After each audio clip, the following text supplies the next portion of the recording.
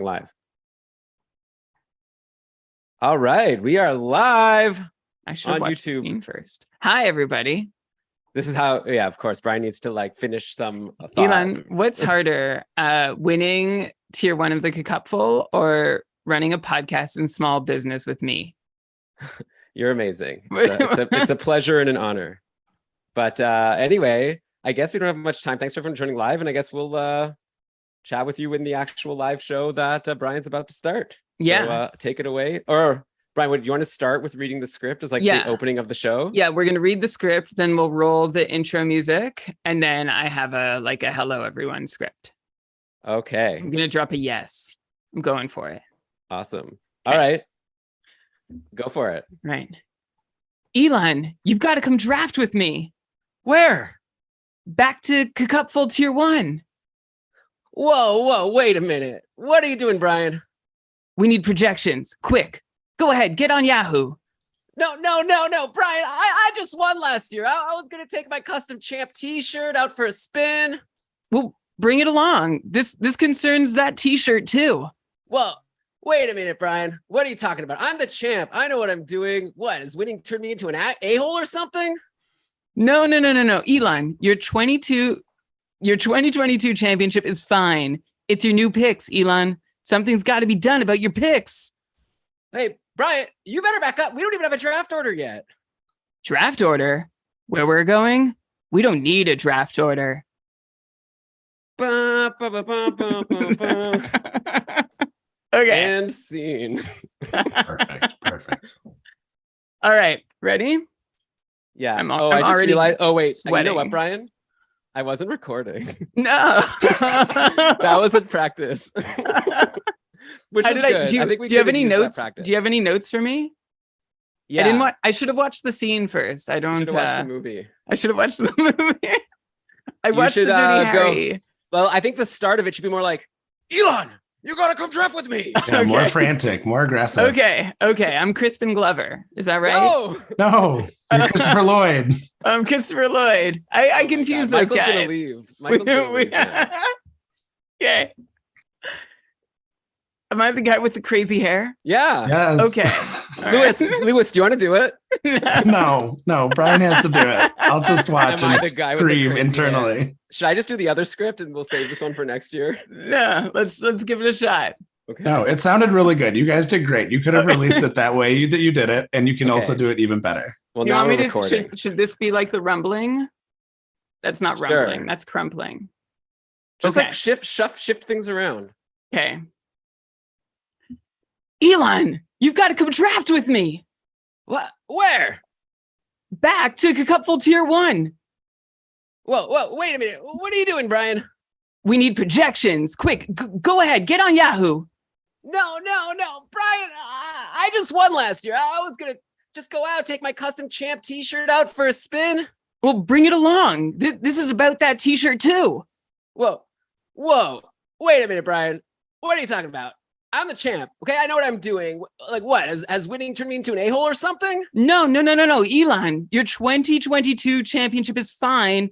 It's your new picks, Elon. Something's got to be done about your picks.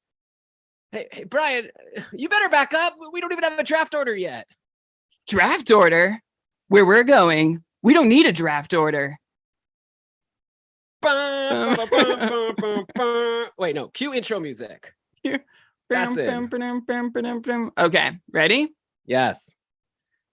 Yes!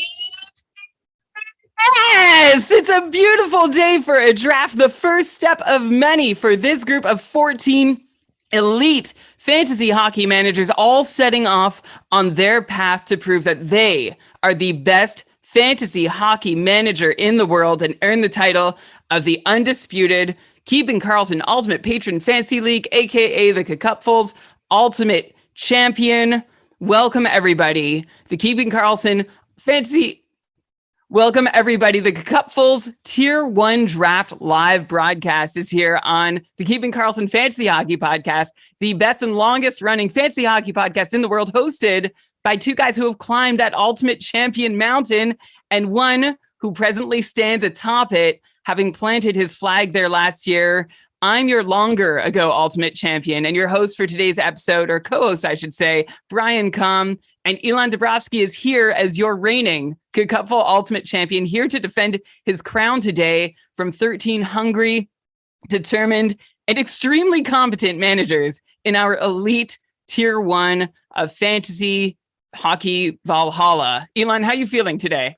I'm doing okay, Brian. A little nervous here. Got tough competition. Also, the draft is scheduled to start in 3 minutes, so I'm assuming I'm going to be pausing it when it starts. You very well might, because I just want everyone to know that, of course, this is not our standard Keeping Karlsson podcast fare. This is an annual tradition here on the podcast where we have a live play-by-play and analysis as we watch the top fantasy hockey minds in the world build their rosters to compete in the world's toughest and most esteemed fantasy hockey league. We've got Matt, Phil, Jordan, Brendan, Ryan, Tom, Mark, Max, Lewis, Lori, Harrison, Thomas, Joel, and Brandon, who have all earned their right to compete this year for the title of Ultimate Fantasy Hockey Champion, some for the first time, some who have been working for it for consecutive seasons in Tier 1, some who have been relegated from Tier 1 from previous opportunities but have fought their way back, some who are trying to escape the shadows of their reigning champion brothers, and one in particular, Max Fredrickson, who with Elon is looking to become the KKUPFL's first ever two-time champion. This year's winner is going to join previous Ultimate champions Jeff Turcotte, myself, Brian Com, Dave Betton, Max, Dustin, and Elon in our KKUPFL Hall of Champions, who are then memorialized forever as the best fantasy manager in the world for one glorious season. But of course, the past does not matter today. We're looking to the future as we head into this storied Tier 1 auction draft for our 8th season, 8 seasons of the Keeping Karlsson Ultimate Patron Fantasy League, aka KKUPFL.com, KKUPFL.com. If you're not familiar with the KKUPFL, go to that website I just mentioned, but it's also the biggest and greatest fantasy hockey league in the world, commissioned by Elon and I and Kevin A. Bear, who's just been an incredible addition to our team this year, making this definitely the best year we've ever had. Every year, KKUPFL managers play against similarly ranked and tiered managers. The top managers in each division get promoted and work their way towards climbing to the top of Tier 1, and others are relegated down the pyramid. Like we have 1 Tier 1, 2 Tier 2s, 3 Tier 3s, so on and so forth. This year in KKUPFL Season 8, the league features 8 tiers with more than 600 managers playing from 22 countries across 4 continents, divided into 14 team divisions, all trying to eventually find themselves drafting here in the Tier 1 auction draft, which you might have heard is about to get rolling. For more info, again, KKUPFL.com. If you want to get the bigger overview for the rules, we're still accepting wait lists. If you want to take over a team that needs a replacement manager mid-season. And if you're already feeling like, where's Elon? This is too much Brian for me to handle. While Elon drafts, because he is not co-hosting this episode, he's busy, I have enlisted the best possible help around for the 3rd consecutive year. We are once again thrilled to be joined by our, now, Mike, I'm calling you our traditional repeat auction commentary co-pilot for this episode, just like years past. Michael Clifford, aka Slim Cliffy on Twitter, is how you might know him. The associate editor at Dabra Hockey is here to help make this a day to remember. Mike, welcome once again to a very special episode. I mean, thanks again for having me. I was trying to figure out how many years it had been. I thought it had been 4, but it's probably been 4. But I mean, 3 or 4. It's always a fun time to be here. It's obviously a super competitive league, and the fact that it's an auction draft is a nice little wrinkle to everything as well. Just thanks again for having me, and I'm excited to see what some of these values go for.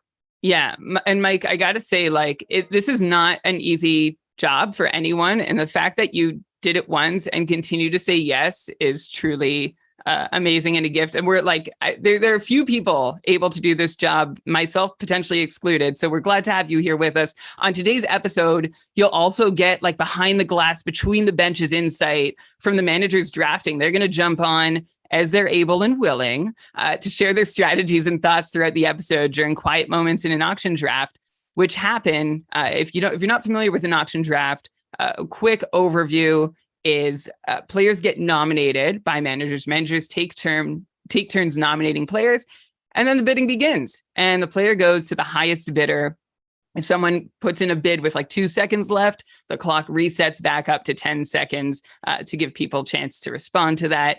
And the beauty of an auction draft is you can construct your team any way you want versus your traditional snake draft where, the first pick is going to be, if you're first overall, you're drafting Connor McDavid in all likelihood. Second overall gets Austin Matthews. The first couple rounds or even beyond are scripted to some extent. And everybody has kind of a similar composition and opportunity here.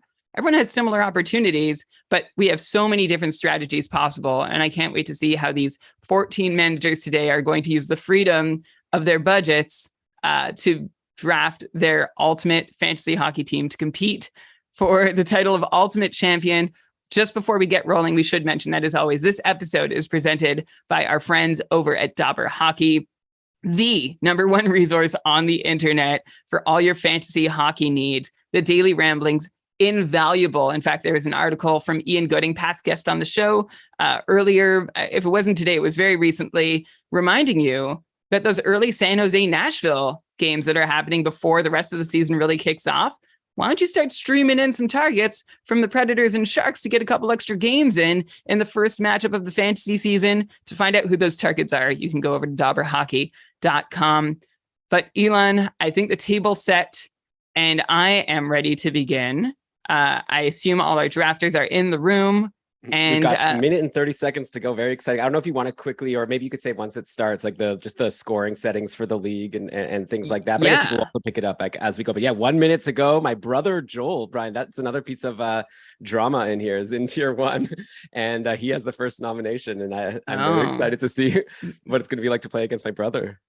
That's exciting. Logged in under his spouse's name on a Zoom call. If you want a visual to go with all this, by the way, this is going to be on our YouTube channel where we're sharing the screen of the actual Yahoo Live draft for you to follow along with, which might be a helpful visual. And of course, the rules for the scoring for our league, for anybody who needs the reminder, is you get 4.5 points for a goal. We're a points head-to-head league. You get 4.5 points for a goal, 3 points for an assist, half a point for a shot, half a point for a block, quarter point for a hit, 1 bonus point if a point is shorthanded, and then goalies get 2 points for wind, 0.3 of a point for a save, lose 1.5 points for a goal against, and 2 points for a shutout. Our rosters also have 2 centers, 2 left wings, 2 right wings, 4D, 2G, 2 utility spots where you can put any skater you want in, and 4 bench reserves. Can you hear that ding from my computer? No? Okay. Brian, I don't think so. Okay, great. We are off and running with our first nomination for the draft. And as Elon mentioned, it is his brother Joel's team who puts up Alex Ovechkin with not a $1 bid, as is customary, but Joel decided to throw $5 on Ovechkin with the nomination. Mike, how do you feel about Alex Ovechkin as nom number 1?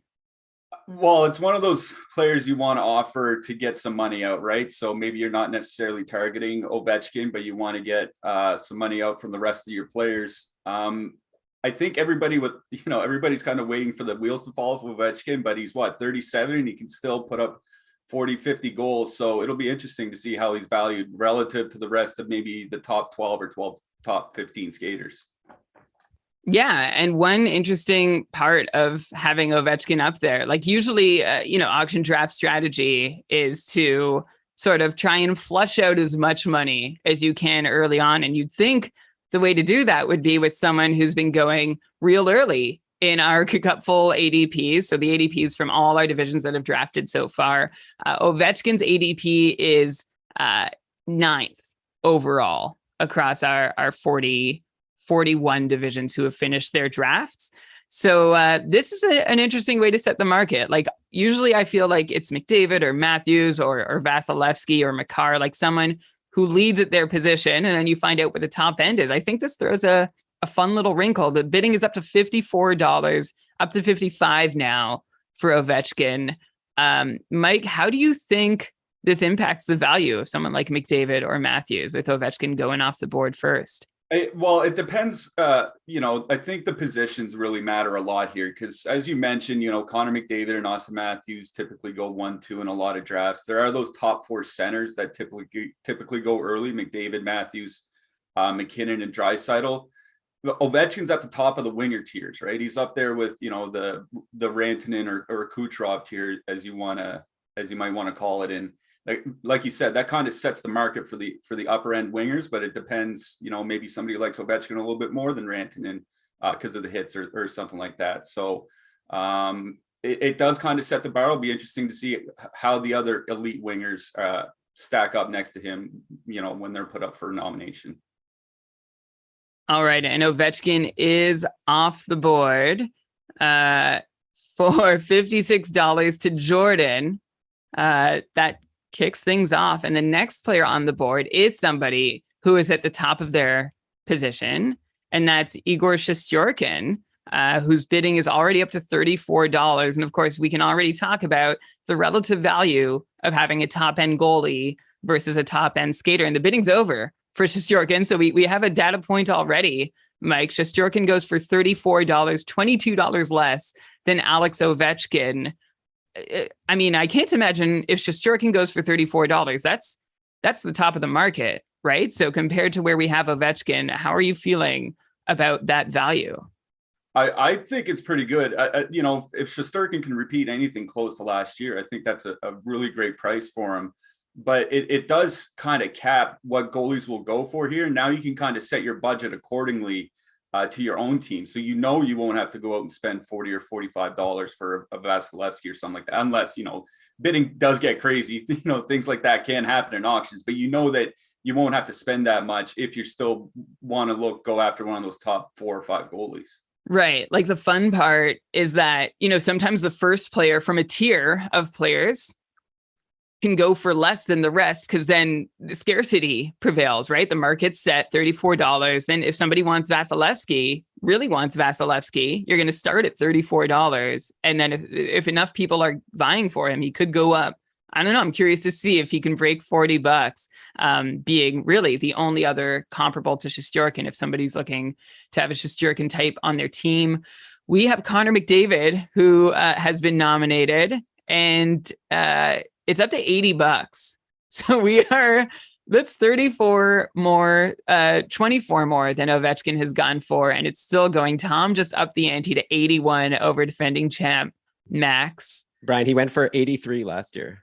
He went for 83 last year, Connor McDavid. So that's our comp. Last year, by the way, Ovechkin went for $3 less and Shesterkin went for $13 less.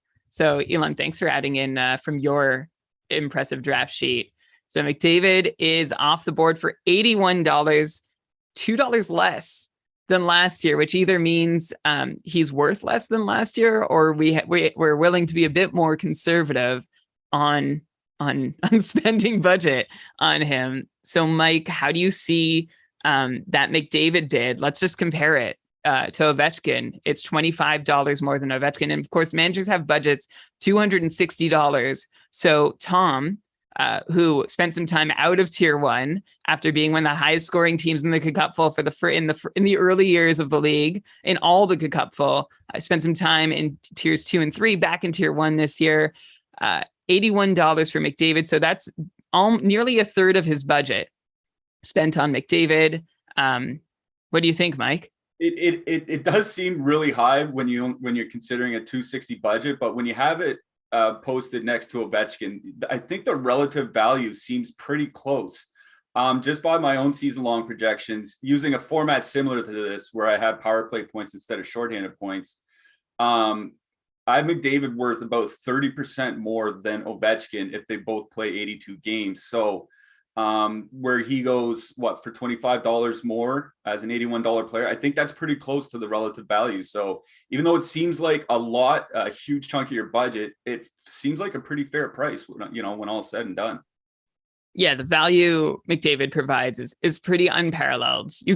There's one other player you can get that from. I'm not going to hide it. It's Austin Matthews.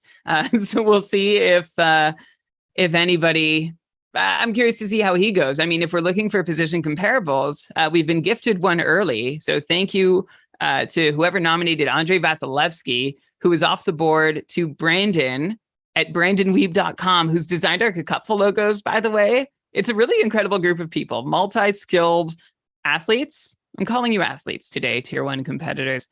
So Vasilevsky off the board for $28, $6 less than Igor Shesterkin went to Matt. So I don't know, Mike, if you're Matt, are you tilting a little about this? I mean, you can, I think, but I don't think you can get too mad at just a $6 price difference. Like, again, if Shesterkin repeats what he did last year, and the big thing with the Rangers last year was just they were kind of porous defensively, but I think, the kid line really showed out in the playoffs. I think that third line will make a difference for them defensively, maybe add some more wins to Shesterkin's total. So yeah, you don't always want to pay $6 more for a guy that's somewhat close in comparisons, but it's not one of those things that should tilt you off of your entire auction or anything like that. Yeah, and maybe Matt's feeling feeling better now as a Boston Bruins fan. So we have 5 players who've been nominated and bid on. 4 of them they've gone to 4 different teams. So Matt has been the first to add a second player to his roster before most managers have even added one. He's added Brad Marchand for $16, which compared to last year's cost, $44, is a real steal. Marchand's been going about 63rd, 64th on average in our Cupful drafts, which obviously is a hedge because you're going to get him at some point, just not sure when. The surgery that he had is like kind of a big deal. Hopefully he can come back from it and play well. We don't know yet exactly how he's going to look. But I mean, at $16, I guess it's a roll of the dice you can take. Of course, Matt is taking on the risk that he's going to dearly miss Brad Marchand while he's out, because there's some fantasy leagues where you can draft, and this is how the leagues I won in my early fantasy days, where you draft players if they're out for a long time, you survive easily until the playoffs, and then you crush the league with all your healthy players. That can happen in tier 1 of the Cupful. Like, you need to be competitive every single week. It's a real fight from start to finish. So this is a calculated risk from Matt that Marchand is going to be back in time to help him. Mike, do you have any takes on, like, are you expecting Brad Marchand to be up to like full 100% capacity, say by late October, early November? Or how are you approaching him in your drafts? Are you worried? Are you eager? What's your feel? Yeah, it is a concern just because of the nature of the surgeries, right? It's a double hip surgery for a guy that's, I think he's 33 or 34 years old now. This isn't a 22-year-old or something like that. And I say that as a 36-year-old. Yeah. Like, I'm well over the hill now, but I think that's the obvious concern, is that he comes back and he's, kind of like Tyler Seguin's been the last couple of years, right? Where Seguin really hasn't been the guy that he was 3 or 4 years ago before his surgeries. But at that price, it's not something that just ruins your draft, even if Marchand's not the guy. And if he does come back, let's say the middle of November, and it takes him a few weeks to get back, if you have him at 100% by the start of December, at that price for 4 months, including the playoffs, I don't think he can really complain about that too much. I agree. Right. So now Matt is he's staking his claim. He's saying, I'm going to survive without Marchand, and then we'll see if how it goes from there. We have a set of double Bobrovsky picks that have just been made. And by the way, I want to say hi to everyone in the YouTube chat. I can't really keep an eye on that with all that's going on, but I appreciate, keep chatting in there, keep doing your thing.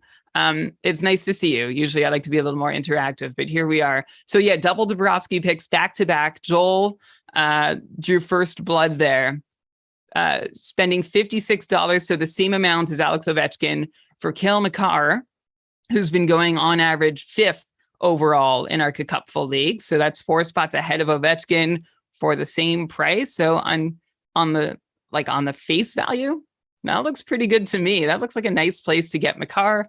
And then Elon goes on has the least expensive player who has been won so far in Trevor Zegras, paying $12 for Zegras, who cost us $4 last year. And of course, worth more this year. And I like Elon's $12 valuation for it. Mike, any thoughts about, how about let's do Makar versus Ovechkin, and then you can speak to Zegras' value. Yeah, I think that's the comparison to make too, right? I don't think you can compare Makar to, the McDavid and Matthews kind of tier of centers. I think you got to compare him to the top of the wingers, and where he goes, right there with Ovechkin in cost. I think that's fine because, whether you have Makar, I think most people would have Makar as the number one defenseman, whether he's number one or number two with the OC or what have you. He's right there. And it's the same thing with Ovechkin. Even if you don't have him right at the absolute top of that winger tier list, he's near the top. So where you're taking guys that are right at the top of their tiers, them going around the same price, I feel like that's a pretty good price to pay. And honestly, I think Makar can really return well for that $56. If he plays 80 games and that Colorado power play is as lethal as ever, I don't really see a big problem with him returning value on that $56 spent. Yeah, that seems I like that. It's a great way to start building a team. We've seen Makar, this is territory we haven't seen defensemen going in. Honestly, I think dating back to the days where we started keeping Karlsson, where Erik Karlsson was that first round pick that you drafted early. In fact, one of our drafters here mentions that one of their first, I don't have the name in front of me at the moment, but one of their first fantasy league experiences was drafting, it might have been Lewis, drafting Karlsson middle of the first round, winning their league because of it. I feel like we haven't seen such value from defense since the days where Karlsson and Burns could go up there. We've tried to have Hedman up there. We've tried to have Dougie Hamilton up there, Roman Josi, John Karlsson. They're guys, but none of them have come compared to what Makar has done. So then Zegras went off the board for $12 to Elon at center. Then Brandon spends Ovechkin / Makar money on his second player. So Brandon already had Vasilevsky for $28, adds Kirill Kaprizov for $56, which is, believe it or not, last year Kaprizov went for $33. What a bargain relative to this year. And then that was followed by Lewis adding his first player, of course, Lewis Ezekiel of our Short Shifts podcast. Austin Matthews goes for $81, equal to McDavid. Of course, they're going 1-2 in our snake drafts in all tiers of the KKUPFL. And believe it or not, McDavid's 81 compared to last year's 83. Austin Matthews could be had for $69 last year, which is pretty nice. Now he's going for 81. That's McDavid money. He deserves it though, right? Yeah, I think so. This is a guy that could, he could, I don't want to say he could threaten 70 goals, but man, if that team's just absolutely flying all year like they were last year, and he can manage 80 or 81 games or something like that, I think you could see a season out of him that we haven't seen since Alex Ovechkin's heyday. I mean, we saw that pretty much last year as it was anyway. Especially where, shots and everything like that are valued in this league, and that guy, he can just put up a ton of shots. Definitely no problem paying, right there in that McDavid tier. I think it's just fine. All right. And then, so I 100% agree. I've seen arguments, and I believe them, that Matthews is legit number one pick in our format over McDavid because of that. I know it's crazy, but we're saying it. You and I both, Mike, 70 goal upside. It's there. So how can you turn away from that when you don't see any reason to think he is going to slow down? Last year, when we see players have seasons like that, we always look for signs that this isn't going to last. Didn't see those signs at all. Austin Matthews, as Ovechkin sort of fades, maybe assumptively, we have Matthews stepping up as the next generational goal scorer that we should honestly savor every moment watching. And I say that as somebody who has historically cheered for the Sens and against the Leafs. Speaking of the Sens, Brady until he ends up in Arizona in a couple of years anyway. Yeah. Thank you. I mean, that's the blessing of Austin Matthews, is that as great as he is, as much as we can celebrate him as a Leaf, we can always drop that little troll that that he's gonna leave. He's gonna pull it. They're gonna get done how Tavares did to Long Island. But he says all the right things in interviews. He's convinced me he's gonna say it'll be a really fun moment. I can't imagine they let him leave. Okay. Wouldn't it be great if Arizona was still playing in the University Arena when Austin Matthews goes there? I mean, maybe it just turns out to be a great thing for that franchise. You know, if you can actually fill that and get the place rocking a little bit. I know, you know, you'd rather play in front of 20,000 fans that are absolutely rocking, but, you know, it might not necessarily be a bad thing for that team for the next couple of years, especially where they're in such the depths of the rebuild. I don't think, you know, it makes a huge difference. So maybe it'll help them on some nights. Honestly, I've said this a few times on the show. I would love to go to a game in Arizona this year. Like, that seems really fun to watch NHL hockey. It happened in Ottawa for their early years at the Civic Center, which held 10,000. Now to see NHL hockey in a 5,000 seat arena would be so much fun. Speaking of fun, Brandon in the chat, Brandon Weeb, one of our drafters, says this is fun with a smiley face.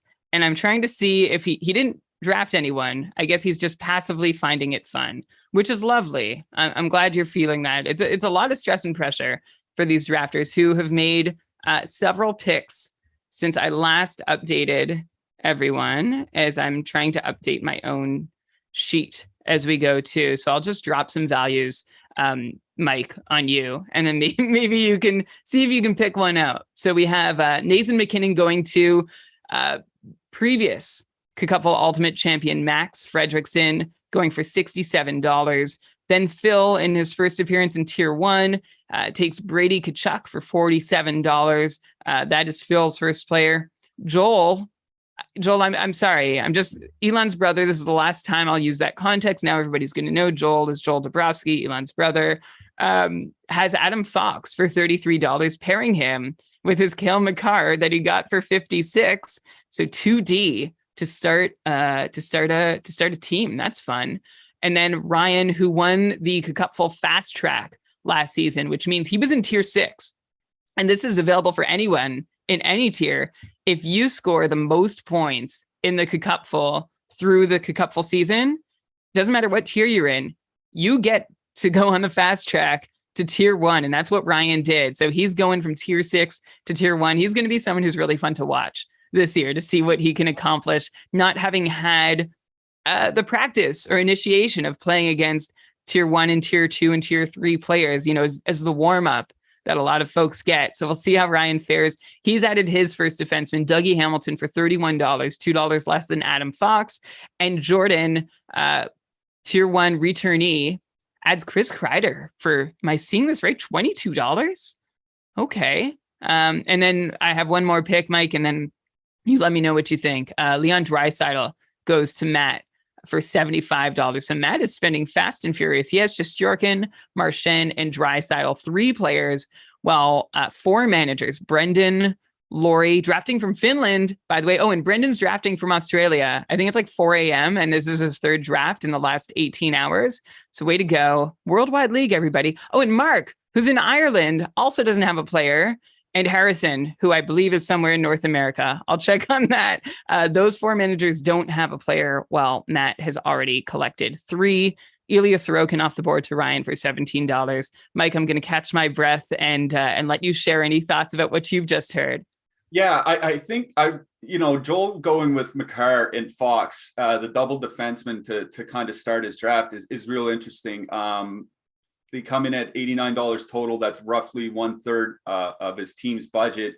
I don't know what anybody's draft plans were, and that's the thing with an auction is sometimes you might have a plan coming into it, and after the first 10 guys are off the board, you have to completely change up your plan. So I'm not sure if he intended to go in that direction or not, but I don't even really mind it because I know everybody has different projections and whatever for different players, but I have, Makar is my top defenseman. I think a lot of people do. And I have Adam Fox as a top 5 defenseman in formats similar to this. So if, you're in a league of this size and you can lock down 2 top 5 defensemen, as long as they stay healthy, you have a huge comparative advantage at that position over everyone else, presuming, nobody gets like Yossi and Hedman or something like that. So I kind of like that start because in a league like this, you do have to find advantages where they might not exist, because I think a lot of people will have somewhat similar values for similar players. So if you can give yourself a big leg up at one position, maybe you can go find some better values to kind of float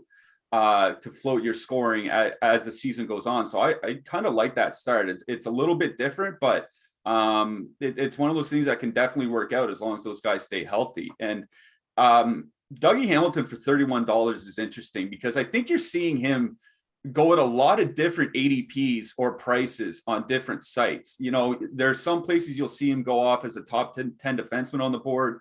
Some places it's closer to, you know, like the top 20. I think a lot of people have varying values on Dougie Hamilton this year. And, you know, I've written about him over at Dauber Hockey. He's had some really good seasons. There's, I think, 2015, 2016 back in Calgary was just a monster season for him, even though he didn't put up, you know, like 75 points or something like that. It was, you know, 53 or 54 point season, but he was really good. Just a couple of years ago, he was a top 3 defenseman in most fantasy formats as well. So, you know, Hamilton going a little bit less than Fox makes it seem like he's being valued here as a top 10 defenseman and not top 20. But for anybody watching or listening to this, you know, I think he's somebody really to keep in mind. There are some drafts where he's kind of slipping through the cracks. And I really do like Hamilton this season. I like New Jersey as a whole. I think we're going to see some real good things out of them. So grabbing Dougie Hamilton at 31. And the last one before we jump to this next group of players, of course, is Crider at $22. If he can come close to repeating anywhere near what he did last year, that could be one of the best steals of the draft, right? It's just a question, can he repeat anywhere as close to that shooting, you know, career high shooting percentage, career high shots per game, those types of things. You know, half his goals came on the power play, I believe. You know, there's a lot that he has to repeat, but you know, even if he falls off by 25% or 30%, you know, and goes down to 35 goals and 200 shots, I think you're perfectly fine with $22. So I think there's a lot of upside in that pick if he can come close to what he did last year. And if he doesn't, I think it's just fair value. So I really do like that price on Crider at $22. Me too. And we'll find out more about how, you know, how that sits alongside other players who've gone for similar values. Since then, Elias Lindholm has gone for $24. So there's one data point, so $2 more than Chris Crider, even though they've been going at about the same. Well, they've been going about the same place in ADPs. And going back to what you were saying about Hamilton, Mike, I feel like we're seeing some of that like tier 1 knowledge come out. Like these guys are serious. They've done their homework. They know what to expect. Chris Crider at $22. Yeah, on one hand is a bargain. Last year, Chris Crider went for $9. And so that showed what people expected him to do. And $22 seems like a fair hedge between what he did last year and what he's done historically. We've talked about his power play shooting percentage and how it was wild, but we'll see how much of that he can, like, I could still see him definitely beating that value, but you're not seeing people clamor for him as you might in your usual fantasy hockey home leagues or public leagues. And then the other piece that, you know, tells me that tier 1's done their homework is Dougie Hamilton. You know, you were waxing poetic about him, and rightfully so. I think he should be back to where he was being drafted before this disappointing season. I think there were a lot of reasons things went wrong. New team, injury, clearly something was off. And I feel like it's safe to assume that he's going to come back. And so we're seeing Dougie Hamilton go for essentially the same price as Adam Fox, just $2 less, even though he's being picked 52nd overall in KKUPFL drafts versus 26 overall for Adam Fox. So a 25 pick roughly difference in where they're going in our 42 KKUPFL divs, 41, sorry. But in tier 1, we see them as basically equal. So I think that's interesting. And also Dougie Hamilton lost $8 on his value from last year. Of all the players drafted so far, he is the only one. Like Connor McDavid's down $2. I'm not going to count that. Vasilevsky's down $6 from last year's value. Marchand, I'm going to excuse him from this conversation because he's injured. But Dougie Hamilton has had the biggest year-to-year drop in value from last year, which just shows how much people's faith has been shaken. But that could be a real good get for fast track winner Ryan, who has since added, Ilya Sorokin for $17. We've also seen, I think I mentioned Draisaitl go for $75 to Matthew. What else have we seen happen? Jake Gensel for $40 to Harrison. Brandon Weeb. We have a Brandon and a Brendan, so I'm going to really emphasize their names. Brandon takes Kucherov for $58. That's $2 more than Ovi as a reference point. And Brendan, as I mentioned, takes Elias Oh, there's going to be a lot of talking today. Elias Lindholm for $24 as a centerman. And speaking of centerman, we've seen two former teammates go off the board back to back. Joel adds to his cabal of defense. Makar and Foxy adds Jonathan Huberdeau for $39. I'm going to have to see how that compares to last year's value. And what did we? And we also saw Barkov go off the board for 48. Former teammate of Huberdeau, of course. Roman Josi is off the board for 47. So that is, I'm trying to find a comp for that. Well, we talked about Adam Fox at 33, and we had Kel Makar at 56. So Roman Josi closer to Kel Makar in that comparison. Patrick Kane has gone off the board for $36. I don't know. I think the standout there, Mike, is Huberdeau at 39, being one of the less expensive forwards. Like I'll use Brady Tkachuk as a reference point. He went for 47. I guess Jake Gensel for 40 is right in that Huberdeau wheelhouse. That seems right, I guess. But it seems like to me, it seems like nice value compared to your Ovechkin at 56 and your Kucherov at 58. Huberdeau and Gensel for a lot less. I mean, that's how it's going in drafts too. That seems pretty good to me. Yeah, I agree. I actually have Huberdeau and Gensel one right after the other in my ranking, so that they're $1 apart. Really makes sense to me. They're not at that upper echelon left wing tier, with the Ovechkin and Kaprizov, so that they're a fair bit cheaper. Obviously does make sense. What was interesting was that I was going to be worried about Huberdeau moving away from Barkov, but I think I'm actually more concerned the other way. I guess now I can talk about both of them now that they're off the board. I'm worried about, how that Florida power play is going to manage without Huberdeau there. Like, he is genuinely one of the top playmakers in the league. I don't think you'd put him right there with McDavid or something like that, but he's certainly right under, with a Gaudreau or with a Marner or something like that. So I'm kind of, I'm waiting to see how that Florida power play shakes out, because I know it's only preseason and, things can change quickly in preseason, but Florida seems to be running a 3-4-2 defenseman top power play unit, or has been in their last few practices. So, if they're going with Brandon Montour instead of a fourth forward on the top power play, and they lose Huberdeau, I'm starting to get a little bit concerned about what that Florida power play might produce. So, it'll be interesting to see. Florida's one of the more fascinating teams with all the swaps that they've made in the offseason. Yeah, Florida and Calgary, right? Like, both are so changed from what we saw from them last year. I don't know. I don't know how much to impact that. Montour appearing on Power Play 1 was real interesting. And I think he's, for all the drafts that have ended, and I assume he was not drafted. I haven't double checked that, but I'm going to guess he's going on a lot of watch lists and is going to be first day waiver wire fab bids. Once we get there. To recap some more action, I stopped at Patrick Kane off the board for $36. We're seeing Sebastian Aho at 31 since then, and Alex DeBrincat at 28, Mitch Marner at 50. Yeah, I think that Aho at 31 is an interesting number, because obviously, there are the top 4 centers that go off the board. We've talked about them before. And then I think there's kind of another tier of center, especially in a league that counts hits. So I think, maybe like Barkov or maybe even like a JT Miller might be in a tier of their own when you factor in production and hits and all that. And then I think you have another tier below that with Aho, and it'll be interesting to see what other centers go for around that price, because I think everybody's kind of waiting for Aho to really put it all together and not be like a 75 or 80 point guy, but closer to like a 90 or a 95 point guy. We'll see if Carolina can if he and Carolina can take that step this year. Everybody's just waiting for that next gear from Aho. Not like he's, like I said, it's not like he's a bad producer or anything. 75 or 80 points would be a really good season. But I think everybody's just kind of waiting to see if he can take that next leap. And whenever he does, he's going to be a great value for whoever gets him, whether it's this year or next year or whenever that comes. Yeah, I guess we've talked about Aho on the show in the same vein. Like, he is a talented fellow. He seems really good, really reliable for a near point per game pace, if not having that actual, or maybe even a touch more. Great shorthanded producer too.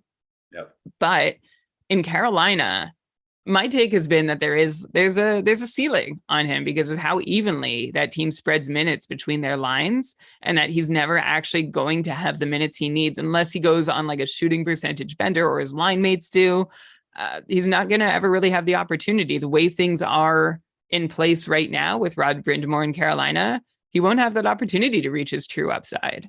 That's my take. Yeah, no, it's a good point you bring up, because he was over 20 minutes a game as a 21-year-old, and he was under 19 minutes a game last year. He's playing more, he's playing less as he gets older, which is typically not something that you see from players in the NHL. And I think there are other teams that spread out ice time, whether at even strength or on the power play. I'm not going to mention them because, maybe it might affect some drafting here, but I think that's an important point to bring up. Not every number one center plays 21 minutes a night or something like that. There is a difference between playing, 18 and a half to 19 minutes or playing 20 and a half to 21 minutes. And I think you're definitely seeing that in some of those prices. Mitch Marner at $50, for example, if he's playing 18 minutes a night instead of 20 to 21, you don't see him go for $50. And I think factoring in ice time is something that I think some people tend to, definitely not this crew. This is a very, very sharp crew. But I think some people tend to overlook how ice time is used amongst top players across different teams. And Aho is a very good example of that.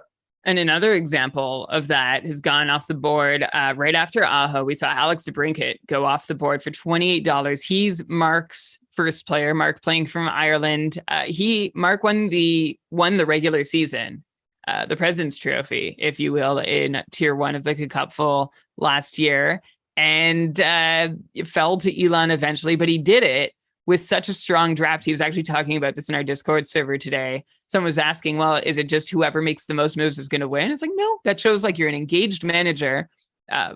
One, but two, it doesn't guarantee, and of course, engaged managers are going to do better than disengaged managers, but you can be quiet like Mark and engaged, but not so active, because he ended up with a lot of players who were not superstars. This was his draft strategy, to not add superstars, but to have a good chunk of mid-level players who are all consistent and too good to drop, and there's not a lot of room to churn extra games or players, and it worked for him in the end. And I see him going for that strategy that worked so well for him last year with Alex DeBrincat, who I brought up because you were talking about those even power plays, and Ottawa seems like a place. I mean, apparently DeBrincat and Giroux aren't going to crack PP1 to start the year, which tells me that they're going to run two roughly even units, is my guess. Like that Kachuk, Norris, Batherson, top power play unit. I'm forgetting someone there. Stützle, thank you. Are so dynamic and dangerous. Like, you watch them, a lot of power plays have like their one guy. Like, you've got your Ovechkin power play, you've got your Josi power play, you had your Brent Burns power play. But on that power play last year, you never knew exactly who it was going to come from. It's like they have a system that is dominant instead of one player. So they're keeping that together. Maybe they get less time this year, though, because, of course, you're going to want to bring in Giroux out there with a man advantage, too. And Ottawa might have just enough personnel to run two reasonably comparable power play units. What do you think, Mike? Like, how do you see that limiting, or maybe just temporarily, if you think DeBrincat can ascend from there? But what do you think that does to his production this year? Yeah, I think it makes it tough, with the power plays getting so much better in the league. Power play opportunities are up over the last few years. Power play percentages are up. So power play production is important. I mean, Nikita Kucherov is off the board now, but he had 30 power play points in 48 games or something like that last year. Like, a few years ago, you might only get a handful of players that got 30 power play points at all. And now it seems like you're going to get, a lot of skaters at the top reaching that mark. I can see it from a real life perspective that if you throw two good, relatively even power plays at the opposition, you could kind of wear down the penalty kill, because, like, let's face it, teams might have one good penalty kill pair, maybe two at the most. Certainly once you get to the third third pair of forwards and defensemen, you're either running back out the first pair again, or you're getting a lot weaker. So I think it's something that could work out well in real life. And the Leafs didn't exactly do that, but I want to think it was like 4 years ago, maybe. Mitch Marner was spending some time on the second power play unit, and it was really, really doing wonders for them. Once Matthews and those guys got off the ice, the Marner unit went on, and they actually did very, very well against weaker competition. So I remember. I'm wondering if the Brinkat and Giroux can do that. But if Ottawa is running two fairly even power play units, by both skill and ice time, it's something that probably helps the team in real life, but probably caps their upside in the fantasy game. Yeah, for sure. Well said. One guy whose upside is through the roof this year, or at least has been recognized for the first time. This is so far the single biggest year-to-year gain in auction draft value. Last year, this player went for $16. I don't know if you can see the screen, Mike, but do you want to guess? He went for $44 this year. Any guesses on who it is? Yeah, it's got to be Timo Meier. It's Timo Meier. Yeah. And, I'll just I'll give myself a little Barry Horowitz here and pat myself on the back a little bit. He was one of my favorite values going into the season last year because, in leagues where you count hits and where you count shots, you count those peripherals. He had been posting those numbers. He just wasn't converting it into a lot of goals. The goals finally came last year, of course, more shots. The power play time was a big one. Like he was not getting the power play minutes earlier in his career that he probably should have been. And now that they finally gave him those power play minutes, everything kind of all came together in one season. If he's playing 19, 20 minutes a game, I know that team's not very good, but he should still be, 30 goals, 3.5 shots per game, a ton of hits. It seems like a hefty price to pay for a winger that could end up on a bottom 6 or a bottom 17. But I still think Timo Meier is just one of the better across the board producers that there is on the wing in fantasy. And it's nice to see him kind of, turn into the player we knew he could be. And, I think that price of $44 is just perfectly fine. For anyone watching on YouTube, I'm going to just let you know. And sorry, Mike, I totally was listening and I agree with you. 44 seems good. His ADP in the cupful has been 20th overall. But it's been on the rise for sure, especially ever since Dom's sheet came out, just because he's such a reliable shooter. When someone's taking as many shots as he is and is going to get so many opportunities, there's a lot to like. There's a good floor if you can trust a guy to take 4, maybe 5 shots a night. That's a solid floor for our scoring system of what he can contribute. For anybody watching on YouTube, I have put up a list of the auction values. Maybe, you know what? Maybe I'm going to even share this sheet in the chat so you all can follow along, because there has been oh gosh, I think I just shared my personal email with everyone. Don't go back and look. All right, do me a favor. I'm going to share this in the YouTube chat for those wanting to keep an eye on my sheet live. Okay, and I'm going to go back to the present screen. This is the magic of podcasting. We had our loudest ovation amongst the drafters so far with Mark's next pick. So we last talked about Mark, President's Trophy winner last year in Tier 1, Alex DeBrincat for $28. He has since added Tristan Jarry for $16, which had a lot of comments in the chat. Like, this was the biggest reactions, the biggest pop we've had so far from anybody. From anybody's pick. So Tristan, I like Jarry a lot this year. I like the Pens a lot this year. Me and Dave Betton on the stream scheme are kind of on the same page, feeling like they're determined, they're committed. I drafted 3 for my own couple team. I had Crosby, Malkin, and Letang by the end of, I think it was the 5th or 6th round. And I was like eyeing Jarry and eyeing Petrie and eyeing Raquel and Russ down the road too. Like, I felt like I could add all of these guys at value that I liked. And having the goalie on that team, like Jarry is, look, he's not a world-beating goalie, but I think he's up to the challenge in Pittsburgh. He's going to be he's going to take on a heavy workload there. Hopefully they're going to pile up some wins. He seems like a goalie who continues to fly under the radar just because of, well, he had a playoff meltdown 2 years ago. Last year he had a playoff injury, so we haven't really seen a whole lot of what Jarry can offer, like when he's in the biggest spotlight possible. And I think that means some sneaky value for him in drafts. Yeah, I think the workload that you brought up is one of the more important points here, right? There aren't really a ton of goalies that are threats to start 60, to make 60 starts in a season. Jari I just looked it up. He had 56 starts, 58 appearances last year. If he's healthy, he could see 60 starts this year, and there won't be a lot of goalies that get to that point. So, if Pittsburgh can keep it together and be a playoff team and Jari stays healthy, he can make 60 starts, 35 wins is definitely in play for him. At that price, I don't think there's really any complaints to be made about Jari at $16. Me neither. I really like that as everyone else. Also, some fun context. Joel has shared that Huberdeau pick that we were liking for $39 was an auto draft because he lost connection briefly. I still think it worked out pretty well. So that means Yahoo was auto bidding up on whoever else bid. I don't think I think that's probably a really fortunate auto draft. Yeah, there are definitely much worse things that could have happened there than getting Jonathan Huberdeau for $39. So I think you just kind of tip your cap and hope it doesn't happen to a much worse player much later in the draft. We have I'm just looking in the chat here. Lewis is in the two chats and the draft. That Lewis. We have Matt Duchene going for $16, which might not sound like a bargain. However, it is $16 more than he went for last year. If my memory serves, I'm just looking up the data to confirm. Mike, I've been boosting Matt Duchene. He's a guy who I actually have ended up drafting more often than I would have liked.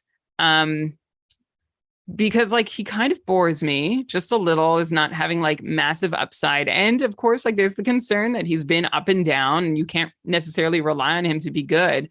But I've looked his numbers up and down, side to side for several points last season and through this offseason and at my draft table. I can't find reason to disbelieve that Matt Duchene can put up another point per game or near point per game season. And I'm curious to see if you agree, because if you do, $16 seems like I'm seeing who else went for 16 at forward. Nobody. Chris Crider went for 22, but we like that value. Zegras went for 12. So let's use Zegras versus Duchene here. Zegras at 12 at center, Duchene at wing for 16. How are you feeling about Duchene's season to come? Yeah, Nashville is one of the teams that I'm worried about overall, just because it seemed like a lot went right for them last year. Duchene had a career season. I know Forsberg missed some games, but it was probably his best offensive output on a per game basis as well. Ryan Johansson had a great second half. Roman Josi, of course, just absolutely torched the league for points. UC Saros was great. It seemed like a lot came together for them last year. And I'm kind of worried that, everybody just kind of peaked at the same time and that they might fall back a bit. But it's not paying $16 for him. You're not paying for that production he did last year. If everybody really thought he was going to be a 40-40 guy again, he would have gone for more than $16. So, that regression kind of seems built into it.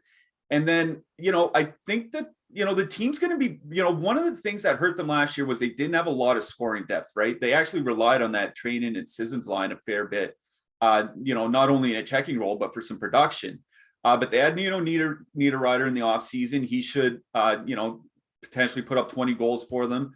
Philip Thomasino is a guy that I've been kind of pumping his tires in the offseason. Looks like he might start in the top 6. It looks like there's finally going to be some depth scoring here. So, maybe that top line doesn't get keyed on as much by the opposition. And even if, Duchene falls back to 25, 30 goals and, 35 assists or something like that, paying $16 for a guy that does that with 3 shots per game, I think it's just fine. So, it seems that price is built in, the regression is built into that price. And, there's absolutely nothing to complain about there. And if he comes close, it's like Crider. If he comes anywhere as close to repeating what he did last year, it's a great, great value. I was thinking exactly that, Mike, with that Crider price, a little less expensive than he could have gone for, but you've got that regression built into the price. And I think that makes it fair for Duchene. How about this, Mike? I've seen a couple Rangers go off the board back to back. We had, and a former Ranger, so maybe I'll just use him as a touch point because it's a similar value. So JT Miller goes off the board for $34, which is 13 more than he went for last year. And then current Rangers, Mika Zibanejad and Artemi Panarin go off the board for $33 a piece, one to Harrison, one to Laurie. And that is down $16 from last year's value for Zibanejad and $14 less than last year's value to Panarin. I don't know, Mike. I'm not seeing any reason to think they're worth that much less this year than they would have been last year. They're on the same team. I'm wondering, like Harrison in the chat after getting Zibanejad was like, questions Rangers disrespect. Matt, another drafter, is saying not what he expected. Tom, Panarin under $40. Question mark, exclamation mark, question mark, exclamation mark. We have some shocked responses to people who could have also bid these players up higher, or depending on their budget situations, as budget continues to be spent through the draft. But yeah, I like those picks a lot. Like that actually seems to me, of all the players we've drafted so far, that could be draft winning value right there. If you're saving $15 while getting a superstar. Yeah, I think the issue with Panarin would be in a format like this is the peripherals aren't very strong, right? His shots per game have gone down the last couple seasons. He's never been a hitter, so he doesn't hit a lot. So you're not getting much out of him there either.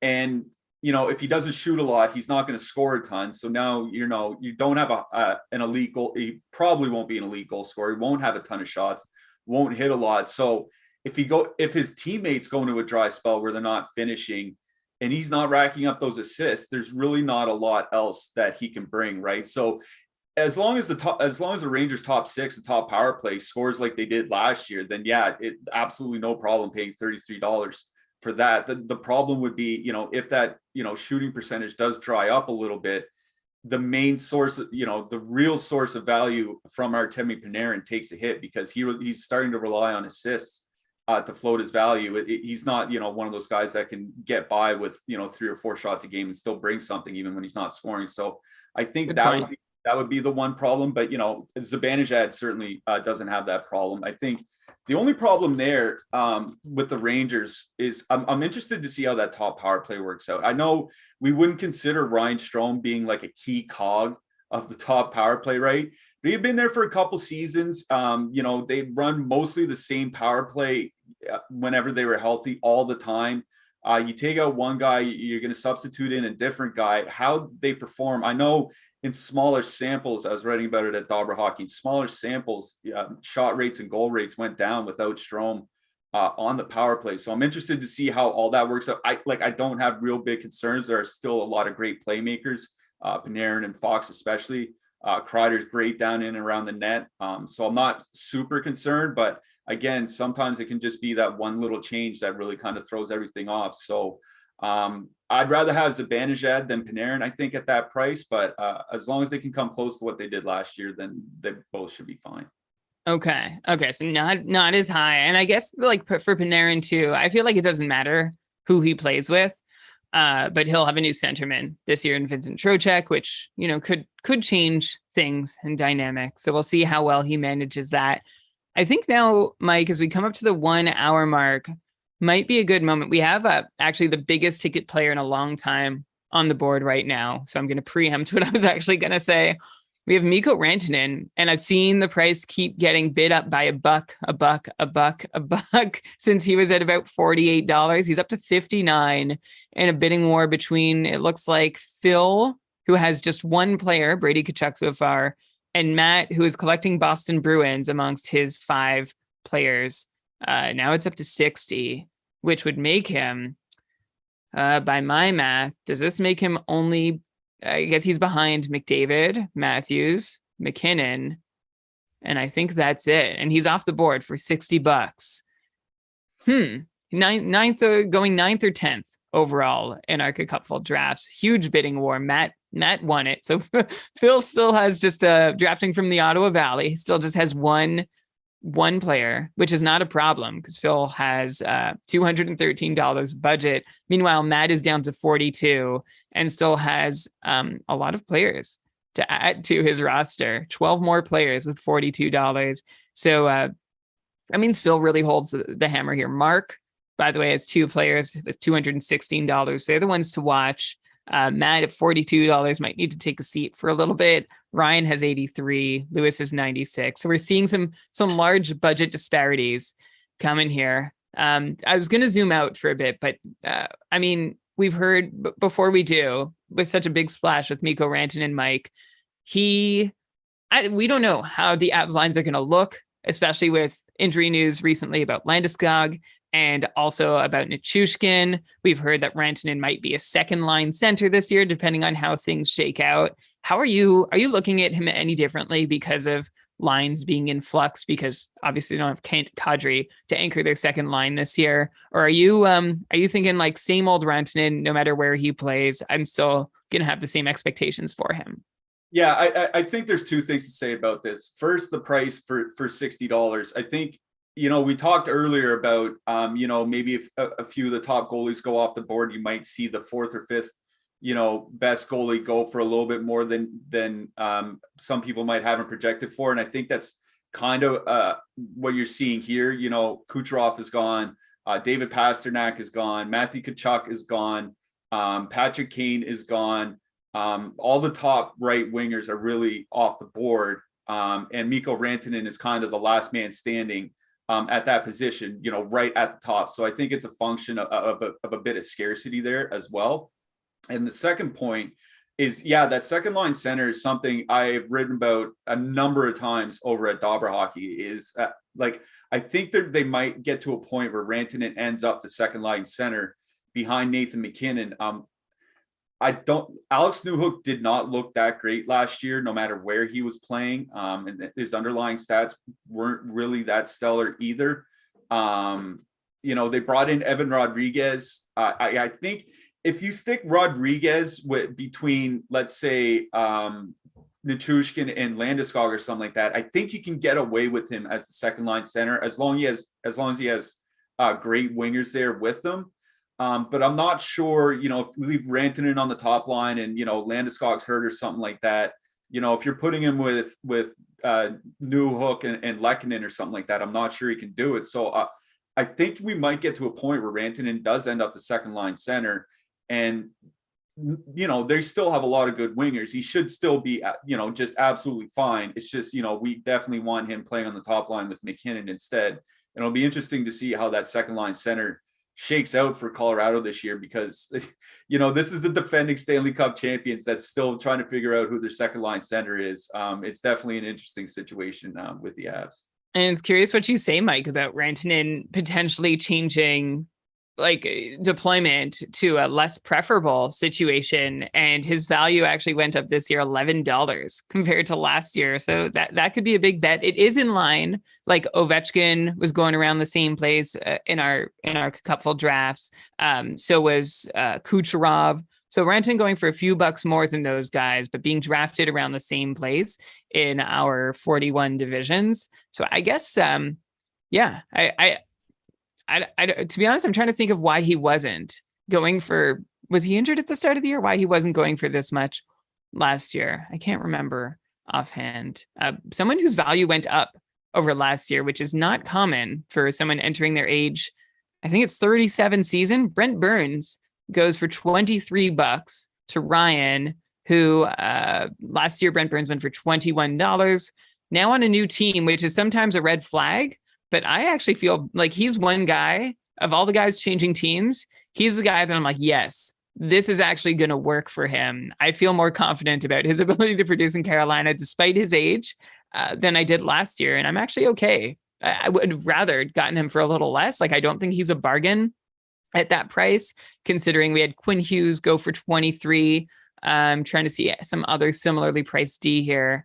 There haven't really been any. We had Fox and Hamilton at 33 and 31 as other touch points. So where was I going with that question? I would have liked Brent Burns for a little less, but at this price, seems okay. Like, are you optimistic with the change of team here too? Do you think he can sort of rejuvenate his numbers, being Carolina's basically lone offensive defenseman?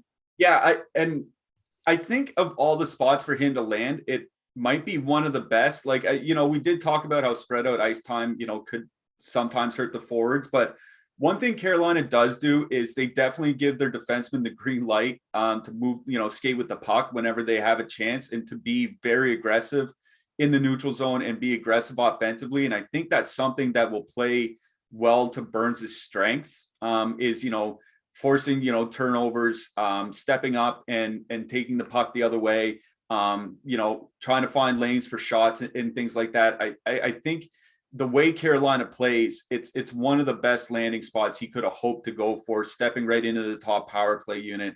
Like you said, going for, a little bit more than Quinn Hughes, I think I don't know. I don't know if it's an overpaid for Burns or an underpaid for Hughes, right? We'll definitely find out by the end. I think it's a great price on Quinn Hughes, whereas 23 for Burns feels like just kind of fair. What we say about Hughes is, in our format, where, apparently he said he's going to shoot more this year. That's a goal. But generally, based on his history, he has not shot more.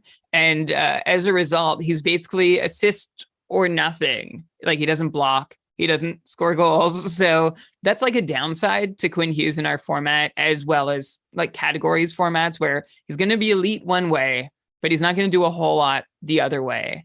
So I don't know. I guess it depends how involved Brent Burns gets in Carolina, but I might lean. I don't know. So Brian, if I could chime in, yeah. I don't remember. I don't have a source because I'm in the middle of drafting, but someone tweeted at us with like some link of like Hughes has worked really hard this summer to shoot more, and his plan I said is to that. Oh yeah. So I don't know if but how much do you read it? If he shoots more, like, hey man, I will pay that price to find out if he shoots more, I guess. Mike, have you heard anything about this? Yeah, it was something I was talking about with, I think it was Mike D'Amato, who runs Goalie Post over at Dauber Hockey. He actually just got hired by Sportsnet as well. Sportsnet, congrats, Mike. Yeah, so Mike's doing well. Him and I were talking about Hughes maybe a month or so ago, and somebody chimed in with an off-season report or an off-season interview or something like that, saying that was absolutely going to be a focus for Hughes this off-season, working on the shot, and it was something that the team wanted him to do more, was kind of be more a threat with the puck, because when Hughes has the puck, he's looking for lanes for teammates. He's not looking for lanes to the net. And if he can add that threat, I think it makes him a much more dangerous defenseman, and obviously would help his fantasy value tremendously. And if those reports come to fruition, Hughes at $21, I believe it was, could be one of the best bargains of the draft so far. Yeah, 23, but same deal. Same deal. $7 more than last season too. Then he went in tier 1. So we are seeing some optimism that his value can appreciate for sure. Because obviously it takes several people to bid a player up that far above their value last year. That's it's not one of the bigger jumps, but it's notable as a jump from last year. Evgeny Kuznetsov, the star of last year's auction draft, $2 Evgeny Kuznetsov is now $12 Evgeny Kuznetsov he's with Ovechkin. Backstrom's out, and even if he's in, he's not as effective as he once was. He's not as tied to Ovechkin as he once was. So if Ovechkin is going to score another 50, you're going to want the guy playing at even strength and on the power play with him. So that's not a bad grab right there for $12. That's Zegras money for Matt, Matt has 7 players and $30 left for the remaining 11. So he can spend on average less than $3. The most he can spend on any player the rest of the way is 20, which would put him at dollar players at the end of the draft. Ryan is the other team with the most, with also 7 players. Maybe I'll talk about it. Now I'm going to do what I wanted to do when I mentioned Rantanen, I think, which is zoom out and just look at some of the bigger draft trends here. So Matt and Ryan each have 7 players. Matt has Shesterkin, Marchand, Draisaitl, Hall, Quinn Hughes, Mikko Rantanen, and Evgeny Kuznetsov. Ryan has Dougie Hamilton, Sorokin, Matthew Tkachuk, Kyle Connor, JT Miller, Matt Duchene, and Brent Burns. So like a mix of, we have some high end, we have some middle end, don't have a lot of low end, and that's why I guess Ryan and Matt are out of money early. Brandon and by the way, everyone has decided. Brandon, I don't know if you're talking in the chat. Brandon Weeb is asking for the break which Elon led a charge 10 minutes ago to say, why don't we go another 30? They're not talking the whole time, but I'm deferring to them. So Brandon, clarify if you need that break now, and it's yours. We will pause the draft as scheduled while Ottinger is up on the board. But zooming out, okay, we have 2 teams with 7. Mark has just 2 players, DeBrincat and Jari. So does Tom, who has Connor McDavid and Roman Josi. Like, I want to see where that goes. Those are 2 managers with only 2 players, very different ends, right? Tom, 2 elite guys, and Mark, 2 like middle value kind of guys. I'm just keeping an eye out on the break. I'm going to recap Elon's team because he is he's the defending champ. So, and not only the co-host of the show regularly. So far, he has Trevor Zegras for 12, David Pasternak for 50, Mark Scheifele for 22, and Mark Stone for 17. So Trevor, a David, and a pair of Marks. And we are breaking. As Ottinger goes for $17, which is $1 more than Jari. Interesting, Freddie Anderson went for $20 compared to those guys. I see them as being fairly similar. I'll tell you right now, Brian, I'm not feeling as good this year as I did last year so far.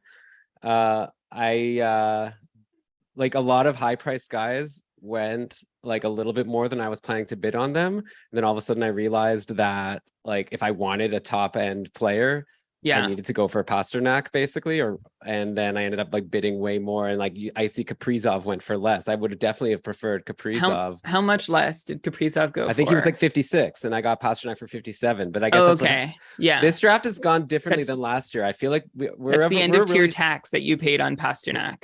We're a smarter group here. Like, I feel like last year I was able to like get a lot of money drained early on and then like get value, later. You drained other people's money? Is that what you said?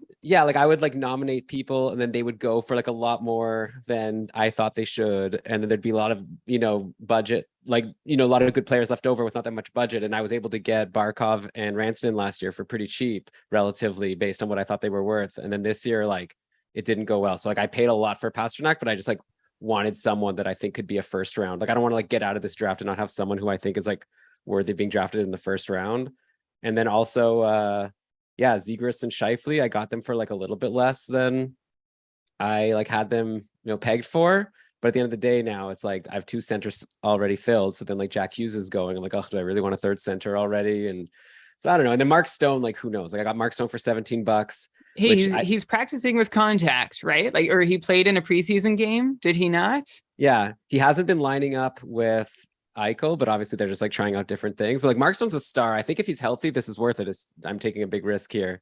Like Zegras also actually is injured right now, but I think he's only day to day. Yeah, I mean, I like both. You spent $29 on Zegras and Stone combined. I think next year those guys could be worth a combined 60 or more. So if they reach the value, like if they produce the way that we hope they will, I think you'll feel good about those. I know the Pasternak was pricey.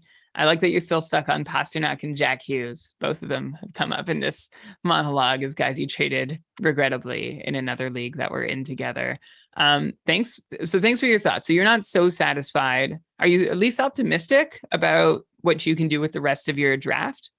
I mean, yeah, there's a lot of good players still left. I think definitely I need to maybe be a little more patient. I don't know. Well, it's hard to say it. We'll check back in an hour. Yeah, I mean, you have been one of the most patient. Like you're not one of the least patient. You're mid-pack patients so far. You've got $150. You're kind of in the middle in terms of budget spent and players acquired. If anybody else would like to come on, we've got another 90 seconds of break. Who is going to draft again in 90 seconds or might be done for a little bit. Feel free to unmute yourselves. I, dear listener, have not eaten recently. So Mike, I see you're back. I might throw to you while I can grab a couple bites of food that I'm not chewing into the microphone for. And anybody else who wants to jump on, who's drafting, feel free, but no pressure, as you will. So Mike, let me throw you a question since nobody seems to be jumping on. No, Lewis has his hand up, Brian. Oh, Lewis. Okay, Lewis and Mike, have a good time. Okay.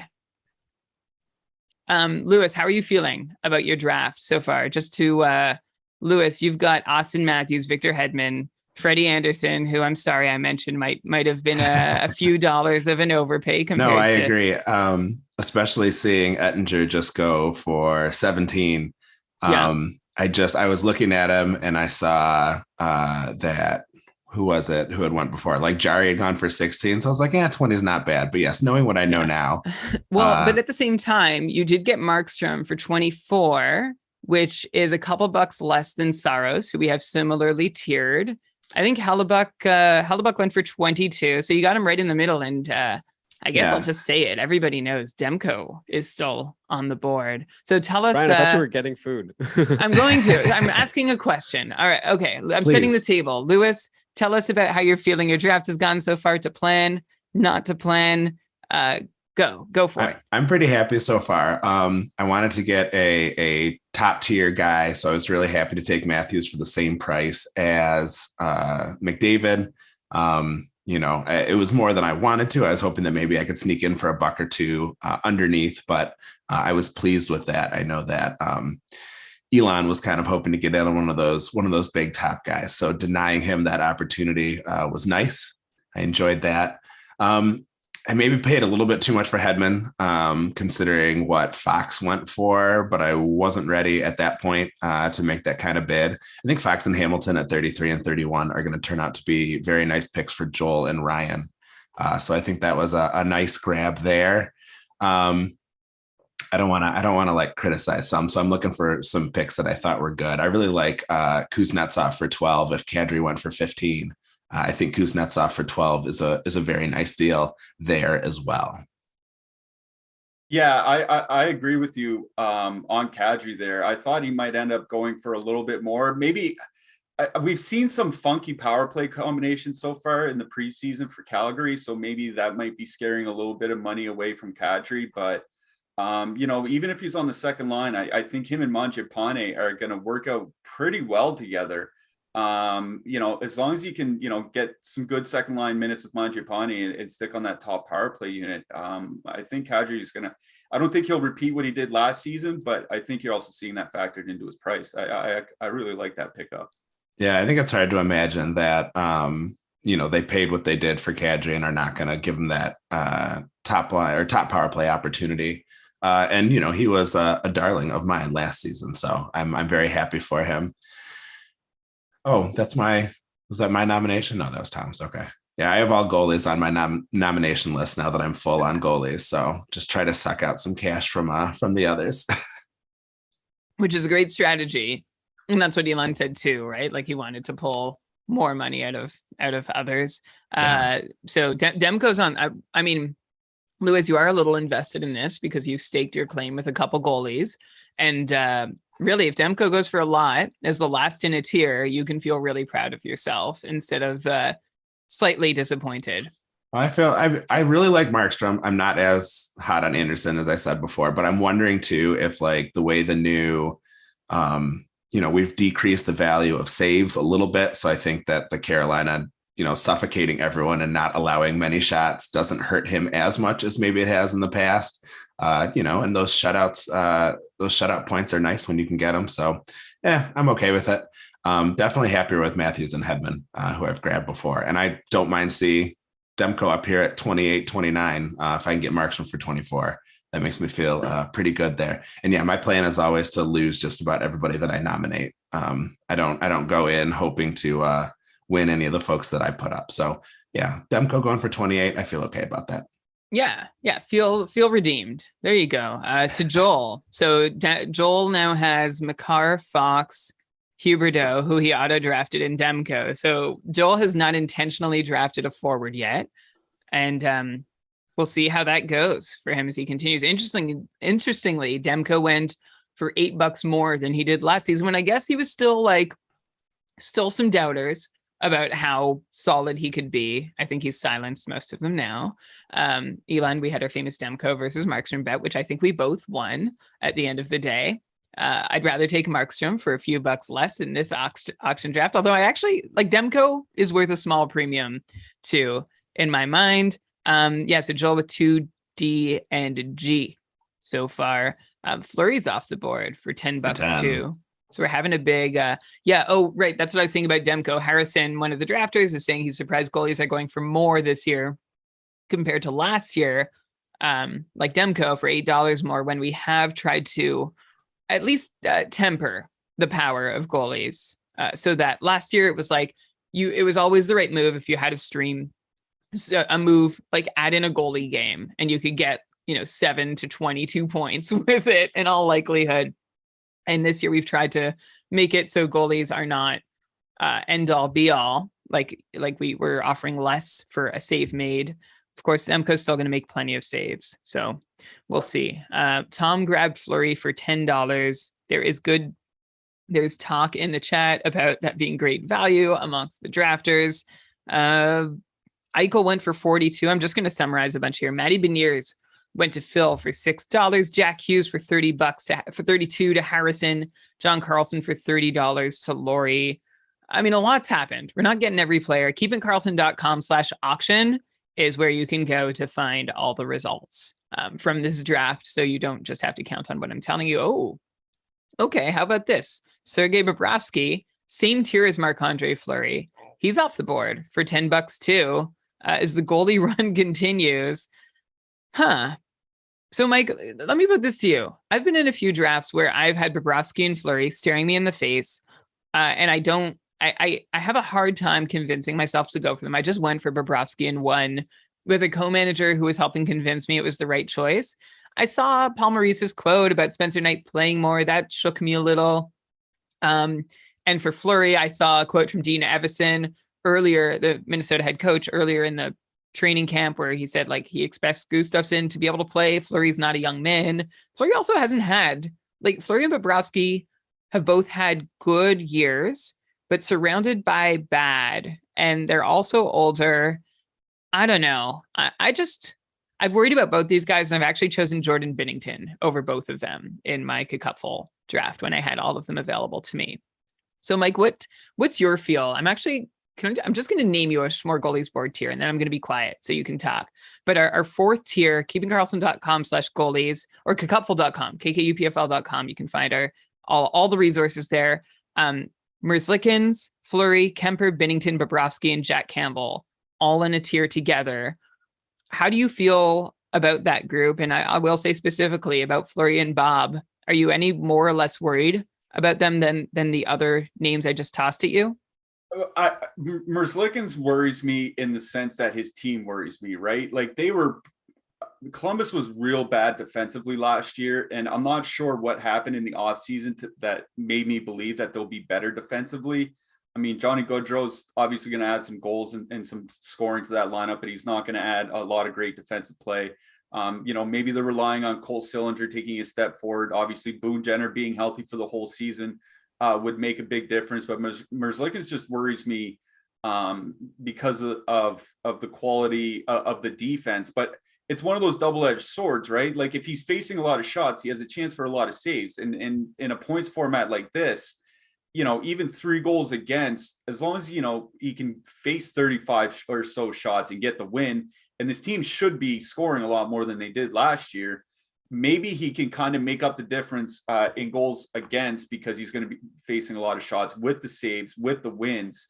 So I think in this format, he plays better than, in other formats where you're relying purely on ratios. So I actually don't mind Merzlikins. The Fleury versus Bobrovsky debate is interesting because, like you said, and Spencer Knight just signed that new contract, right? I'm sure they don't want to pay, was it $4.5 million a season or $4 million a season just for a guy to get 20 starts as the backup. I'm sure they're hopefully hoping on him to take, maybe 30 starts or 35 starts or something like that. And same thing over in Minnesota with Gustafsson. If I have to pick between the two, it would probably be Fleury, because Minnesota, they lost Kevin Fiala, but they really didn't lose anything else. And this is a team that's been pretty good defensively for a long time now. And one thing that they do is a lot of the shots they allow are shots from the outside. They're easy saves for Fleury. Like, they really do a good job of clogging up lanes and clogging up the middle. and not allowing so many great scoring chances. So I think Fleury is in an environment where he can rack up a lot of easy saves on some nights. And anytime you can get a goaltender like that, especially for $10, like at $10, you don't need him to make 60 starts. If he makes, 48 starts or 47 starts or something, I think you're going to be perfectly happy with that. That's a good point, especially compared to someone like Ilya Sorokin, who went early. We have in a higher tier. He went earlier in the draft for $17. And honestly, like I think his numbers could be good. I think the Islanders are in rough shape. Last year was kind of like, we had all sort of caught up and been like, oh yeah, the Islanders are good now. And it's like, wait a second, are they? And like, they kind of pulled the rug out from under us. And of course, there were a lot of like schedule and travel and arena issues and interruptions, whatever. I'm still not convinced that they're back to where we need them to be for their goalie to be.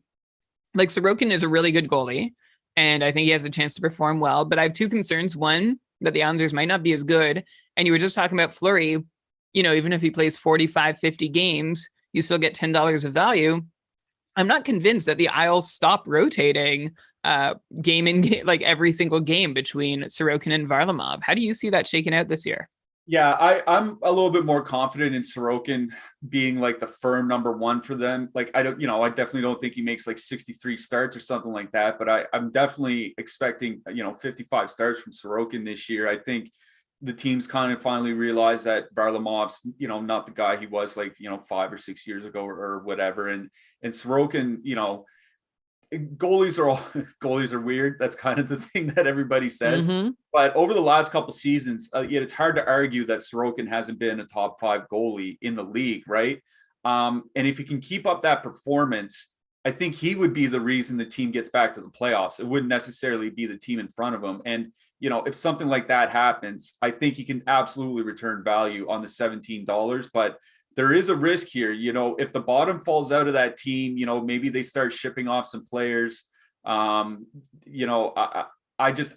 are definite concerns there, but I think the upside with Sorokin at that price was kind of just too good to pass up. So I don't have a real problem with it. I can absolutely see Sorokin not living up to that, but I can also see him, just kind of blowing the doors off and finishing as a Vezina, top 3 in the Vezina this year, and him being the reason the Islanders get back to the playoffs. That's true. It's a, by the end of the draft, maybe it will look like a small overpay for the potential of like some incredibly high upside. If you consider that he went for, what did we see? Those are like half the price of Shesterkin and just a little less than, or a little more than half the price of Vasilevsky, who went for $28.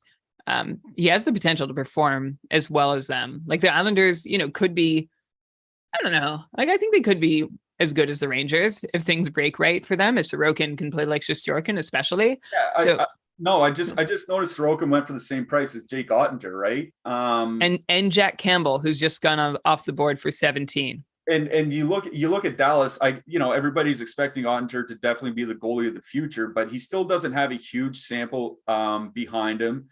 I don't think the bottom 6 from Dallas really got any better, and the depth scoring was a huge problem for them. And it looks like Anton Khudobin's healthy. Like I think that's throwing, what? Yeah, I know. That's really throwing a wrench into their plans on signing Jason Robertson, right? Because if Khudobin went onto the LTIR, they would have 10 million plus in cap space, and signing Robertson would be a big deal. With him not going on LTIR, I think they're a little under 7 million. And that is a big deal. So, Khudobin coming back might not only just cut into Ottinger starts, especially because they still have Wedgwood, though I imagine, maybe Wedgwood hits waivers or something like that if Khudobin's really healthy.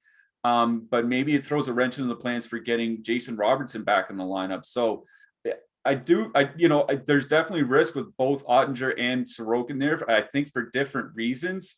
But also I wouldn't be surprised if those two ended up amongst the top 5 fantasy goalies on the season if they really lived up to their potential. And, sometimes you do pay for that upside. And I think, seeing them go for the same price kind of illustrates that. Yeah. It'll be fun to see. I mean, every year, right? It's fun to see how this sort of thing shakes out. I don't know if that'll ever stop being true. here's a goalie, another goalie up. I mean, I kind of want to move on from goalies, but because they're just so random. But like that's why they're so freaking fascinating. Grubauer is on the board now. I don't know. He's like the guy that I've been able to see dropping late enough in drafts that like to points I'm ready to grab him. It's interesting to see how far models have swung on Seattle from the start of last season to this season without, I feel like, a whole lot changing. In fact, they seem better this year than they were to start last year. But there are several models placing the Kraken in the top 5 in their inaugural season. Obviously, it did not go that way largely because of the performances in net from Philip Grubauer. And this year, they're being ranked, bottom 5, bottom 10 in the league when I don't see any substantial change on that roster except hopeful improvement. The team's played together. The coach has been around for a year.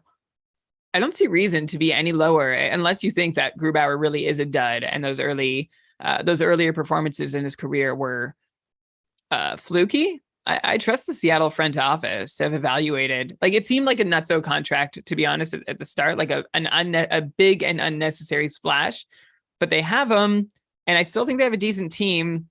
I think he went for $8, so just a touch less than Fleury. And oh gosh, we're getting to that point in the broadcast. Bobrovsky. I don't know. How are you thinking? How are you feeling about Philip Grubauer? I'm worried, but I see a lot of reason to think that everything could be okay. Yeah, Grubauer is one of those goalies. I do a lot of best balls over on Underdog Fantasy, and he's typically going just outside the top 25 goalies. And like, once you get to that point, you're really throwing darts anyway. But Grubauer typically had been good for his career. Obviously, everything really fell apart for both him and Dridger last year. They were both awful for most of the season. But Seattle wasn't a bad team defensively last year, especially down the stretch. Top 10 by some, team defensive metrics. I think one thing that definitely hurt them last year was a lack of scoring. They really only had one scoring line, and Jaden Schwartz was hurt for over half the season, if I'm not mistaken. So they really, you had McCann, Gord, Eberle playing for, a lot of the season, certainly not together. That was basically all they had for scoring. Yeah. This offseason, they go out, they get Burakovsky, they trade for Bjorkstrand, Matty Beniers, who debuted at the end of last year. He's certainly looked good so far this preseason. Again, it's preseason, but he looked good at the end of last year. He's a guy a lot of people were high on. I've been high on him. Like, they might have just legitimately added an entire scoring line with Burakovsky, Beniers, and Bjorkstrand, right? So now you theoretically have 2 good scoring lines. If you want to, you can put somebody like Jared McCann down on the 3rd line with an Alex Wenberg or something like that, and Ryan Donato, and that's not a bad 3rd scoring line. I think where there won't be a ton of pressure on the goalies. Last year, if they let in more than 2 goals, it was game over, right? So yeah, there won't be that same pressure this year. And I think, certainly once you get towards, outside the top 20, top 25 goalies on the board, you're taking risks anyway. I could definitely see Grubauer bouncing back in a big way, having, 50 starts or something like that, and really putting together a good season. The one thing that concerns me is that that division looks pretty good. Like, I thought Calgary would take a step back, once they eventually lost Gaudreau and Tkachuk. I was worried, maybe the Kings players wouldn't grow together. Anaheim certainly had a ways to go, but Anaheim went out and added Strome and Klingberg and Vetrano. Calgary certainly reloaded their team. Edmonton is 3 lines deep, I think, for the first time since I was a teenager. That division does look a lot better. So I think that might be tough for Seattle. But I'm definitely expecting a rebound basically from everyone on that team this season. And I think if things go a little bit right for them, I think they could be a big surprise out west. I agree. I think they could come out of nowhere or from wherever they're coming from. By the way, shout out to Bowie, their new mascot, who... Yeah, Bowie the Troll. Do you have a take on that? I haven't developed a take yet, Mike. Do you have a take? Not really. I mean, it's apparently it's something with Seattle. Like, they have a troll statue somewhere, so it's a nod to the Seattle history in some fashion. I'm fine with that. It's something that has to do with that that city specifically. He can be kind of goofy. The fact that he's a troll means you're probably going to see a lot of funny pranks and stuff, funny videos coming from the team. So, I mean, I'm 36 years old. The mascot isn't something that is going to keep me from watching the team or anything. What? So, really? I'm 37 and I'm downright invested in the mascot in terms of team watch. No, I'm not. I mean, Gritty's probably the only thing that'll make the Flyers watchable this year. Yes, good point. And so maybe I spoke out of turn there, but I mean, it's for the kids anyway. I'm just hoping for some funny videos coming out on Twitter. Joel and Elon just got into a sibling rivalry over Jordan Binnington, who I'm just going to take a peek at our goalie tiers. Oh, he's not the last one in the tier. He's the second last. He was the second last. There's still one more. I'm going to name. All these drafters know what's out there. Elvis Merzlikins is still sitting there in tier 4 is the last guy available there. Joel bid $18 on him, and I'm just updating earlier. And again, like, we're deep into goalies. I think everybody's just like, let's get the goalies over with here. Max not defending, but one-time KKUPFL champion Max Fredrickson spent some time in the wilderness in the lower tiers and then has earned his way back up by winning his tier 3 division last year. Max drafted Georgiev and Matt Murray back to back for $10 a piece. I mean, $20 for a pair. Like, if one of those works out, I think you're getting your $20 worth. If both of those work out, then you're laughing. Like, I like $20 on those guys. If they work out, I'm trying to compare them to Bobrovsky and Fleury, who also cost $20 combined. I guess I'd prefer Bobrovsky and Fleury, but yeah, Mike, what do you think? I do too, but Matt Murray's certainly one of the more interesting goalies, I think, of the off season, right? He was really good in Pittsburgh there, 4 or 5 years ago. Things haven't really been the same for him since. There have been injuries.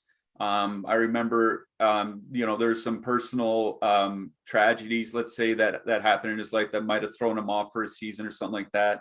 I don't want to speak to that. Nobody knows what was in his head but him. Yeah. But obviously, going to such an elite team, if Toronto's a top 5 team again, and Murray, like, you don't have to be a great goalie in Toronto. Freddie Anderson was pretty good, but I don't think there's any stretch where people were like, oh, he's a top 3 goalie in the league. All you have to do is be a good goalie, like, not cost them game after game, and you're going to get the starts. Yeah. And that's why I think Murray's one of the more interesting goalies. And as long as he's not awful, he could really pay dividends in a format like this, where he could definitely get wins from a high scoring team. Yeah, like, the upside is huge. The downside is downright, like, is zero, right? Yeah, he could get injured. Exactly. Yeah. But at $10, I don't think, especially at a position like goalie, I'm good for it. I mean, he's going late in KKUPFL drafts, but I mean, everybody in those drafts knows. If in your home league or public league, you might be able to sneak him a little later. But word is getting out, of course, that Matt Murray could be worth a value pick, a try towards the end of the draft. I wanted to go back. I want to rewind. I'm going to go back to Mark's team, who I think he got a couple bargains here, and not just because I drafted them on my KKUPFL team also, but Matt Zuccarello, he got him for $11 as a winger. And then he followed that up 2 players later by adding Evgeny Malkin for $16. For context, Crosby went for $35. I really like that value. Like, Mark seems to be doing what he did last year again. And what Elon, I don't know if this is what Elon was hoping to do, but just finding these value adds through the draft. I'm looking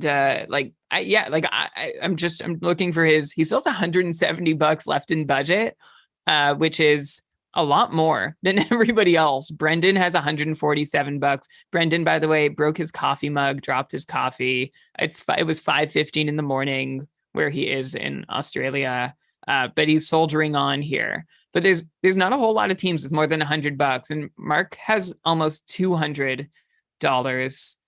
I like Zuccarello is someone who I'm a little hesitant on. He's almost like a Duchesne for me, where I see it, I don't know if I believe it, I can see it going wrong, but there's nothing telling me that, like, imminent disaster is near. And Malkin, of course, well, we know the risk we're taking with Malkin, but I already shared my high hopes for the Penguins earlier. How do you feel about Zuccarello. Let's start with him in Minnesota. You get like, is it a sure thing that he's going to stay stabled to Kaprizov because it went so well last year and on that top power play unit? I think the top power play is definitely more of a lock for him than the top line. We've seen some different combinations from them in preseason, and you know, there are a lot more cuts to come. So we'll see what the roster looks like a week from now. If he's stapled at Kaprizov, both in top line, top power play, then yeah, that's absolutely just a phenomenal price for him. But even if he dips down to the second line and he's playing, let's say, with Boldy and Gaudreau or something like that, I still think that's perfectly fine. Like, for his price, you don't need him to put up 85 points, right? He could be a 65, 70 point winger and still pay off that price. So I don't have a huge problem with it. And of course, there's the upside of him, you know, just staying with Kaprizov in all the offensive situations all season long. So I think, you know, I don't want to say there's no downside. There's downside to every single player. Things can definitely go wrong, but I don't see him playing, you know, 77 games this year and then just returning absolutely no value on it was $11, I believe. I don't see him returning, you know, like $2 or something like that, as long as he's healthy. So right, it's almost like a can't lose price for Zuccarello. Right. And you know, I hope we didn't jinx him just yeah now. Right, touch wood. Yeah. But no, I'm perfectly fine with that. I think it's a good price for him. I'm just trying to take a look and see what else is going on here. We have Lori just added Elias Pettersson for $26. Excuse me, Mark. Since we started talking about him, added Pietrangelo for $17. Harrison added John Gibson for $11. Elon also added. This is one of Elon's favorite guys, Zach Werenski for $27. I'm also very high on Werenski this year. Actually, we were asked by someone in our Discord server about an injured Charlie McAvoy, and I can't remember if he was trying to decide between keeping injured Charlie McAvoy or Zach Werenski because McAvoy's injured. And my feeling was like, yeah, go ahead and keep Werenski, especially in a keeper league where we're looking beyond just next year. I like Werenski almost on par, I think, with a healthy McAvoy. And, you know, as Bergeron ages out and Marchand ages out, like looking to the future, I would prefer Werenski on that Columbus team than McAvoy on that Boston team. What do you think? Yeah, that's kind of the problem with McAvoy, right? Is, you know, maybe you don't have him for the first month of the season. And of course, there's still that Marchand injury. You know, we just saw earlier today, Taylor Hall's now week to week, right? So no, I didn't know that. Yeah. So there are some pretty key injuries that the Bruins have. And if McAvoy comes back, you know, at the first week of November, Marchand's, you know, not back and he's still not himself. Maybe Taylor Hall's still out at that point. You know, McAvoy can certainly bring the peripherals, but is he going to have the points upside? And then, you know, like you mentioned, once you get past this season for Boston, you know, does Patrice Bergeron retire? I think they have like, you know, I'm just looking at Cap Friendly right now. They have like 6 or 7 forwards that are all UFAs after this year. And it's not like they have a bevy of top end prospects breaking down the door. There might be Fabian Lysell up front. And that's about it. So, you know, McAvoy, he can definitely bring it in peripherals. And I think that's what kind of makes him a sort of a safe draft pick, right? Is like, he'll bring more than just points. Whereas Werenski really doesn't bring a lot in blocks and hits. But when you look to the future of Columbus, you know, they have Gaudreau around for a long time. They have Laine around for 4 more years. Sillinger's only in his second year. You know, Kent Johnson's coming in his first full season. You know, you have Marchenko, who's looking good in the preseason. So, and throughout all of this, Werenski's going to be the lock top power play guy playing 24 minutes a night for them. So, yeah, I kind of agree with you. Even now and just looking forward, I do like Werenski over McAvoy in most fantasy formats. How are you feeling about the player who is up for auction right now in a bidding war, like slowed down around $15, but has crept all the way up to $29? That's Jason Robertson going to Mark. I mean, we have to think a signed Jason Robertson is worth at least 40, like, you know, Gensel territory. It kind of reminds me of Tarasenko last year, who went for $10 last year, went for $28 this year because of all the uncertainty around him, and was incredibly valuable to whoever was able to draft Tarasenko at low value. Jason Robertson, if he comes back soon enough, or if you can survive for whatever time he's out, assuming that he signed, like Mike, I can only assume that he is going to sign sooner rather than later. At $29, that seems pretty fantastic. That's the same price as Andrei Svechnikov, who went who was the player who went before. So yeah, how optimistic are you about Jason Robertson? I guess I'll ask signing and then getting up to speed once he signs, and then providing more value than those $29 might indicate. Yeah, I'm not really that concerned that they'll get him signed. Like we talked about earlier, I think Anton Khudobin being healthy kind of threw a wrench in things for them. I'm not worried that he'll be there at the start of the season. It's just, what are the line combinations going to look like, right? Are they going to leave that Hintz, Robertson, Pavelski line together? Or are they going to try to maybe move up Gurianov? You know, we have seen Gurianov and Hintz skate together quite a bit so far in the preseason. So, you know, maybe they move Pavelski down and leave Robertson on the top line, or maybe, they leave Pavelski on the top line with Hintz as kind of like that dual center option that they have, and then move Robertson down. I'm not worried about them about him being signed and they're, by, game 2 or game 3 or something like that. I do think Anton Khudobin being healthy and counting against the cap throws a wrench in things that maybe they weren't expecting. And now they might be kind of scrambling, looking for a trade to get some money out of there, because, I'm looking at cap friendly, $7 million in cap space. Unless, Robertson takes a 1-year deal or something like that, I don't think you're going to get him for under $7 million. So it'll be interesting to see how this plays out, but I'm not worried about him returning $29. I don't see him holding out until November or something like that. That's not what's going to happen here. So in your own drafts, let's say it's a standard snake. Is he falling? Like, are you bumping him down a little bit on your draft board, or are you just taking him where you would normally take him?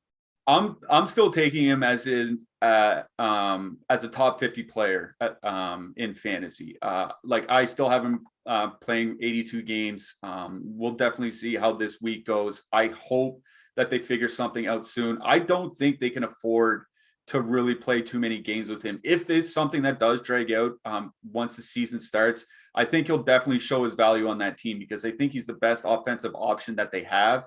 And it'll have this cascading effect from the top line down to the third line.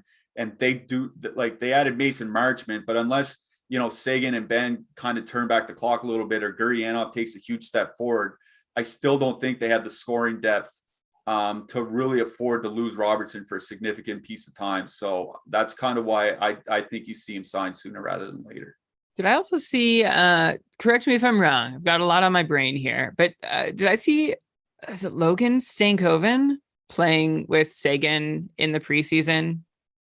Have you seen any of that? Yeah, like that? Yeah. I think that was just once, but they've been changing around their lines a fair bit all through the preseason. So I don't think they have anything too set.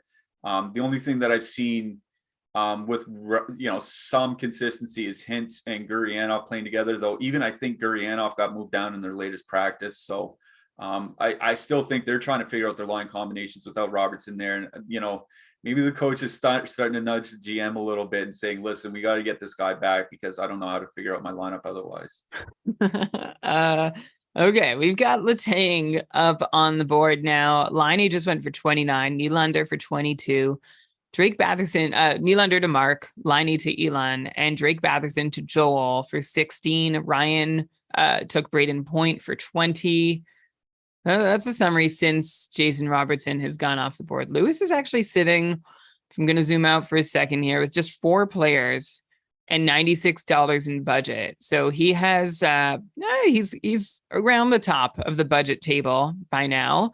Not at the top, though, with just 4 players. So I guess he's waiting for his moment and for other players to become available. Elon has just invested in his second consecutive player in adding Chris Letang for $27 to his Zach Werenski, I believe was also in $27 territory. Elon, I'm happy we get to cheer for Letang together this year. It's always fun when we draft the same player. What am I looking at here? I'm trying to see Tom has one forward. He has two D. He has Josi and Riley. Josi and Riley on D, Fleury and Campbell at goalie, and Connor McDavid. So he's clearly looking to solidify the lesser numbered positions and have one stud at the top of the forward. I'm trying to see if I can surmise any other strategies on the board. By the way, I'm going to throw it open for anybody to step in at any moment. Now that some of your budgets might be dwindling and you might be on the sidelines for a bit, you can raise your hand in the Zoom call to let me know that you are willing to come on. But how about this? I'm going to invite, oh, great. Matt is ready to come on. So Matt, I'm going to ask you to unmute just after I laud, who got him? Mark, you and me, same. Mark got Philip Forsberg for $28. And I'm going to add him to my list of Matt Duchene's and who's the other guy that I said I looked at his numbers all over and I couldn't see a reason for him to not continue it. Well, Zuccarello. Oh, right. So Forsberg is with Duchene and Zuccarello, and guys I've drafted that I don't, my gut doesn't believe in, but the numbers tell me I should. But you already kind of shared your thoughts, Mike, on Nashville, and it was like the perfect storm, and you're not necessarily expecting the perfect storm next year, but even so, Forsberg, I guess $6 more than Crider at $28 and $4 less than Nick Ehlers, who just went off the board, dual eligible, we should mention.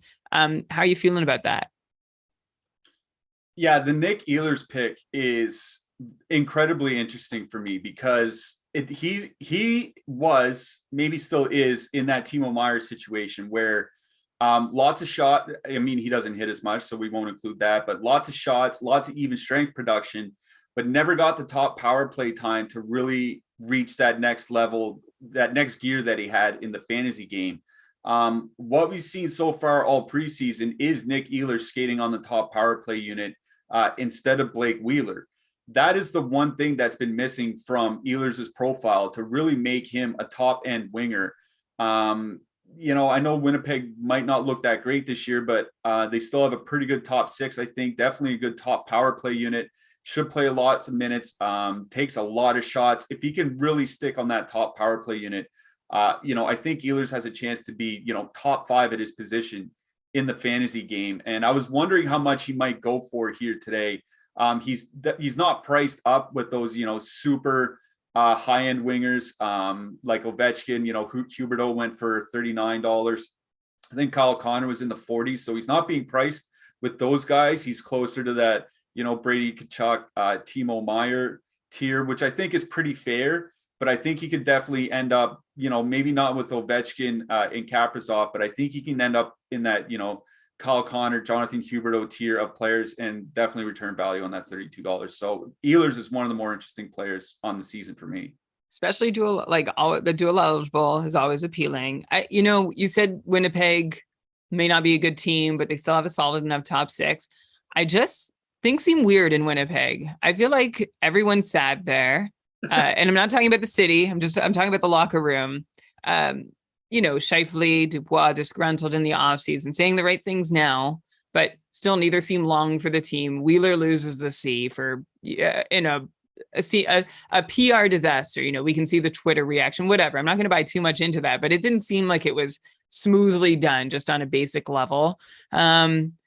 I am just worried that there's enough upset and unhappiness in Winnipeg that it might just creep in and tank everyone. So that's my concern. I'm sort of staying away from Jets, but I like your take too. I think it's obviously just as valid. And a quick update on the draft, and Matt, then I'm going to bring you in. Elvis Merzlikins goes to Elon, who was in that bidding war for Binnington with his brother that went to $18. Elon had to pay $2 more for Elvis Merzlikins. Elon, I'm curious if you would have rather paid $20 for Binnington or Merzlikins, or you don't really care. I think I like Merzlikins better by a touch, just because Binnington has that risk of what he did last year. Are you at all frustrated that you ended up paying that last of the tier tax on Merzlikins? Everyone's outbidding me. This is not going as easily. I mean, you're a target. You're the I think champ. Mark specifically, who faced me in the finals last year, every time I bid on someone, he just like kept on bidding it up. And now it's like my budget is much lower. So, and that's like that's a strategy, right? Like you can try and Who was that? That's Mark. Sorry. What do you- No, it's what do not deliberate. I don't even notice half the time who I'm bidding against. I'm just looking at the numbers. So it definitely isn't a Sure. target. So this is just a great minds situation, thinking alike. For Mark and Elon, the two leaders of Tier 1 last year. Matt, I want to bring you on. I want you to tell us how your draft is going. Kyrou Gunn for $12, Carter Hart for $6.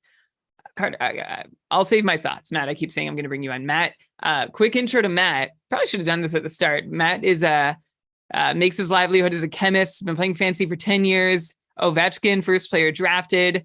He's been preparing for this draft on his train commutes into and out of central Boston. Matt was the one who won his first year of KKUPFL drafting Karlsson in the first round, and also had some early inaugural Vegas nights to help. And Matt, your motto, you shared that your personal motto is aim low. How has that motto borne out in this draft for you so far? Well, I chose that motto because it's the motto for my favorite movie, Dodgeball, a true underdog story. And I feel like that is going to be the motto for my fantasy season coming up. So you call yourself an underdog, Matt. I've gone up against you to my discontent for the last 2 seasons. And I don't know, we've kind of built this little frenemy relationship, I think, over the series of those competitions, even though like it's kind of like a rivalry between two teams where like one has gotten really good and the other has gotten really bad, like they were once equal. So I feel like I'm gonna still call it a rivalry with that context, but like you are an incredible fantasy player. You've barely missed out on being in Tier 1 before. You've been a consistent performer in the KKUPFL this year. I mentioned you like building your team. You were one of the first and fastest out of the gate with Shesterkin, Marchand, Draisaitl, Hall, Quinn Hughes, Mikko Rantanen, Evgeny Kuznetsov. It's been a little while since you've done anything. I think that might be a budgetary restriction. Tom is calling you just a dog in the chat and not an underdog. So you can respond to that if you'd like. But how are you, like, has your draft gone according to plan? How are you feeling about your day so far today? So first, to touch on our rivalry, I think game respects game, and we both are really savvy managers, and I really appreciate the quality of competition that I've had against you, as well as other Tier 2 participants these past couple of years in the KKUPFL. That's very kind of you to say from your Tier 1 pedestal. Right. You've now done the drafting team thanking the host city, and you can go on with your analysis here on how are you feeling? Oh, it's a disaster. Oh no! Did you know Taylor Hall was injured when you drafted him? I had no idea. That happened an hour ago. Yeah, I just looked that up. Okay. Yeah. So why is today a disaster for you? If it wasn't obvious, I've never done an auction draft before, and it's clear why I thrive a little bit more in snake drafts, because there are restrictions, right? Like bowling, there are bumpers, and there are no bumpers here. There's no safety net to catch you if you try to make a silly decision. And I was pretty okay with going around, above my budget for Draisaitl. I went around $10 more than I really wanted to pay for him. Right. He went for like $75, if I'm remembering right. Yeah, that's right. Yeah. I was also happy to be bidding against Tom in that bidding war. And but you say that you've made some mistakes, that you fell into some traps or mistakes that you didn't like. What were they? Yeah, so I made a fabulous spreadsheet, and I'm really excited to potentially share the secrets of putting together the spreadsheet and how I valued my players. Now, if I followed that, I think it would have gotten a little better. But I did not. I did not put in my value for Brad Marchand. I actually saved $4 according to my spreadsheet on Brad Marchand. And I forgot to put that in. So I thought I had an extra $12 to play with. I had Mikko Rantanen set for 48. So I said I would bid up to 60. And I forget who I was bidding against, but I really wish you paid 61, or else this would have been going a little bit better for me. Okay, so it was a recording error. You forgot to carry the 1 in spreadsheet terms to know your budget. Because I was you're blowing your cash freely, but I guess it was a little more freely than you realized. But I mean, I still think you have a pretty competitive team, especially once your Bruins are healthy. That might be tough, a tough wait for them to be ready. But I mean, Rantanen, Kuznetsov, Draisaitl, Shesterkin, a nice group to build a team around. Like, are you at least feeling some optimism? Do you see any redeeming? Like, you sound really down on your draft, but I don't know. I believe you're smarter than you're letting on, even if things didn't go quite according to plan.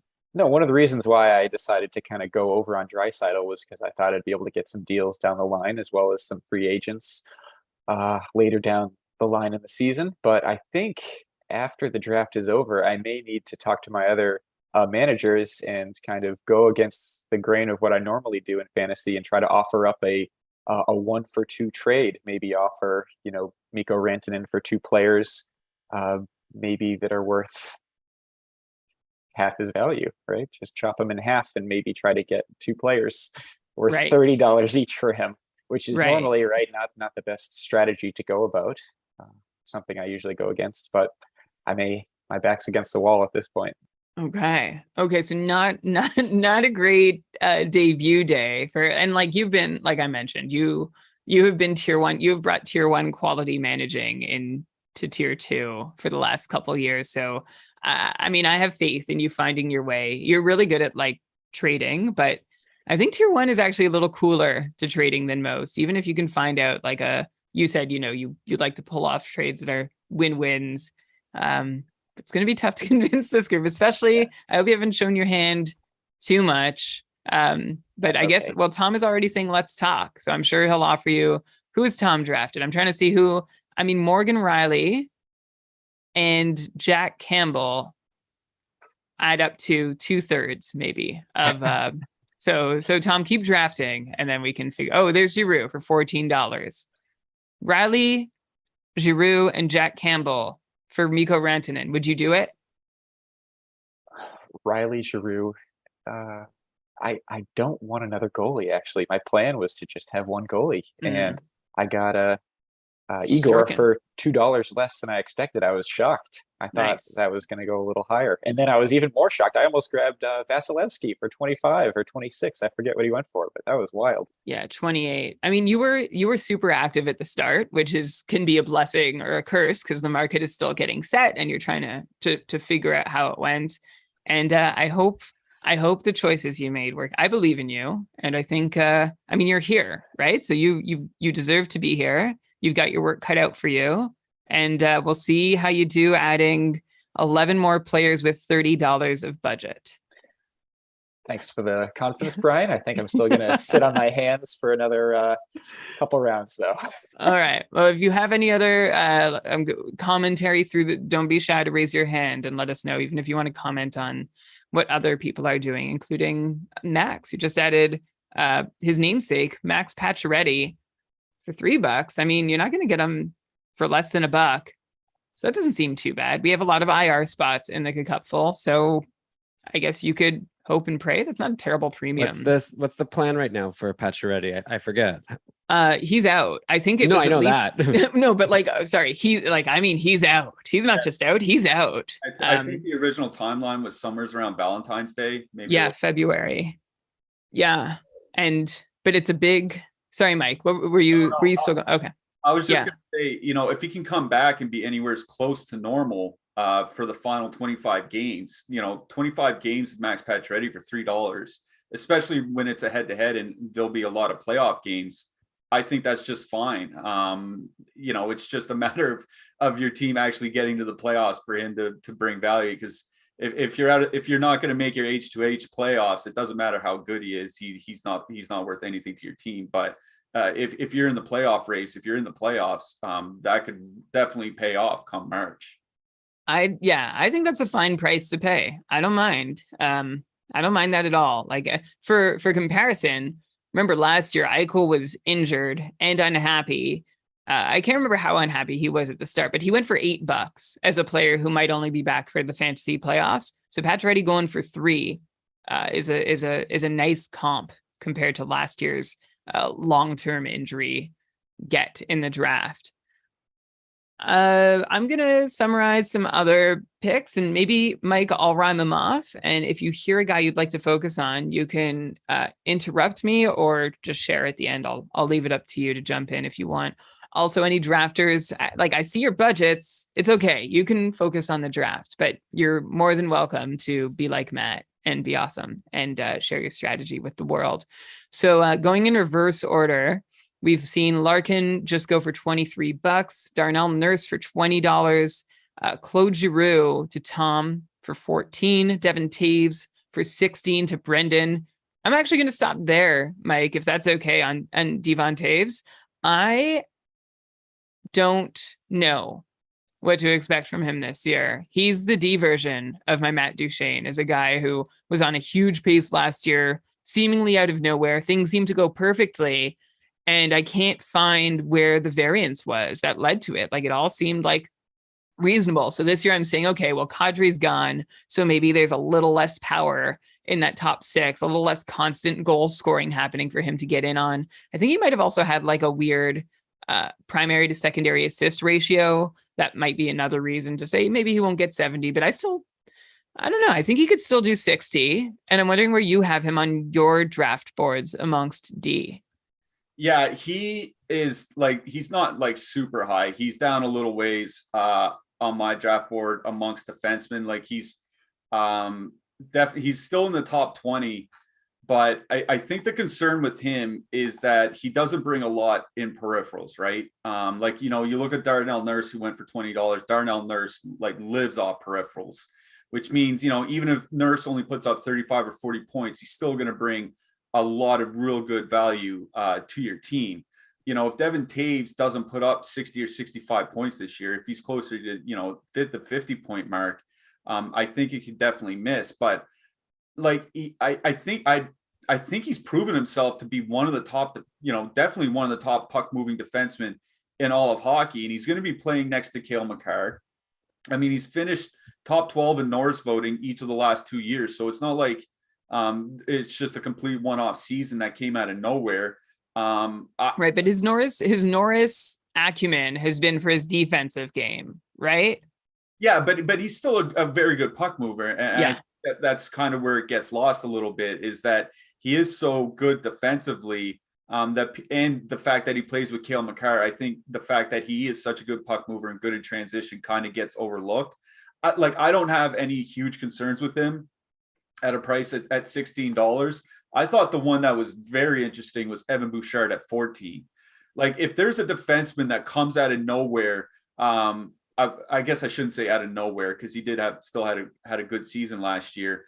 But if there's a defenseman that's, you know, ranked around 20th, 25th on a lot of draft boards, that, you know, just has that monster breakout season to finish top 5, you know, Evan Bouchard is at the top of the list of candidates, right?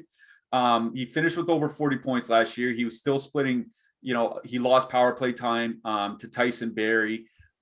He lost ice time as the season went on as well. So you know, there are definitely concerns here, but he's a guy that loves to shoot, can put up hits and blocks, has been running the top power play so far in the preseason, at least in practice for Edmonton, if I'm not mistaken. So if you've got Evan Bouchard playing, you know, 20 to 21 minutes a night, shooting as much as he does, and skating on that Edmonton top power play unit, like, he could go well past $14 in value. And I thought it was, you know, you just worry that, you know, if the power play goes kind of cold, you know, early in October, do they just go right back to Tyson Barrie? And then at that point, you know, Evan Bouchard is just another 40-point defenseman who shoots a lot. But, you know, I would not be shocked in the least if, you know, Bouchard finishes the season with like 61 points and 230 shots on goal or something like that. I think $14 is an excellent price for him.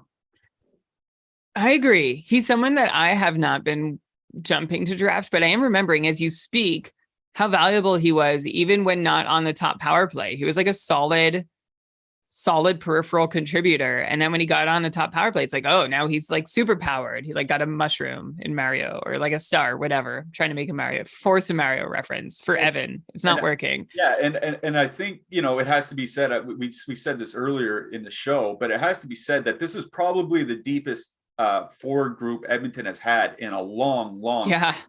It's the first time that I can remember where they might actually get some scoring from the third line, where, they don't have to play McDavid with Draisaitl to get the team going if they get behind by a couple goals. So I think where Bouchard, if he's not playing with McDavid, he's not going to put up points. Like, that's not necessarily going to be the case with this team, as long as, everyone stays healthy. So I think that's a big dimension that's, it's not necessarily a reflection of Bouchard, but could certainly help his fantasy profile, is that this team might finally have 3 scoring lines rather than, 2-1 sometimes when they stack the top line. So Bouchard can be a steal for that reason at 14. Tyson Barrie at $6. That's not a bad gamble to take. It seems right. I don't see anyone wanting to spend more for a potential drop, like, really quickly. And how do you suffer through if Tyson Barrie is not on the top power play for any amount of time? He's not rosterable. So that's a tough one. I think that's a decent roll of the dice if you're hoping that things break out of the gate well. But if not, I would say that's he's going to be a tough one to hold on to for any quiet periods. Unlike Bouchard, if he's off power play 1, I'll still want him. If Barry's off, he's basically going to be yandled. Yeah, exactly. That's kind of the problem. And he lost a lot of ice time last year. Could he lose even more this year? If Bouchard takes a step forward, maybe Broberg kind of takes a huge step forward. Does Tyson Barrie end up playing 17 minutes a game off the top power play unit, right? Like you said, at that point, he's just waiver fodder. So I think $6 is a good gamble to take, because like I said, maybe the power play doesn't work out with Bouchard and Barry's back on the top unit by Halloween. Like, that's something we could very, very well see. And at that point, you definitely want to have a $6 Tyson Barrie, but it is a gamble. But, once you're getting this late in the draft, there are a lot of gambles to be taken, especially when you're going for the single-digit dollar values. And I think Barrie at 6 is fine. It's not one of those picks that will sink your draft if it doesn't pan out. So I think it's perfectly fine. Hey, Brian, did you guys talk about Landeskog? I'm interested No. to get your take there. That was No. another injured guy that's like, how do you decide how much to bid, like Pacioretty? Yeah, thanks for bringing him up. $17. I did raise an eyebrow at $17. Gabe Landeskog. That's $15 less than he went for last season. It was $32. He's injured. Elon, I don't know if you're around to share. I don't know I haven't looked up his status in the last couple of days. So I'm not sure. Last thing I saw is just like, they don't know when he's going to skate. Yeah, like, they he's just not kind of even don't know. cleared for skating yet. Hmm. So, and they're not being forthright about what the actual injury is. I think they're still just saying lower body, right? Yeah, there's been no specifics, and it's concerning. Is it? I mean, I guess if I compare him to Jason Robertson, who's I would say, let's see, Landeskog in the KKUPFL. I mean, he wasn't injured at the start of draft, so his ADP is going to be a little skewed. Landeskog 37 or 38th overall, compared to Robertson, who's going 43rd overall, who went for $29 in this draft, compared to Landeskog 17. We don't know for sure when either one is going to be in the lineup. There's a lot that we just can't possibly know because it hasn't been they're not talking about it publicly. How do you feel about being ready to carry Landeskog and then having him at your disposal, assuming he gets healthy before long? It's really hard. Mike, I know this is a hard question. We don't know.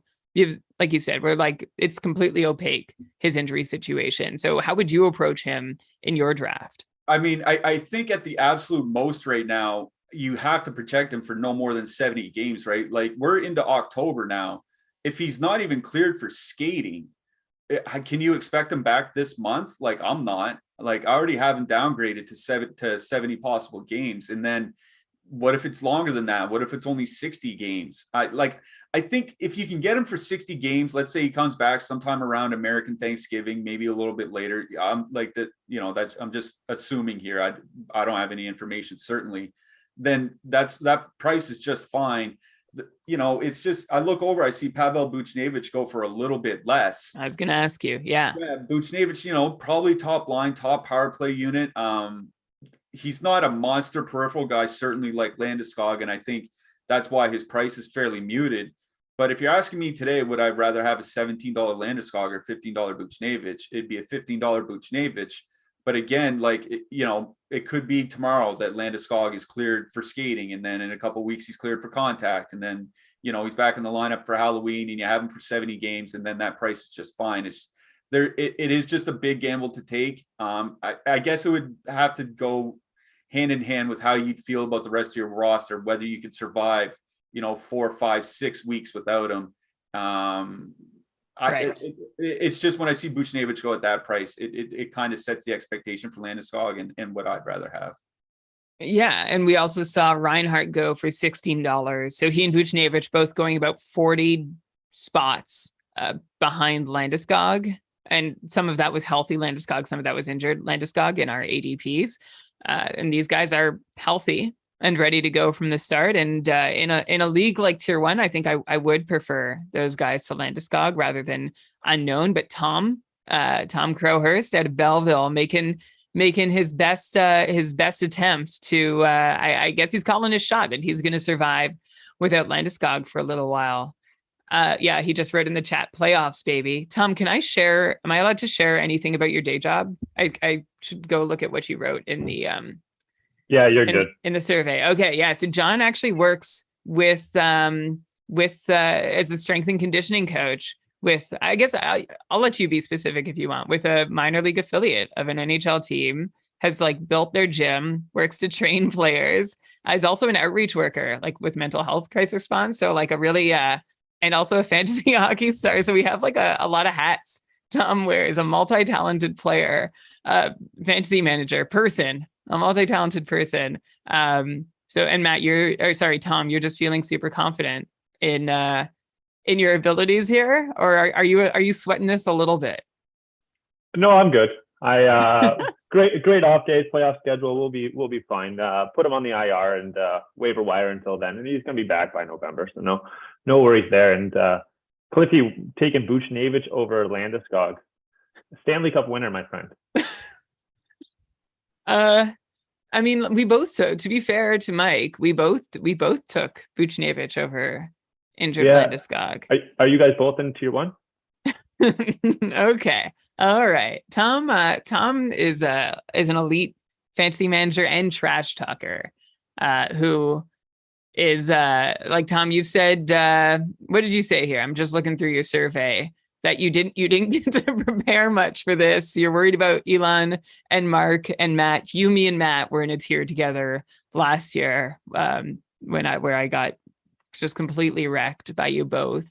And your motto is be better.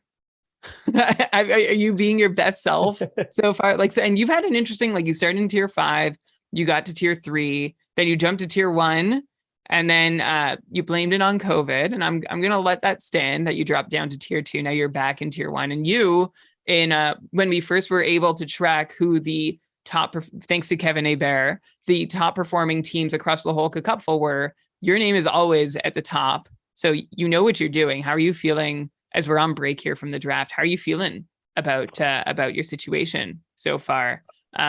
Sorry, before I let you answer, I'm just gonna McDavid, Yossi, Fleury, Riley, Jack Campbell, Claude Giroux, Uyghur, Landeskog, and Kopitar is the team you've assembled. How are you feeling about it? I feel good. I honestly didn't think I would get a lot of those upper echelon guys after paying so much for McDavid. Typically, I'm not a studs and duds type of person.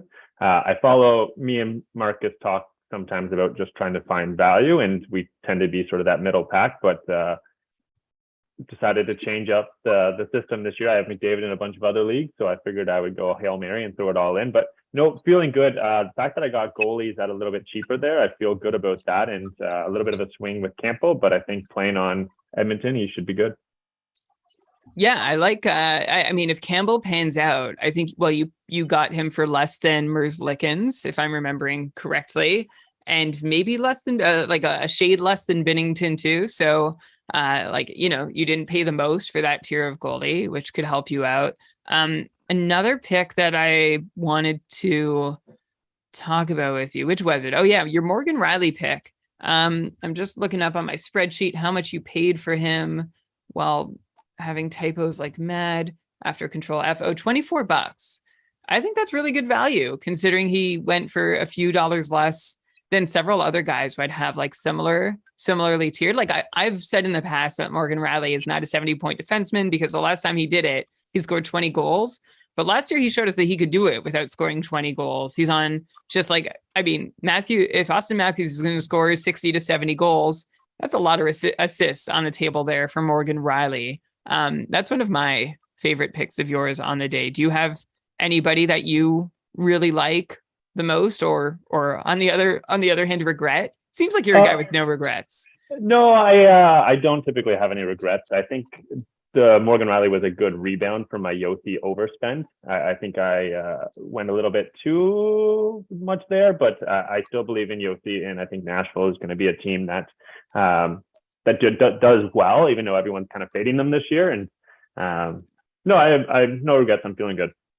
And now that you've built a gym I said you were you're drafting from Belleville and that you work for a minor league affiliate of an NHL team. So I think it's all out there. You said you built a gym. Anybody who's building a gym, do you have any gym building tips for the people out there?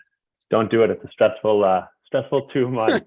No, it's been good. I've moved away from, I'm still helping out with the Belleville Senators, but myself, the main strength and conditioning coach at Belleville Senators, as well as my co-owner with the business up at Ottawa, put that together, and we're working with about 72 athletes this summer. So busy. Yeah, and I see you. I see you're in Prince Edward County now, which is just a hop, skip, and a jump from Belleville. So that's a beautiful place. How nice! I hope you have some nice scenery, common scenery. Kudos to whoever got Timmy Stupp, because he is going to be an absolute player this year. My favorite thing about knowing you, Tom, is anytime there's a Sens call up, you send me a note and you just let me know like how jacked you are for them. And like I love how jacked they are, or how jacked you've helped them get. That's and we have, just speaking of Sens, we have Josh Norris on the board here. So I love your Jimmy Stu call. I see you went with Giroux, who you've had, of all the Sens you've worked with, I assume he hasn't been one of them, having been fresh and old. But thanks for sharing your thoughts here. Any parting words or parting shots? Got to get back to this because my guy Nori's on the board. So. Okay. Also, fun fact about Tom: Elon thinks he looks like Wayne Gretzky. There's another little for visual for those prime listening. Wayne Gretzky, to be fair. Prime Wayne Gretzky. A good thing to clarify. Josh Norris goes off the board for $12 to Elon. Tom, you're nodding your head. I need you to tell me that wasn't because you spent too long chatting with me. I was in the middle. Elon, it was very good. That was a good buy. I was in the middle of complimenting you and bidding on your guy at the same time. That's a pretty. So I noticed that Josh Norris, that's only $2 more than he went for last year, and I feel like his value is definitely higher.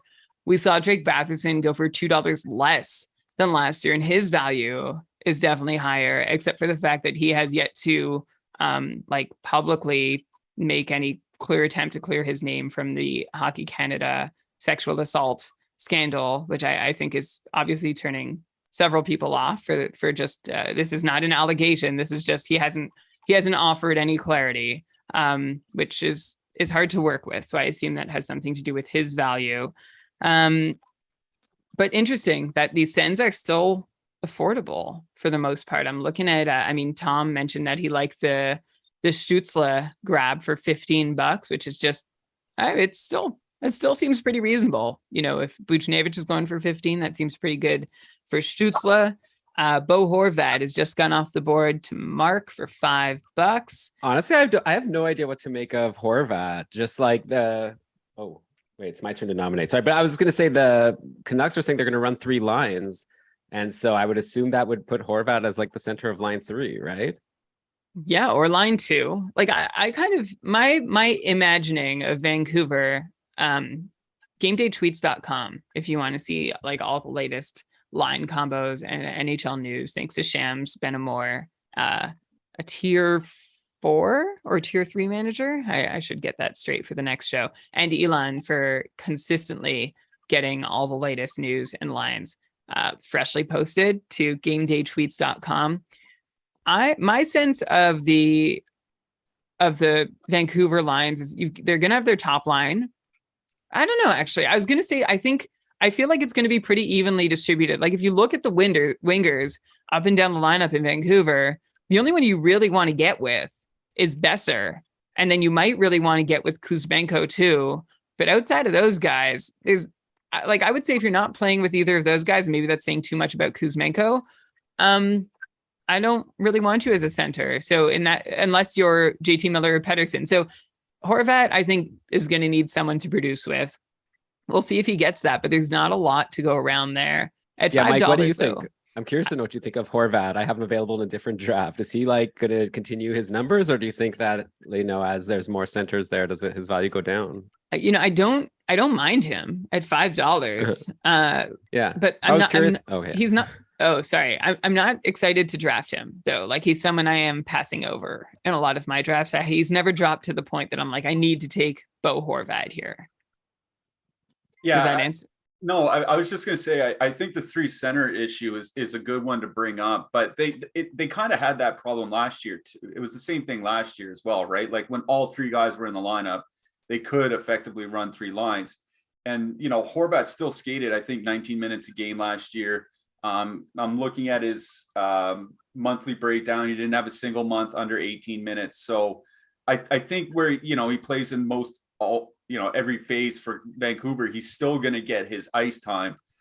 You know, maybe he can find some chemistry with Mikheyev. I know Mikheyev is injured, but when he gets back and he's healthy, maybe those 2 guys can kind of find something together. And certainly for $5, it's not something that's going to sink your team if all he does is put up 55 points or something like that. I think if it was like a $13 bid or a $14 bid, I think it'd be something different. But down at $5, I think it's just fine. Big alert here. Big news flash. Breaking news. Louis Ezekiel has added his 5th player. Everyone else has at least 7 and as many as 11. Louis has now added his 5th player. Thomas Chabot goes for $5 less than his value last year at $21. So Louis, I'm just checking your budget here. $75.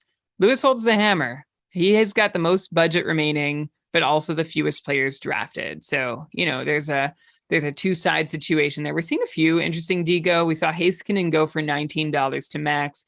We saw Dobson go for $15 to Brendan, which I really like that value. Like Dobson ripped it up last year once he was allowed to sort of perform and be himself. I thought he was fantastic. And I'm comparing him to someone like Werenski, who went for 27, or even Heiskanen, who went for 19. I think that's fantastic value there for Noah Dobson at $15. Rasmus Dahlin went for $18. Even Dobson compared to Dahlin, I like there. And our namesake Erik Karlsson goes for $10 to Laurie for a couple bucks more than he went last year. And I'll name a couple more, and then I'm going to throw to you, Mike. Owen Power just went for $6, and Drew Doughty goes for $6 to Joel, and Drew Doughty goes for $16 to Laurie. Again, so building, making some decor moves over there. Mike, you want to pick one of those moments or a theme there to comment on? Yeah, I think the defensemen that have gone off the board of late are kind of interesting to compare. Like, I agree with you on Noah Dobson at $15. I think that could end up being one of the better defense values in the entire draft. In a multi-category format, he's my number 11 defenseman on the board. Wow. Just ahead of Werenski and Dougie Hamilton. And, you know, Hamilton went for, I think it was $31 over twice his price. Now, I understand Dougie Hamilton probably could score more goals, and goals are certainly worth more in this league. But, you know, it's not as if Dobson is just some 50-point defenseman. He can put up 200 shots. He can put up 100 blocks, you know, those triple-digit hits and blocks. Like, he performs across the board. There are concerns with the Islanders as a team.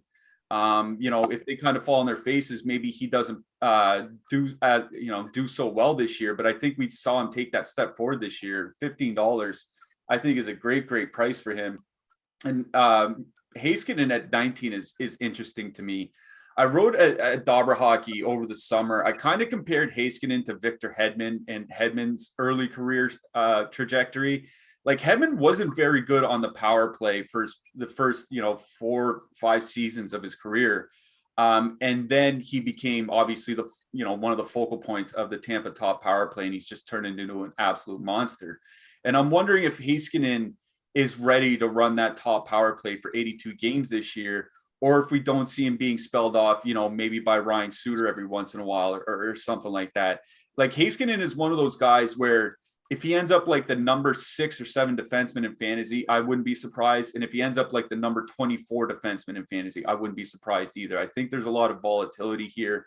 It just depends how he meshes along with that power play. If they can kind of be seamless with that power play with, taking out Klingberg and putting in Heiskanen, if it's relatively seamless, I think $19 is a great price. And then finally, Drew Doughty at $16. All you're hoping for with him is health, right? Like he missed over the half the season last year, but he's running the top power play unit.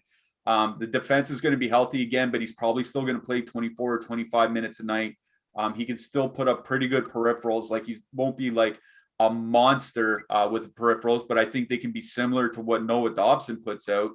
And they're going for, roughly the same price. Doughty went for $1 more. So, I think that's an interesting triumvirate there, that Doughty, Heiskanen, and Dobson all going within $4 of each other. I think they all have a lot of upside from that price, and I don't really see a ton of downside from any one of them. The one I would be worried most about would be Heiskanen. If that power play, kind of falters early on, does he hold on to that role? But as long as he does, I think that those are all really good prices for those 3 guys. This is sort of the part of the auction draft where you hope that, you kind of hit that mushy middle where you're finding guys who are going for relative bargains because people have spent their money. Of course, the risk you take by waiting this long to build your team and having that cash left over yourself is that there's enough left over for you to build with. But I mean, I think we're seeing, we are at that point in the draft where you're seeing some guys who are like, whoa, I wish I might have saved my money for him. We have Rupe Hintz going for $13. Nick Suzuki going for $7 is pretty good. Trocheck going for $12. Did I miss something with Giordano? Is there some news? He just went for $7, and I thought he was like a $1 guy at best. Like, did they get announced that something about Giordano, or am I missing something? Lewis has mentioned. Lewis just wrote Leafs power play 1 ? After Giordano. I haven't seen anything come to my eyes on it. Mike? Now Lewis is kidding. He's kidding. I got Giordano out of free agency a couple times last year. Okay. Well, Max has clarified, just a personal fave. He still has faith. Honestly, I think what we would expect from Jake Muzzin in past years, we could see out of Giordano this year. I think that's a pretty good comp is, maybe, you're not expecting Giordano to put up 65 points, but if you can put up 35, 40 points, 2 shots per game, he can put up 2 blocks per game, well over a hit per game. He might not have the raw points upside, but he's definitely going to bring in peripherals, and he's going to be some guy, as long as he's in the lineup, he's going to contribute week after week, even if he's not putting up a ton of points. So that's why I think that $7 is fine, especially with some of the injuries the Leafs blue line have had. I know they just signed Rasmus Sandin, but there are still a couple injuries there. Maybe he plays a little bit more earlier in the season. I think $7 is perfectly fine for that. Lucas Raymond has gone off the board as Lewis's 6th player after everyone had added at least their 8th. I could have seen that one coming a mile away, Lou. Good job adding your boy Lucas Raymond, who, Mike, had a really okay. So I drafted him last year, felt really frustrated with him after a few games, saw, okay, maybe it's not happening, dropped him. He went off for the next 20 games, but after that, he really still was not doing a whole lot the rest of the way. Like, he was not consistently producing. I think was barely rosterable, except for the upside that we hoped existed. How do you see Lucas Raymond? Do you see him finding some kind of consistency this year? Like, he's in a good spot in Detroit. Is it enough for you to want to invest in him in your drafts? Yeah, it is. I was talking on a betting pod over at Stochastic NHL, which is another one of the websites I work at. I was talking with my podcast partner. We were talking about Lucas Raymond and Seth Jarvis both. I think he saw it from Seth Jarvis last year. Like, there were times where Jarvis was either on the 4th line or a healthy scratch, right? As a rookie, as a teenager, it's really tough to find consistency, especially where Carolina was a cup contending team. Tough to find consistency for him. I don't think that's something, too outlandish for a guy playing his first full season as a teenager in the NHL. I don't think it's outlandish to expect. And with how that compares to Raymond is like, maybe if Detroit was 3 lines deep, 4 lines deep, were a cup contender, maybe Raymond wouldn't have stayed on the top line the whole season, which is what kept enticing fantasy players. But he's a guy a lot of people were very high on when he was drafted. He just had a pretty good rookie season, if inconsistent, but pretty good. Looks like he's going to be top line, top power play still. Like I know what you're saying, that he really didn't bring it, consistently all year long, but I think you kind of have to give him a break for not only the team that he played for, but, his first year in the league, being a teenager. It is a big difference having to play 82 games across 6 months, especially with all the stops and starts last year too, right? Like, let's not forget, like, it wasn't a normal regular season last year for anybody either. So I think maybe that could have hurt him a little bit as well. I don't have any concerns for Raymond this year. Like, I'm not expecting 40 goals and point per game or anything like that, but I'm certainly expecting a 30 goal, 65 to 70 point season from him. Especially where if he should be able to stay on that top power play, even though Detroit got a little bit deeper with their acquisitions. Yeah, that Detroit top power play unit is a big topic of conversation. You don't want to end up with the guy who's left off it, because at 5-on-5, I'm assuming that same person won't be on line 1, which is not where you want to be in Detroit, off line 1 and off power play 1. Yeah, that's why I just want to talk about one other guy. Jason Vrana went for $7. That's my concern with Vrana this year, and it's been my concern with him basically his entire career. Like, if you look at his numbers for his career, he's one of the best 5-on-5 goal scorers in hockey, like, just period, flat out. The problem is that he's constantly stuck on second and third lines. He's rarely on top power play units. Obviously, he was hurt quite a bit last year, but he looks healthy this year. But it doesn't look like he's, at least to start the season, he's not going to be on the top power play unit. So that's another problem with Vrana, is like, if he's on the top line, top power play unit playing 18, 19 minutes a night, I think this guy scores 40 to 50 goals. But the problem is, unless there's injuries or unless he really forces the coach's hand, he's not going to get there. And that's why you're still seeing such depressed ADP and prices on him. Even though he does have that tremendous upside, it's because it doesn't seem like any of the coaches he's had believe that he has that upside, or maybe they just don't want to play him that much because of other deficiencies in his game. I think $7 perfectly fine to pay for a guy that, if healthy, could get to 30 goals. It's just he's going to have his upside capped until he gets that huge ice time and power play increase. Yeah, Vrana and Mantha traded for each other, have that same sort of narrative going where they can't seem to win over a coach. And we thought it was Jeff Blashill's problem, but as these guys move to other coaches and other teams, it's like, oh, maybe we owe. I mean, Jeff Blashill, I think, probably deserves some critique, but maybe not as much for this as we thought. Okay. Mike, I have a growing queue of players that Elon wants your takes on. He's messaging me on the side saying that he'd like your thoughts on some of his picks and some of others. Elon, do you want to come on and ask yourself, or are you busy and you want me to ask? Okay, I'll just ask the first one, but I just quote, like, there was a quote in the chat that I just wanted to get your thoughts on. Our namesake of the podcast went for $10, and necessary cynicism in the chat said Karlsson at 10 is the dark horse best pick. Don't at me. So I'm just curious, like, everyone talks about like Brent Burns going to Carolina and how this is like really exciting for him in a new situation. Is there anything to like Karlsson? Remember when Karlsson came to San Jose and we were like tearing our hair out of like, how could they have Burns and Karlsson? Who's like, what are they going to do? And now finally Karlsson gets to be back in that same position he was in Ottawa, as the clear offensive defenseman. So yeah, I'm curious to get your take there. I think when Karlsson was healthy last year, we kind of saw him not necessarily reclaim the form that he had 5 or 6 years ago, but come pretty close to it. He was definitely one of the engines that kept that team scoring, even though they weren't playing well for most of the season, certainly not outside the top line. The issue with him just comes down to health, and that's been the case for him for quite a while now, is if you can get 70 games out of Erik Karlsson at $10, I think he blows the doors off that value. the problem is he going to play 70, 75 games, or is he going to play 50 to 55 games? And then, if he gets hurt at the end of February and you don't have him for your head-to-head playoffs, then he's of almost no value to you. That's just kind of my problem with him is I think if he can pull a Chris Letang and start getting healthy and play close to a full season, he has 60-point upside in him, even on a team that might not score a ton of goals.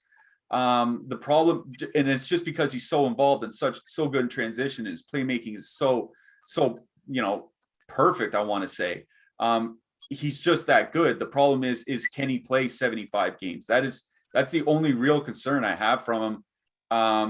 Guys are injury prone until they're not. That's why you saw Chris Letang go for so much earlier in the draft. If Karlsson can stay on the ice, I really do like that for $10. It's just a matter of him actually playing those games. Could be a great steal for sure. So Mike, Elon and I are drafting against each other in another league right now. And I was making a choice between John Klingberg and Erik Karlsson. And I called my shot before when we decided to, well, I said whichever one we didn't take, Elon would. And I ended up taking Klingberg. And I don't know if Elon would have. Elon, you might be ready to I would have comment. taken Karlsson over Klingberg. Right. But if I took Karlsson, would you have taken Klingberg? Klingberg wasn't on my radar for that pick. Yeah. So I mean, I like Karlsson's upside. I really like Klingberg. It was a gut call. Like my head was saying Karlsson. But of course, coming back to all those injury troubles and how droppable he can be sometimes. Who are you feeling between Klingberg and his new situation versus Karlsson and his semi-new situation? I mean, just for, not that Klingberg has a clean bill of health, every season that he's played, but he's certainly been more consistent in being able to play most of the season than Karlsson has. Just for that reason, it would be Klingberg. I don't want to, be playing Erik Karlsson right up until Valentine's Day, and then all of a sudden he pulls a groin and he's out for 6 weeks or something like that, and then I have to go run and go find a replacement for him at the crunch time of the year. That's probably the only reason I would go with Klingberg. But if you told me both guys are going to play 75 games this year, I would say on a per game basis, Karlsson would be the better player in this format. Again, not to sound too redundant, but it just comes down to his health. That's the only thing that really scares me. Yeah, that's it. And also if he plays like last year, I feel like, I had him on a couple teams and I loved when things were rolling, but there were times he was in the lineup and things weren't rolling. And I feel like he also has this tendency to play at less than 100% health, which is frustrating because then he's doing a lot of nothing for you and not, getting any better. I'd rather he just take a seat when he needs to. Elon was also asking about Alex Tuch, who I'm just trying to grab. Elon, you said I didn't see the love for Tuch, but Tuch went for $9 to Mark. He's someone I actually really liked going into my cupful draft, but when the opportunity came for me to draft him, I couldn't totally pull the trigger. And then I saw in training camp that he's not been practicing, at least the last lines I saw, on inside the top 6. He's kind of like getting the Fiala treatment, which surprises me. And I don't know if that's something to not react to. That's just one of those classic things that, this is camp. We're going to look past it. How are you feeling about Tuch this season? Yeah, I'm kind of worried about his upside this year because I think along with a lot of people, have Jack Quinn on the top line playing with Thompson and Skinner. And I believe Quinn and Thompson played together in the preseason game last night. So I suspect that, it'll be kind of like that Lucas Raymond situation where Buffalo's not quite deep enough yet offensively, where if Quinn struggles, like where they can just healthy scratch him or something like that, I think they're going to allow him to play through the struggles.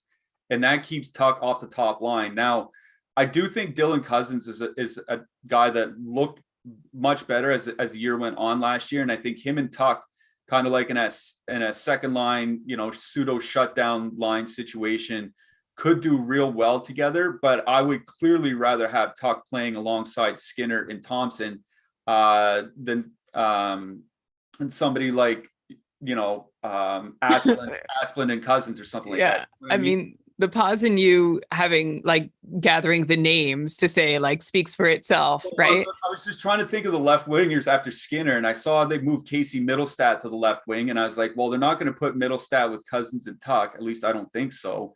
And I was trying to figure out who else is still there, and I was like, I guess Asplund.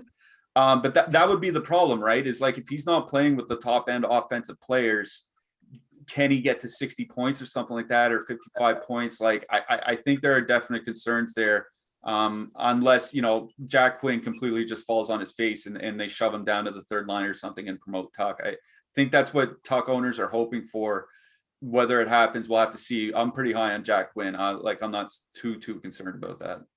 Yeah, I guess the thing is like there's so many pieces in that are moving in Buffalo, and unfortunately Tuck is one of them. Like that's there's a couple guys who aren't moving, like Thompson and Skinner, and it seems like Middlestat is more or less set to on the second line. It would be nice to see Tuck be a little more static. And then the last, by the way, I am keeping an eye on the YouTube chat. So if anybody wants to take on a player taken, or anyone in the draft like Elon wants a live take on a player as well. But a couple more players I'm going to throw at you. So Elon has added 2 cheap centermen, one Ryan Hartman for $4 and one Nick Suzuki for $7. I mean, I'll give you my quick thoughts on Hartman, even though Elon wants yours. My quick thoughts are that I think that's a good season. I'll take yours. Okay. I like it. It feels like there was another guy who went for about $4 who it was always like, yeah, I can't remember who, but it was like, we don't know where he's going to land, but if he lands in a good spot, that's a good price to pay. And I feel that way about Hartman. I get the sense he's going to start the year playing with Kaprizov and Zuccarello. I don't have a ton of confidence he's going to last through the year there, but I think even if you get a few weeks out of him on the top line at $4, like if you can get a few matchups out of him there, I think you've gotten your money's worth and you can move on happily if he gets bumped down the lineup. My only hope would be that it's like a merciful bump. It's not like, oh, is he on? Is he off? He plays a game on, keeps you from dropping him, and then 2 games off, and then, oh, he's back on again. I wouldn't want to see that happen with Ryan Hartman, but I can see, I could see Marco Rossi or Matt Boldy getting a look on the top line and that potentially bumping out Hartman. And then Suzuki, I think I've said a lot on him. So I'm gonna step aside completely for your desired takes from Elon on Hartman and Suzuki. Yeah, I think with Hartman, I know why people are concerned. Obviously, career highs pretty much across the board for him last year. The one thing I will say about Hartman is that he wasn't reliant on the power play for his production, right? I think he only had 1 power play goal all of last season, and he still scored 34. He was a guy that earlier in his career loved to shoot a lot, but he wasn't getting a lot of ice time, so he didn't have the raw shot on goal numbers that look great. Now that he's getting a lot more ice time, you're seeing him you saw him put up 230, 240 shots or something like that, nearly 3 shots per game. I think you see him get 25 goals. You see him get over 200 shots again. If he doesn't get the power play one time, it's not a huge concern. Obviously, you do want him to play with Zuccarello and Kaprizov as much as possible, but I agree with you. I think he might end up sliding down to the second line. But even if he's playing with Goodrow and Boldy or something like that in a more of a sheltered role, I think that's perfectly fine for him. Like at that price, like you're not at $4, you don't need him, to go out and repeat last season and go get 34 goals again. Even if he scores 20 to 25 and puts up 50 points with over 200 shots, I think you'll take that at a price of $4. So I think you might see some pullback as he's moved around the lineup this year, but not enough where $4 looks like, an overpay or anything like that. I think that's just perfectly acceptable. With Suzuki, it's just a matter of how they run their lines, right? Because I think you definitely want him playing with Cole Caulfield. I just kind of worry about an ice time pullback. He was playing a ton after Martin St. Louis took over last year, like 21 minutes a game fairly regularly over the final third of the season. Now that they got Kirby Dach, Christian Dvorak's in the lineup, obviously they don't have a lot of great wingers, but they have a lot of, decent wingers. Like you have Brendan Gallagher, you have Joel Armia, Jonathan Drouin looks like he's healthy. You have Mike Hoffman, not good defensively, but can still score. Like I wonder if that you don't see a little bit more of a spread out ice time. And that's my one concern about Suzuki this year, is that he's not playing 21 minutes a game like he was towards the end of last season, is that maybe it's closer to like 18 or 19. And for that reason, you see a little bit of pullback. It would be nice to see the power play turnaround. Whether they can do that under Martin St. Louis remains to be seen. But I think if the power play can kind of right itself, maybe it'll make up for any of the ice time losses that he sees at 5-on-5. And it also bears mentioning, thanks, Mike, for all like great insights. Also bears mentioning that Suzuki and Hartman are Elon's 4th and 5th center only eligible players. So we'll see how, because he just couldn't pass up those bargains. John Klingberg just went for $10, same as Erik Karlsson. So I feel like that's similar. I feel like I had a lot of fun, or actually no fun at all, trying to pick one of those two to draft, but it's going to be an interesting one to watch through the year. Also, having gone recently, there were a couple that I wanted to point out. Oh, Mikhail Sergachev for $6 to Mark. Klingberg and Sergachev both to Mark. That's the same price as, Torrey Krug went for $5 to Brendan in Melbourne, Australia, and Owen Power went for $6. I'm just going to go on the record here, which I haven't been shy about, and this is no disrespect to Joel, who picked Owen Power, but I don't see room for Owen Power to do his thing, like let alone being a rookie defenseman, which is like a pretty rare place to produce from, but also pushing Rasmus Dahlin and like producing on a Buffalo team that, has a really like a solid top line and an emerging second line, I'd say. So I'm not sure what to make of that. And then I'm going to throw one more name at you. O2, because Rasmus Anderson just went for $9 to Lewis on defense. But the one I'm sorry if I've already said so many names, but I you've been really good at sticking with me through this. Kalen Addison went for $3 to Lewis, who he called a cheap lotto ticket immediately after drafting him. Power play one potential for Addison, right? I'm shaking in my boots as someone who drafted Jared Spurgeon before we saw Addison appear on the top power play unit in preseason. So there's a whole lot of D there. And I wonder if there's one or two situations, specifically the Addison one for sure, and any others that you feel like you've got something to say on. Yeah, I think with Owen Power, I think the best case scenario there is that he forces his way to the top pair and, they move Rasmus Dahlin over to the right side or something like that. And he goes and plays with Dahlin and he's playing 22 minutes a night because he's playing so much at 5-on-5. Because I agree with you, as long as Dahlin's healthy, he's not going to get that power play time. And Dahlin and Jokiharju, are the top pair. I think Jokiharju is one of those players. He's gone from underrated to overrated. I was really surprised to see Boston or to see Chicago trade him away. But I also don't think, especially at this moment in time, that he's a top pair defenseman. So I think I can see a world where Owen Power kind of forces his way to the top pair. And then, maybe they have like a Weegar Ekblad situation going on like in Florida.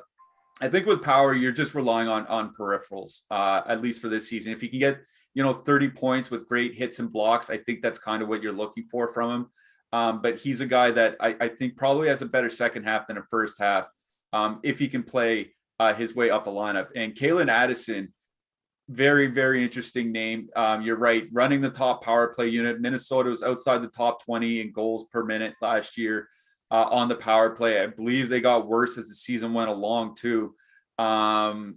He's the guy that's he's supposed to be the number one puck mover, top power play guy of the future for them.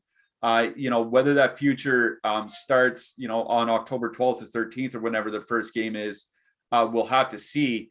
But like you said, a lotto ticket at $3, even if Addison only ends up playing 17 or 18 minutes a night, as long as he's running that top power play unit, I think it pays off for him. So I really do like taking that gamble with Addison at $3, because if things really go right for him, he could be a $13 or $14 defenseman in this setup. Yeah, which is terrible news. I'm going to take this back to me for people who invested in Spurgeon, who even on the top power play last year was not someone who felt consistently rosterable. He's really disappointing. His peripheral contributions just tanked last season. And then he went on a bit of a heater towards the end of the year that I think was like variance fueled. I think he scored like several goals towards the end of the season, was shooting, far above his regular shooting percentage. So I might be looking for a pretty early replacement if that's what happens to Spurgeon, if he gets bumped by Kalen Addison. Joel, not to pile on, but has taken the first player who was not drafted in any KKUPFL division. He nominated Zach Parise, and I'm just Joel. I don't know if you can, if you can or can't jump on. That's cool. I just wonder, were you hoping someone would outbid you on him, or like were you like seeing dollar potential from him? I just saw him as someone who I figured someone would probably bid $1 over, so I was overly stoked to get him. But what can you do? Yeah. Okay. Yeah. And that's like part of it, right? Because you want to try and throw guys out in an auction who are not the ones you're interested in. But as budgets dwindle, you also don't want to get caught holding the bag. Well, Joel, Parise has gone from a $3 Parise to a $1 Parise, and I hope he performs at least like a $3 Parise for you. What else have we seen? Jacob Chychrun obviously taking a huge dip from his value last year. Oh, Joel, you grabbed him too for $10. I grabbed Chychrun. Oh, you grabbed Chychrun. Okay. Well, I was excited because I was gonna, after questioning one of Joel's picks, I was gonna be like, oh, I really like this one, but it's Elon's. Sorry, Joel. I'm gonna find a player that I really like on your team also. You were giving Joel lots of credit at the beginning for early, like Makar and Fox and stuff. And Huberdeau. Yeah. Makar, Fox, Huberdeau, and Demko also, and Binnington. Yeah. So yeah, and Joel's fine. Let's talk about Chychrun. Oh, and Batherson. and Joel got Robert Thomas for $7, who's like the Quinn Hughes of offense. Like if he doesn't produce, he doesn't do a lot. But $7 for, like he could win you a few weeks for sure. So long as he's doing enough to stay on your roster, which I think he will. He's a frustrating own at times, but when he's rolling, boy, does he feel good. Do I have a question? We're nearly 3 hours into our draft. We have 158 drafted players, which means we have just under 100 drafted players to go. Brian, I think the thing you could have talked about, you were starting to, was Jacob Chychrun, who I think is just interesting because there's all these rumors. I'm curious to know if maybe Mike has any insider info or something, but like a lot of rumors about he might be going to the Oilers. Like all the talk about, Barry and, the various guys who might Bouchard. Like imagine if like Chychrun is dropped there. What does that mean for everybody? Yeah, I actually just wrote about Chychrun last week over at Dobber Hockey because there is a lot of variance in his ADP, draft to draft, depending where you go. You don't really want to see him stay in Arizona too long, right? Because as long as Shane Gostisbehere is there and Gostisbehere is doing what he can do on the power play, then Jacob Chychrun, unless they run a 2-defense power play, is going to be on the second unit. And like, I couldn't name you one guy that would be on that second power play unit in Arizona. But on the flip side of that is he's not a guy that needs a ton of, goals and assists to bring value in this kind of format, right? 3 shots per game last year. If he plays a full season, he can put up over 100 hits. He can put up over 100 blocks. Those peripherals certainly do mean a lot in a format like this. So even, if the points are dry in Arizona, no pun intended there, he can still bring something week to week. And what you're hoping for is that he's traded early in the season. You're hoping, by American Thanksgiving or something, he is shipped off to Edmonton, or he is, shipped off to, Dallas, or, Florida somehow finds a way to make room for him or something like that. That's kind of what you're hoping for. Where he goes, if he goes to a contender, he might not get the top power play when he gets there, right? Like if he goes to Edmonton, he's going to have to contend with Bouchard and Barry. If he goes to Florida, he's going to have to contend with Aaron Ekblad. If he goes to Dallas, he's going to have to contend with Heiskanen and maybe even Ryan Suter sometimes. So I don't think you should be counting on him for top power play minutes no matter what this year.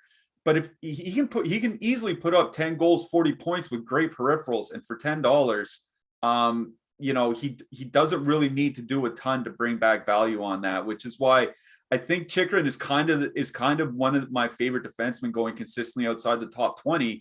in multi-category formats. It's because you don't need 55 or 60 points from him for him to return that value.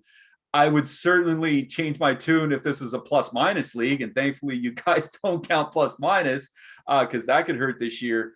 But as long as you're not expecting top power play minutes from him, no matter where he goes, I think you'll be pretty happy with what he does this year as long as he stays healthy.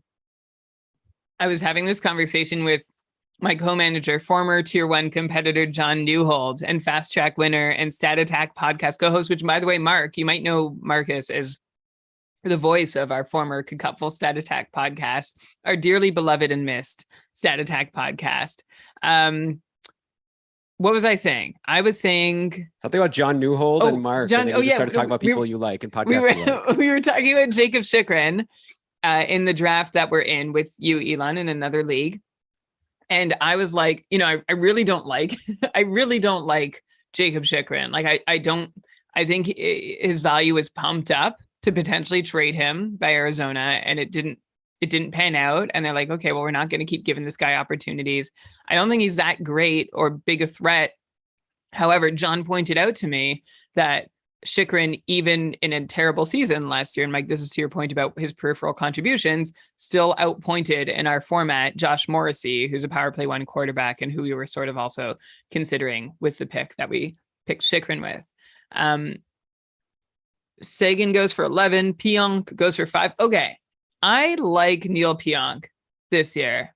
I don't know, like $5 at this point, whatever. Like money's precious, so it's hard to judge exactly how much that's worth. I think there's a chance he can get back up on the top power play and at least have like a Chychrun-like season of peripheral contributions. They went missing last year.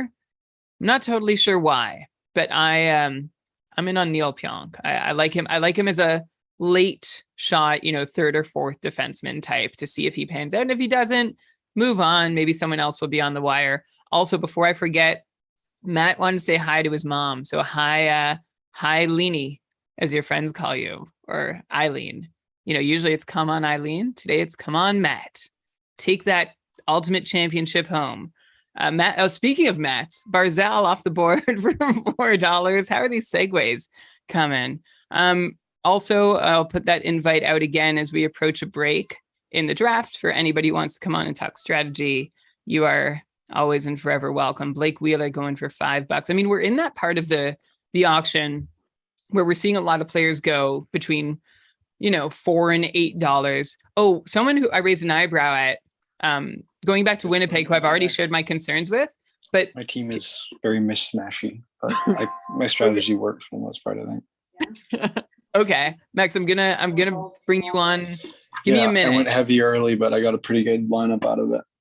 Okay. Except the fucking guys who took language, Max. Nice. Language. The guys who took McDavid and Matthews, who I wanted to target, they each went like over $100, which is just like obscene. Like everybody's like, holy fuck, like what is your strategy? What is happening here? There's like 80 was what I was willing to spend, which was a lot. And they went over 100 on those. This is a different draft also. They didn't go for that much. What is Max know that he's on this is unmuted? I don't know. I'm gonna mute him. Max, then you can unmute yourself. It felt random. We'll get out the censors for that. Apologies if we don't manage to. Also, hello to all the dogs listening. You, especially Tom's, Hopplenuts. Apparently, this is good listening for dogs. I'll take that for what it's worth. The question I was asking you, though, Mike, was about Pierre-Luc Dubois going for $8 to Ryan. I actually really liked that. I feel like Dubois could be in for a good season. Like we were expecting back when he was, about a 60-point player in Columbus. I had hopes for more from him, but I knew in Columbus that wasn't going to come to fruition. And then like life has kind of been a mess for him since then. But last year, he was a guy who stepped up his game. I didn't see any cracks in his game, like on the ice or on the stat sheets under the hood. And I feel like $8 for him. I don't know. Let me put this to you, Mike. Pierre-Luc Dubois for 8 versus Nick Suzuki for 7. Who do you like, and how are you feeling about Dubois in general? Yeah, I agree with you on Dubois this year. I think he's kind of being overlooked a little bit just because of, like all that offseason drama that you did talk about. I have Dubois and Suzuki ranked fairly close to each other amongst my center rankings. Now that's in leagues that are a little bit different from this, but you look at what Dubois did last year. Almost 30 goals, 60 points, triple digit hits, almost 3 shots per game. Like if he does that again, a perfectly acceptable price down at $8. I think the concern with him would be if he does get traded in February, where does he go and what does his role look like when he gets there, right? Like, does, Carolina swing a trade for him and all of a sudden Pierre-Luc Dubois is the third line center in Carolina on the second power play unit? That could really hurt when it comes to head-to-head fantasy playoffs in March and April. I think that's kind of my concern with him in a format like this is you don't know where he's going to end up if he gets traded. It's certainly not a guarantee that he gets traded, but it looks like he will be.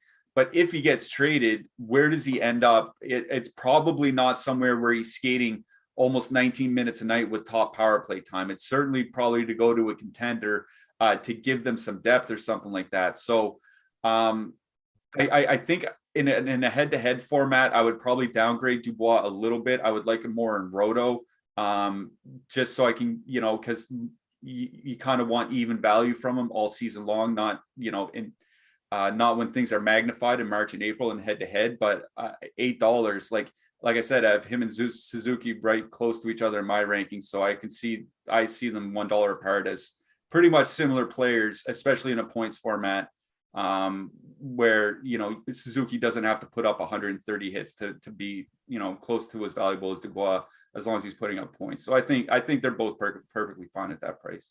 Okay. So some nice endorsements there for Dubois. I'm glad we're on the same page.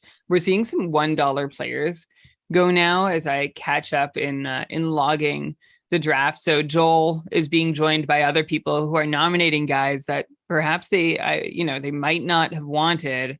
Because towards the end, when it's essentially turns into a snake draft, when everyone only has a buck a player left and you can't beat, so you nominate the guy you want, and that's it. But here, we've seen 3 of the last 4 players, go for a buck.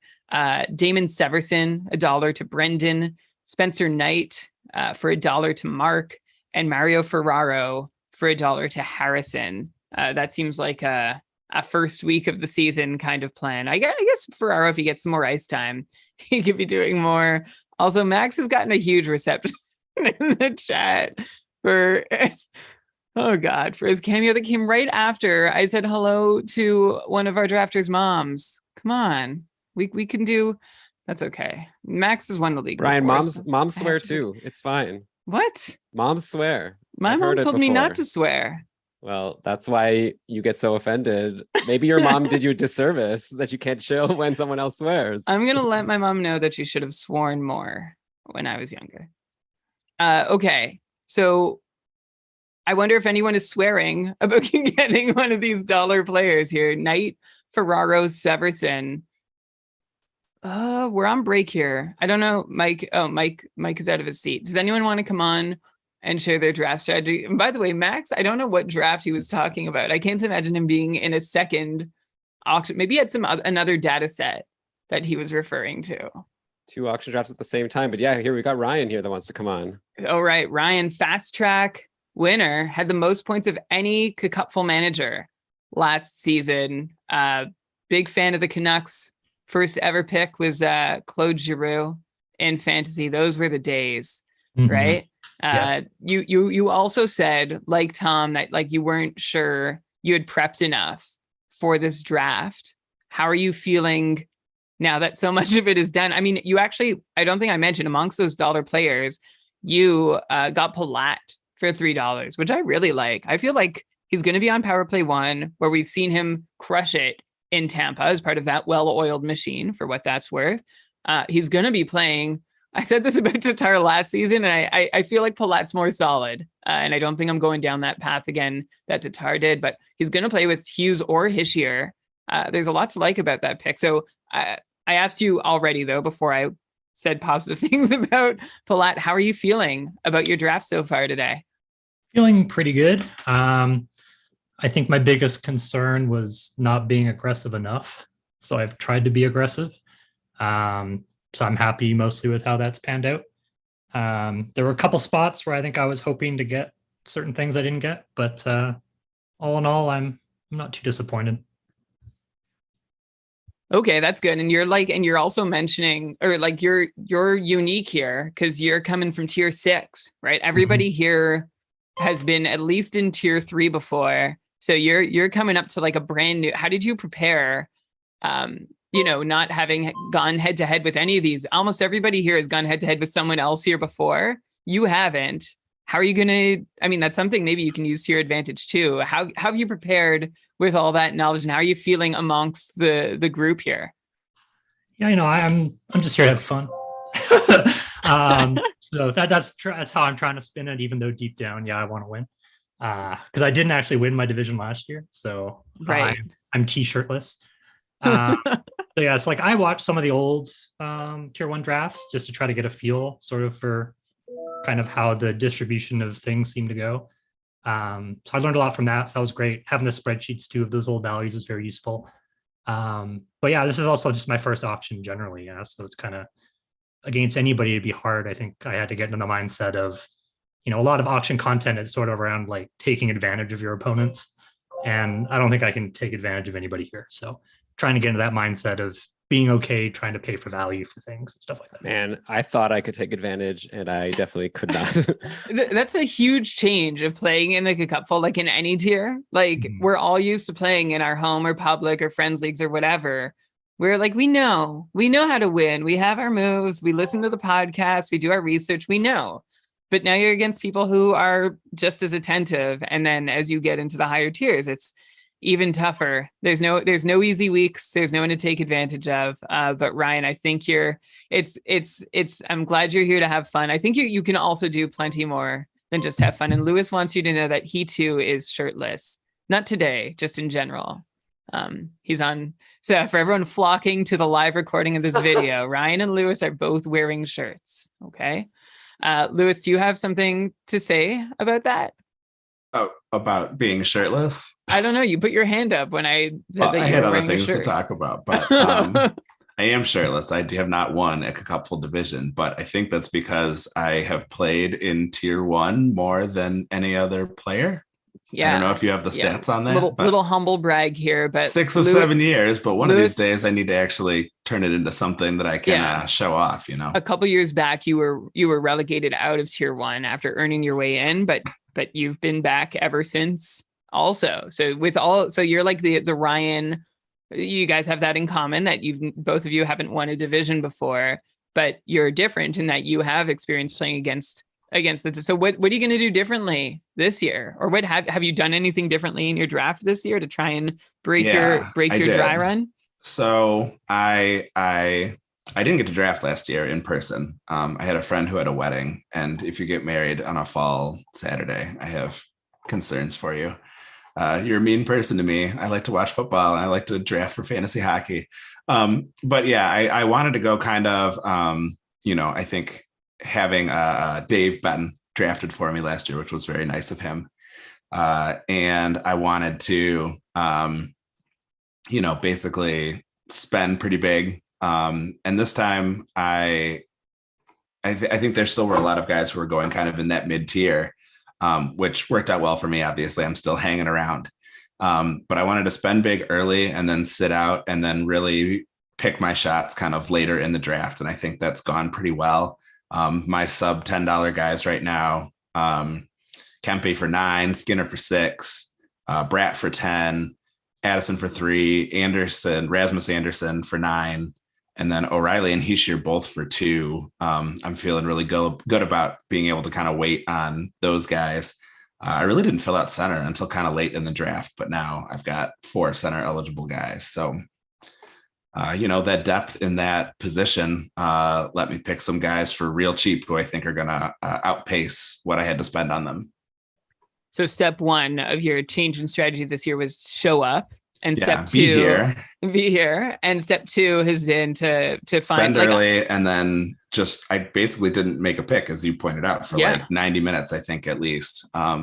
and then you did rattle off, like you just mentioned them all, but it rattled off a bunch of $10 or less players who have been like, who all could perform above that. So you're looking for that late upside when you hold the hammer on other drafters, like Skinner for 6 and Kempe for 9. I really like both of those picks as guys who can outperform their possible. All your guys could, but those are the ones that I see as could be the most likely to do it.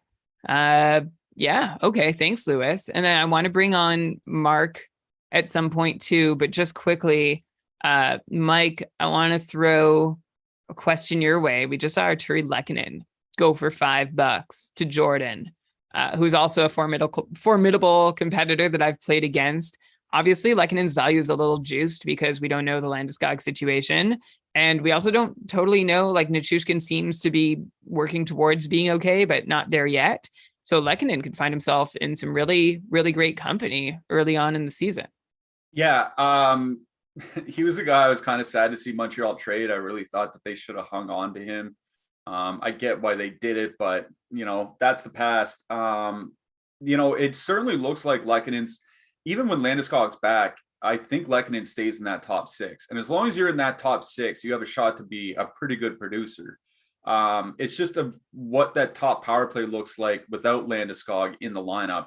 I suspect Lehkonen's going to be able to hold that down on the top power play unit. McKinnon, Rantanen, Nichushkin, and Lehkonen. But maybe they want to give Alex Newhook some exposure. Maybe Evan Rodriguez kind of forces their hand a little bit. We'll have to see what happens. But I think at least until Landeskog comes back, Lehkonen has an opportunity to be a pretty impactful fantasy player, because he's not a guy, he's not a guy that doesn't bring peripherals, right? Like, he was over 2 shots per game last year, only playing 15 minutes a night. If he's playing 17 to 18 minutes for Colorado, especially through the first, 6 or 8 weeks of the season, he's going to be well over 2 shots per game. He's going to be over a hit per game. He's going to put up points playing that top 6, probably top power play. I really like Lehkonen's outlook for the entire season, even once Landeskog's back and healthy.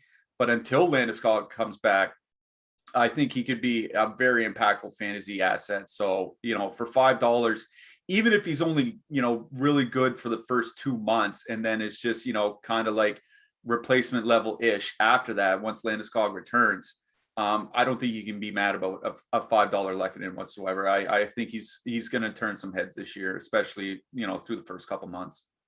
Sort of in line with some of those other guys we've mentioned who, you can draft them. And even, if you just get some short-term value, if they help you get off and running this season, then great. And if they hang around longer, even better. Nick Schmaltz just went to Matt for $2. I don't know. I have my concerns about Arizona because of that crazy road trip they're on at the start of the year, where I think they have a 14-game road trip. They're basically away for an entire month. And that concerns me. And I've mentioned on the show, like, if you don't draft Keller or Schmaltz or Gostisbehere, maybe try kicking tires around mid-November to see if you can acquire them just as Arizona's schedule stabilizes and they're at home for a bit. But at $2, I couldn't pass up Nick Schmaltz at all. I think that's a savvy grab for Matt, who was earlier lamenting how much of his budget he'd spent. I think that's an example of him making the most of what's left. Yeah, I agree. Schmaltz is a guy that I've always liked. I've always liked his playmaking ability specifically. I think the problem is in this kind of format is he doesn't shoot much, and he certainly doesn't hit. So there are limitations to what he can do. Like, we saw Arizona go on a crazy 6 or 7 week absolute bender. I think it was like February and March last year, where everybody in that top 6 seems like they were scoring pretty much at will. The problem with Schmaltz will be, when they're not really clicking at a high level, he doesn't bring anything else to the game to kind of support playing him night in and night out. So for $2, he'll definitely return that over the course of the season. But you're definitely going to have the depth where at some points you're going to have to bench him just because of the nature of his team. Maybe Keller's not 100% completely returning from that injury that he suffered from that fractured leg at the end of last year. So I think for $2, it's fine. He'll pay that off over the course of the season. I just think there are definitely going to be stretches where he's going to be riding the pines. You just have to have the depth to be able to replace him. All right. Yeah, I think that's it's like maybe like a poor man's Robert Thomas, or maybe just similar. Yeah, you're gonna have to weather those tough times. Yeah. Okay, Mark, your team is full. You're done. Yeah. What time is it in Dublin right now?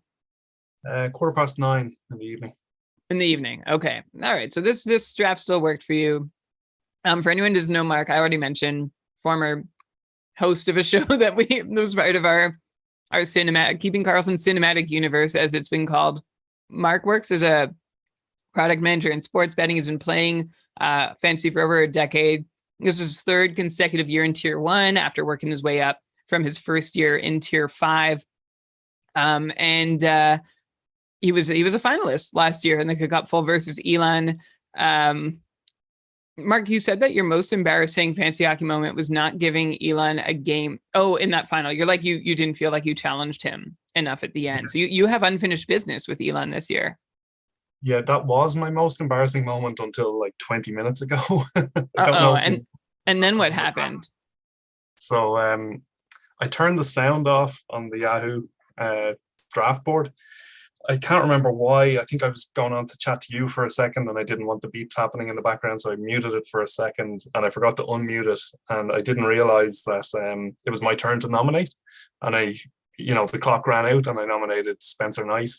I didn't so, him at all. So one of those dollar bids was unrequited. It was not wanted.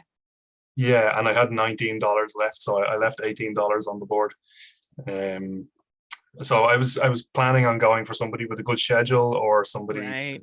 I'm sorry, Mark. That is like you can't take it with you, obviously. So you probably could have done more with it. You could have picked anyone. I don't mean to rub it in, but that's unfortunate. Yeah. But I mean, on the bright side, I mean, you had all that money left over because I think you were picking. I mean, I don't know how much you were listening, but your picks were several of my favorites early on.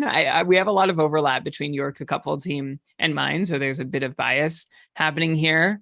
But you, how are you feeling about I like that your message, like we did a little survey, and your message for your Tier 1 competitors was that if you've outbid me in the auction, you've paid too much, which is just like serious, arrogant smack, which I love.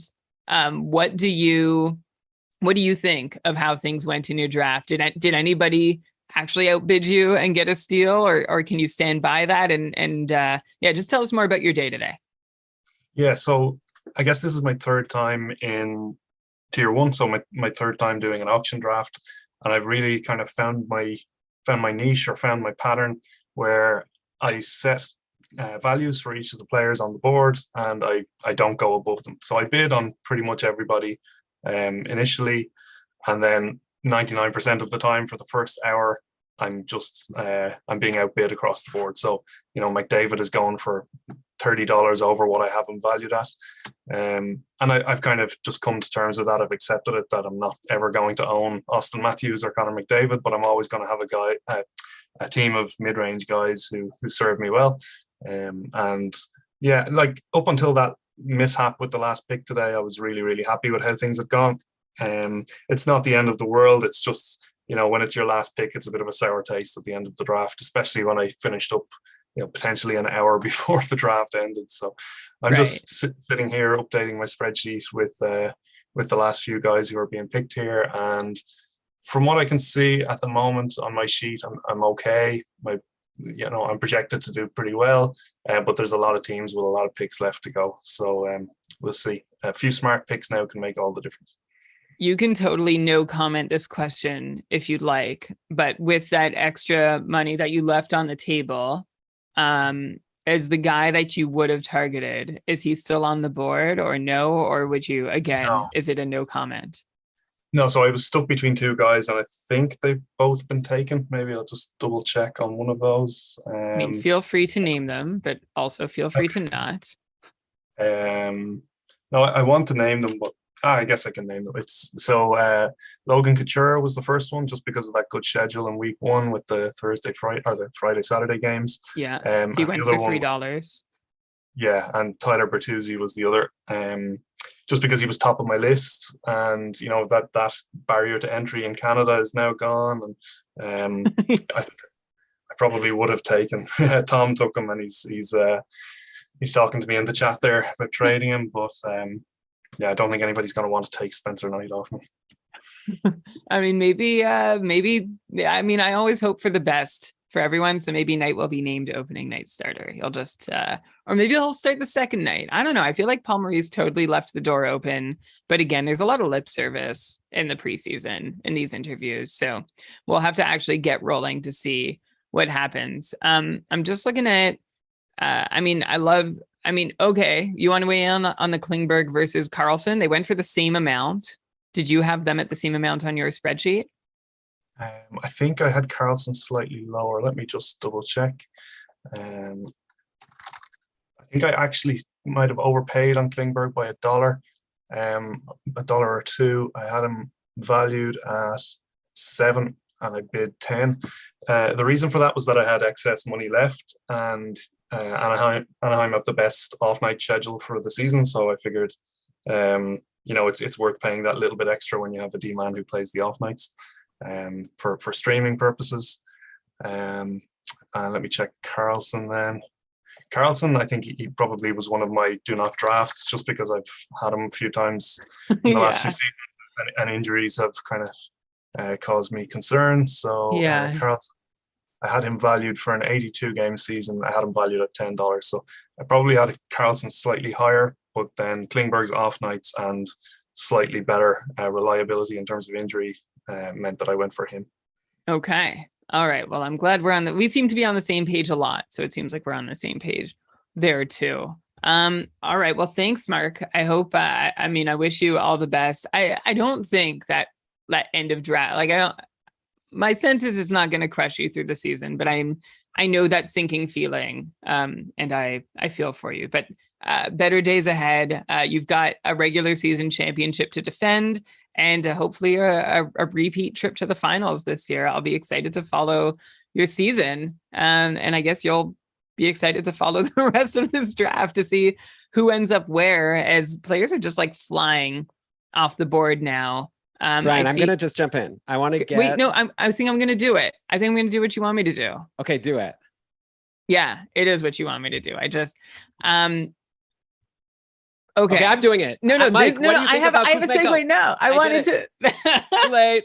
I want to say last year we were all about $2 Kuznetsov, and this year, Elon, you have succeeded in acquiring a $2 Kuzmenko. Mike, where are you at on Kuzmenko and his upside, especially at just the low price of $2? Would you like to pat Elon on the back for? I mean, at this point in the draft, I'm just going to say, there's a lot of back padding to be had. A lot of guys going between $2 and $5. It's not much of a risk, but relative to those other guys like Lafreniere, Brock Nelson, William Eklund, Mikael Granlund, Jared McCann, Logan Thompson, Anthony Mantha, these are all other $2 or $3 guys at this point. How do you feel about Kuzmenko in there? I think it's less important how we feel and more important how Vancouver feels about him, because it seems like they're pretty high on him, right? Like, he's definitely been skating with Elias Pettersson quite a bit in the preseason. He's kind of been moved around. Like, the wingers have all been mostly moved around, but he's been skating quite a bit with Pettersson. He's been getting some top power play time as well. And with Brock Besser injured to start the year, that doesn't look serious, but it certainly looks like there might be a spot on the top power play unit for a shooter to kind of replace Besser. And if Kuzmenko takes that spot, I don't think Besser gets Wally pipped, but maybe Horvat does, right? You know what I mean? Kuzmenko looks great next to Pettersson and on the top power play unit through the first couple of weeks of the season. I think he might end up forcing Boudreau's hand and him staying with Pettersson and on the top power play unit. And then maybe Horvat is the guy that gets moved off the power play. So I'm I'm always dubious about guys being brought in, in their mid-20s or whatever. We can't all expect them to be like Kirill Kaprizov. But it certainly seems like Vancouver likes what they have and the way that he's been playing so far in training camp. And for that reason, he's kind of been moving his way up my draft board, even though he was a guy that I wasn't necessarily targeting through the offseason. The hype is for real, and Elon's driving it further. Elon, how high were you prepared to go for Kuzmenko? I think $3, but I just feel like, first of all, I needed left wing because for some reason I accidentally faded left wing in this draft. And then also, it's my turn to nominate. One sec. Yeah, I just think that Kuzmenko, if he's going to be top line, top power play, at least while Besser's out, why not take a shot and then see if he can be for real? If not, obviously, I'm not going to hold on for long if he sucks. I'll just drop him. Oh, just got Ryan Pulock for $1. I was going to update who you nominated, but there it is. It's $1. I'm looking at the max bids for everybody left. Lori holds the hammer, can go up to $4. Everybody else is between $1 or $2. Except for Phil, who can go to $3. So we're nearing the snake portion of this auction draft. But I think Pulock is pretty good for $1. Brendan also just finished his team with Chandler Stevenson for $1 after adding Bertuzzi for $6, who might have rightfully belonged to Marcus, but I'm not going to wade into that ethical debate. It's not a debate at all. Victor Arvidsson for $1 to Harrison. I like that. I think the power play is the big question because he wasn't on the top unit for a lot of last year. But Mike, I see you nodding about $1 Arvidsson. I mean, he's been on the top power play at least so far in the preseason. So they've been running the top line: Kempe, Kopitar, Fiala plus Arvidsson with Doughty. That's been the top power play. The thing with Arvidsson, it's kind of like what we said about Timo Meier. It's just the lack of power play production is what's kept his best seasons from being truly great seasons, right? But even if he's not on the top power play, like he only had 8 power play points last year. Like, even if he only gets 8 or 10 this year, but he's still putting up 3.5 shots per game on what, that second line for Los Angeles was one of the best in the league last year. If all he is a 20 to 25 goal, 55 point guy that puts up 250 shots or something like that, that just blows the doors down on a $1 bid. Like on a relative value basis, it can end up being one of the best buys of the entire draft. Speaking of someone else who could be one of the best buys of the draft, we've just seen Jared Spurgeon go for $1 less than Kalen Addison to Joel. Goes for $2. So if he can hold off, Mike, you don't seem. Is this a foregone conclusion for you? Like, is Spurgeon over and Addison is the new hotness? Like for sure. No, it's nothing's for sure in Minnesota. I think they're at the point where whatever works is what they're going to go with. And certainly if Kalen Addison's working early in the season, they're definitely going to stick with it. And it's something that absolutely could stick all year. But Jared Spurgeon had 0 power play goals last year. Like it's not like his goal total was a function of just scoring a lot with the man advantage. And he's a guy that usually shoots relatively high percentage-wise for a defenseman.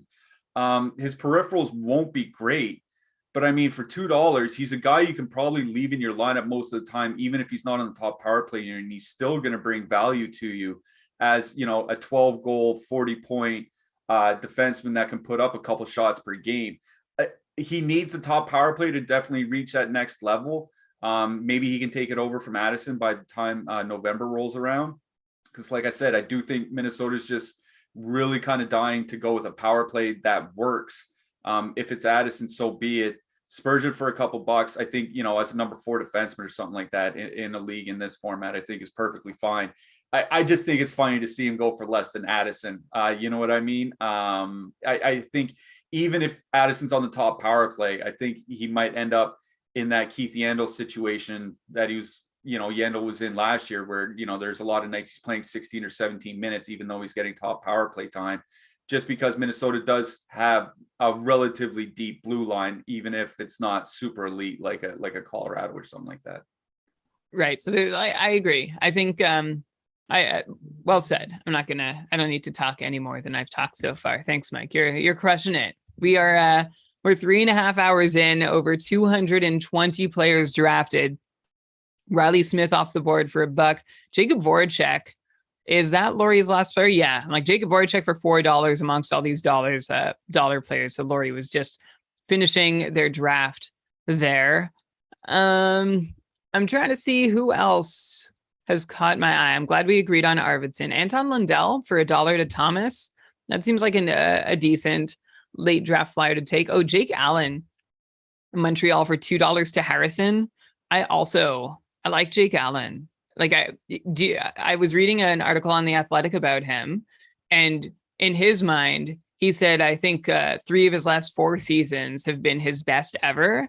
And like, he's just, it's taken him a while to get there. His last 2 in St. Louis and his first 2 in Montreal. The numbers slightly disagree, but 2 of his last 3 seasons, like his Delta Fenwick save percentages are not just above expected, but well above expected at 5-on-5. And I think that's really promising. He also seems to be like embracing this role as a transition goalie for Montreal, and like is ready to play, to be the goalie they're looking for, and not to be sad or mad that he's stuck on a team where he's not going to win. He said he's had his chance to win. He's happy to help build something new in Montreal. I loved everything about that article, and it made me like him even more. I think he's a nice late get. Yeah, he's a guy that because when he just signed that contract, it was the exact same thought that I had, that he was playing much better hockey once he crossed into the 30 years old territory than he was earlier than that. Like, I don't know necessarily what it is, and I think this type of format probably plays better. Like we were talking about with Elvis Merzlikins, this type of format probably plays better than it does if you're relying purely on goals against and save percentage ratios. Just because, I don't think Montreal's going to be very good defensively.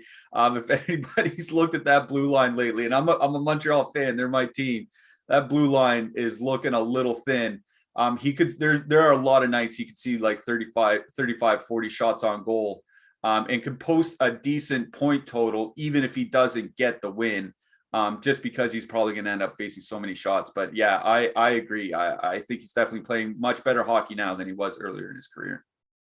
If your league rewards value, take a look at Jake Allen late. Like, he's probably going later than Matt Murray and Philip Grubauer, probably the last workhorse number 1 that you can find in a draft. And obviously, if wins and goals against are important to your league, he's not going to be that helpful. But I think he will be helpful for saves and save percentage. And games started. If you're looking to reach minimum starts, he's your guy. Colton Parayko off the board for $1 to Ryan after Jack Quinn goes for $1 to Max.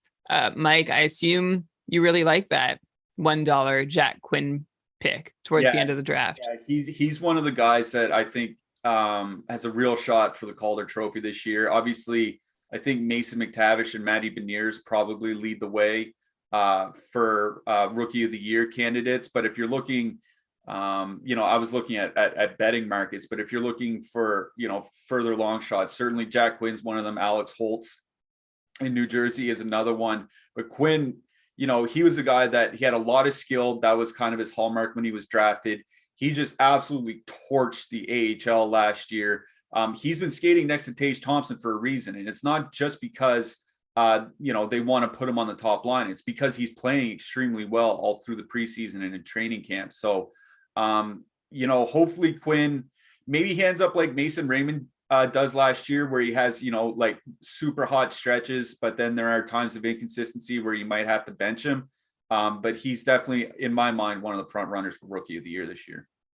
All right. We are basically snaking now to the end. Brandon, our graphic designer at brandonweeb.com, is the last person who has a $2 bid available to them. So they can use it on anyone that's nominated that they want. Everybody else just has to accept that they're not going to get a player that's nominated. Who did I see go that was interesting to me? Oh, it's Gostisbehere went for $3 not so long ago. Oh, I've missed it. I mean, can I just jump in for one second? Yeah. That Riley Smith for $1 is really, really interesting to me. I was looking at Corey Snager shutdown line on Twitter. He's a guy that does a lot of game tracking, manual game tracking, and he tracks scoring chances and scoring chance assists and things like that. Riley Smith graded out very, very well in scoring chance creation last year, both him taking his own and creating others for teammates. And I think in the latest lineup iteration for Vegas, he was on the top line with Jack Eichel and Phil Kessel. Now, whether he gets top power play time, I think that's an entirely different question. I'm not sure that he does. But even secondary power play minutes playing on that top line, I think he played pretty well last year, and the team being unable to score really hurt his overall numbers. You know, for $1 skating, at least he's going to be starting out on that top line, getting a real good opportunity. I really like taking that flyer on Riley Smith. I think if things go well for him, you can see a 60-point season out of him. Me too. This is what I thought last year about Riley Smith, and he was so frustrating, but I'm ready. Like, it seems like Vegas is ready to maybe try him out in a new role and give him some top billing. I picked him late in one of my drafts too, and I'm happy to see him. How do you think he compares? I found the guy I wanted to ask you about, Mike. How do you think Riley Smith compares to Jake DeBrusk at the end of a draft? That was Lewis's final pick to complete his team. I don't know. I've been burned by this guy so many times. I know he's in a good spot next to Bergeron for the moment. Are you interested in DeBrusk again, or for the first time, or never again? Yeah, I'm wondering how this is going to work out in Boston, because, you know, Pavel Zacha had been playing left wing top line with Bergeron, but he got moved off there recently. I think AJ Greer was there this morning in practice with Taylor Hall now injured. And, you know, does Jake DeBrusk get moved down to the second line in Taylor Hall's old spot? And maybe they move David Pastrnak back up to the top line alongside Bergeron. Like, with Marchand and Taylor Hall out, I think you're going to see a lot of fidgeting in that Boston top six. And it's kind of the reason why, like, I'm not very high on really any of the Boston skaters, certainly not through the first 6 weeks or so of the season. Those, you know, between with McAvoy and Marchand and Taylor Hall, those are three pretty significant pieces missing, you know, probably at least for the first month of the season. They just said Hall's week to week, so we don't know exactly how bad it is just yet. But week to week right now isn't a good sign. So I'm not super high on DeBrusk. I'm not really high on the Boston point producers at all. I know Elon might not like to hear that. He took David Pastrnak. But I'm real concerned about that injury situation in Boston, because you're relying on all those guys to come back close to 100%, you know, 4, 6, 8 weeks into the season. And if they're not, those are some really big holes the team has to fill. Okay. Yeah, I'm glad that you share. I feel alone sometimes in sharing my like pessimism about players, and I don't want to be the last one poo-pooing a guy. So it's always nice to hear. I don't think we want to be poo-pooing Pastrnak though anymore on this show. If Mike wants to invite to next year's. Oh, I didn't hear the poo-poo Pastrnak. Yeah, he said that Boston is concerning. Yeah, it's all the players took that personally are concerning for me. That's the only thing. No, fair enough. We are done. It's over.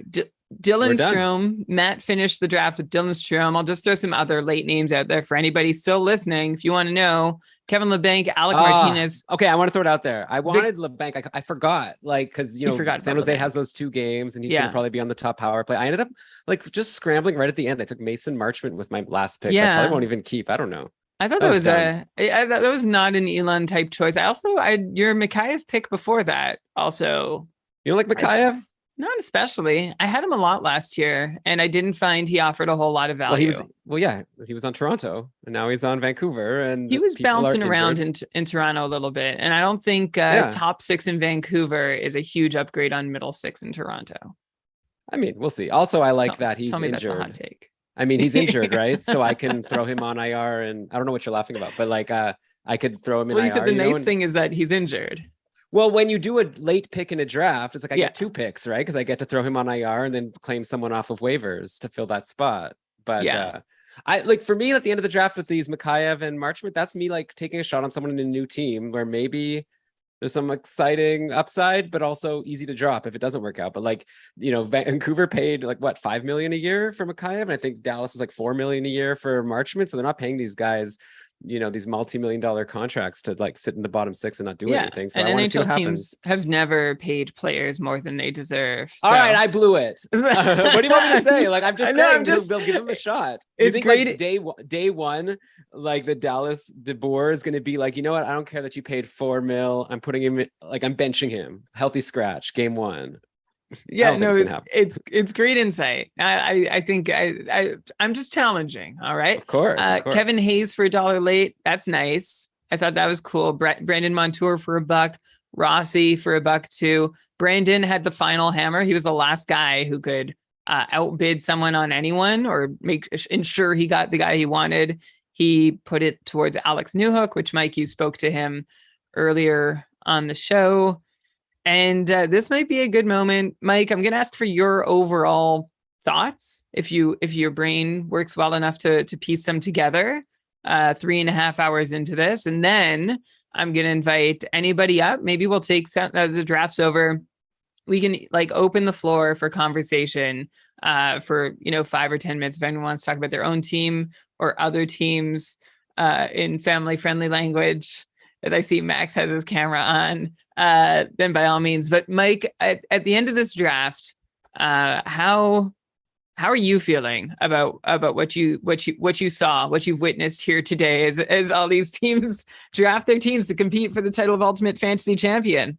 I mean, I think you saw, obviously there are a couple guys, they said there was a disconnect, and then there's one that forgot the sound, and those things definitely happen in every kind of draft that you're in. But I think what you saw was a lot of people that had their values for their players, and you didn't really see any outlandish bids on certain players. Like, I think that some of the ones we've talked about is maybe like Gabriel Landeskog, because we don't know how healthy he's going to be.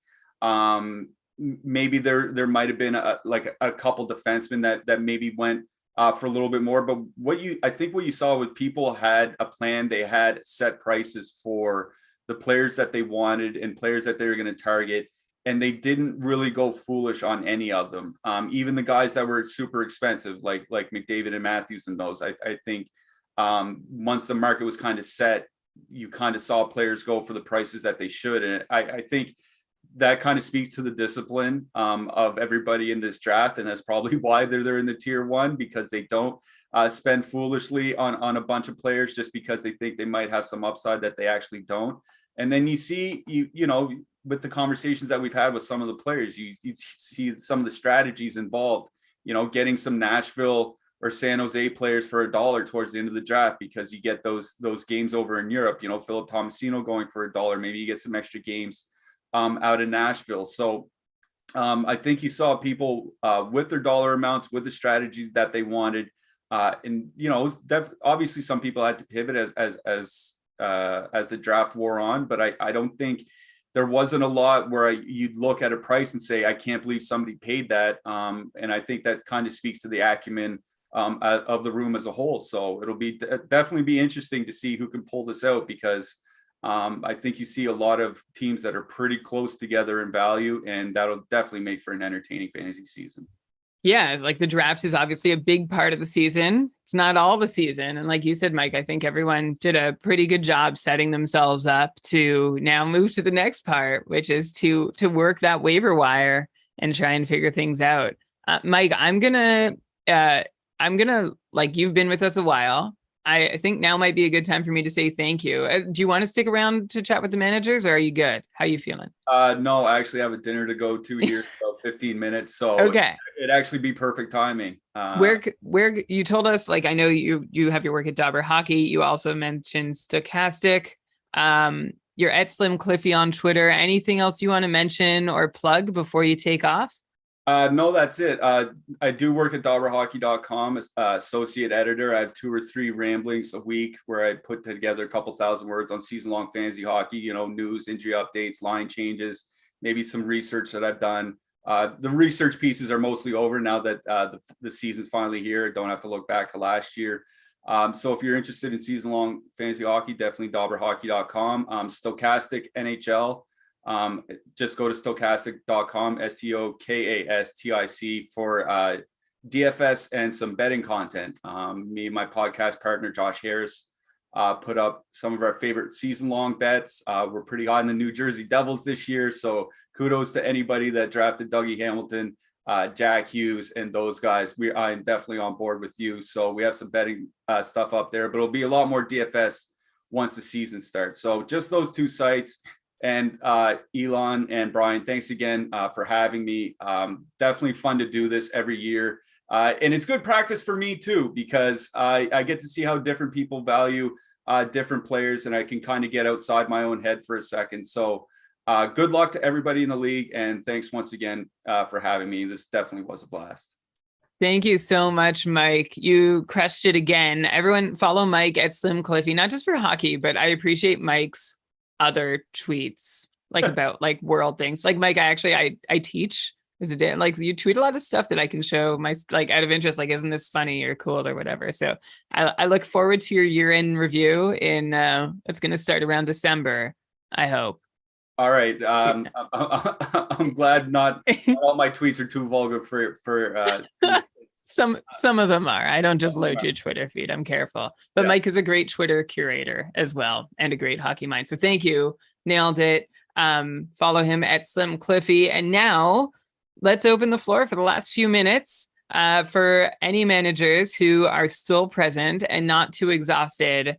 Like you got, I've been talking with Mike for most of this time. You've been thinking and watching really hard. I'm not sure, you might be more exhausted than I am. But I'm curious to hear someone's thoughts. If you want to throw your hand up virtually or physically, I'd be happy to call on you. But Elon, I see you're already raring to go here. So why don't you oh, no, you're not? No, I was just waving goodbye to Mike. No, I definitely want to chat with the crew. Well, you're unmuted. So I also thought that meant you're... I'm always unmuted because I use a separate app called Mutify so I can control my muting from my keyboard. A little pro tip as a podcaster. Yeah, well, I'm going to tell you and apologize to everybody that you will hear more noise than you normally would have during a regular Keeping Karlsson show. But that's just the nature of the live broadcast here with a million things happening. Okay. Anybody feel like stepping up to the floor to be the first one? Max? Okay, Max. Putting a lot of trust in you here. How you feeling about your day? We lost Max. Oh. Okay. Can you hear me now? Yeah, there you are. Oh, sorry, I muted myself. So I'm going to run quick, so I thought I'd just jump in. Good job, everybody. That's very friendly. So are you who do you think has the better chance after this draft of being the first two-time champion in the KKUPFL between you and Elon? I don't know. I mean, I feel pretty confident with my team this year, but like you never know until things really start going. So I'm feeling happy. I had a few kind of iffy moments, but I think I recovered all right. Yeah, so you started off with McKinnon early, was a big splash. Marner, also another big splash. You had Georgiev and Matt Murray as your goalies, which was an exciting tandem. Yeah, I was hoping to spend less than 25 on goalies. So I was happy to kind of snake in a couple starters and just get that out of the way. Yeah, and you did. I think... I'm very interested to see how that works out for you. And like, I don't say that in like, oh, I'm interested. Like I legitimately am. That's not like a side eye kind of comment. It's definitely a leap of faith with Murray. I think he can make or break the early season for me at least. Yeah. All right. Thanks a lot, Max, for joining us. And then take care in where are you? Somewhere in Manitoba? Victoria. All right. Enjoy the beautiful. Well, thanks, yeah.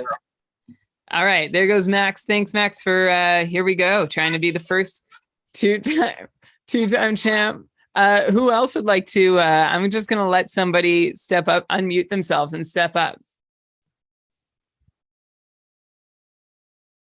That was not successful, Brian. Brandon, what's up? I'll chat for a little bit. You don't want to hear what's happening in this room. So yeah.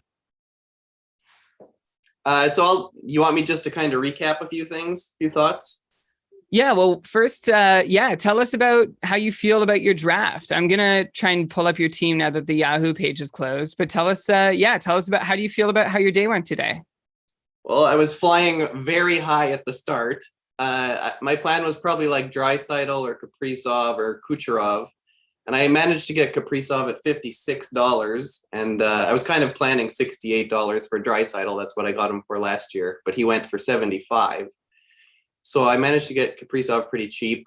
And then I guess I was feeling kind of lucrative. So I went for Kucherov and I got him at 58. And I thought those were both pretty good values. I got Vasilevsky last year at, 32 or something. And I got him again at 28. I wasn't planning to get him. I was planning to get Markstrom and or Hellebuck. And then I got Hellebuck too. So got a lot of high end guys and I was riding high. And then I got a little tired, I guess. And I pressed a little too many times on Kadri. Yeah, I saw you disappointed that you ended up with Kadri. Yeah, like I guess he's a swing, right? It's possible it pays off, but that's where I started to flounder. And then the middle of the draft, I was so set on certain guys that I wasn't looking at who's actually good. And I think I was overpaying for some guys like Stützle, maybe Toffoli. And boy, I was starting to reel. It was not great. But I think I did all right in the end. I got Puljujärvi because of how many times you've talked about him. Forsling seems decent. And if Couturier comes back for $2, I think that saves me on the Kadri pick. Yeah, I like that Couturier pick for sure. Puljujärvi, I'm not talking about him too much this year. I got to say, I'm a little worried that like Edmonton's done. He doesn't fit in the top 6 there. He'll just be cast off. But you mentioned another one of your late picks that I did like to make up for. Forsling? Yeah, I think that's a nice depth D option. Also, you joined Joel as being the only ones to draft someone who was not drafted in any KKUPFL division this year. Do you know which player that was? Kotkaniemi. It was Jesperi Kotkaniemi. Oh, I'm so pumped on him. He averaged 12 minutes last year a game, and now he might be second line center. So if he gets bumped up to like 18, and if he pulls a Couturier, remember he was young, high draft pick, defensive, and then he started getting points. So that's what I'm hoping for.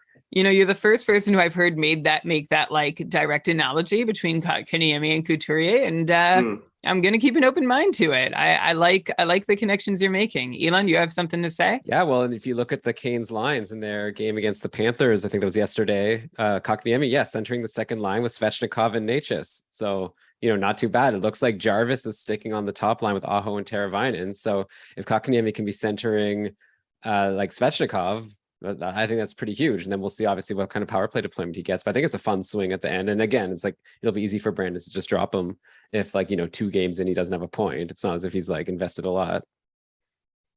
Yeah, I like it. My other guy that I really wanted was Byram. I think he's going to get at least 53 points, even though he's not.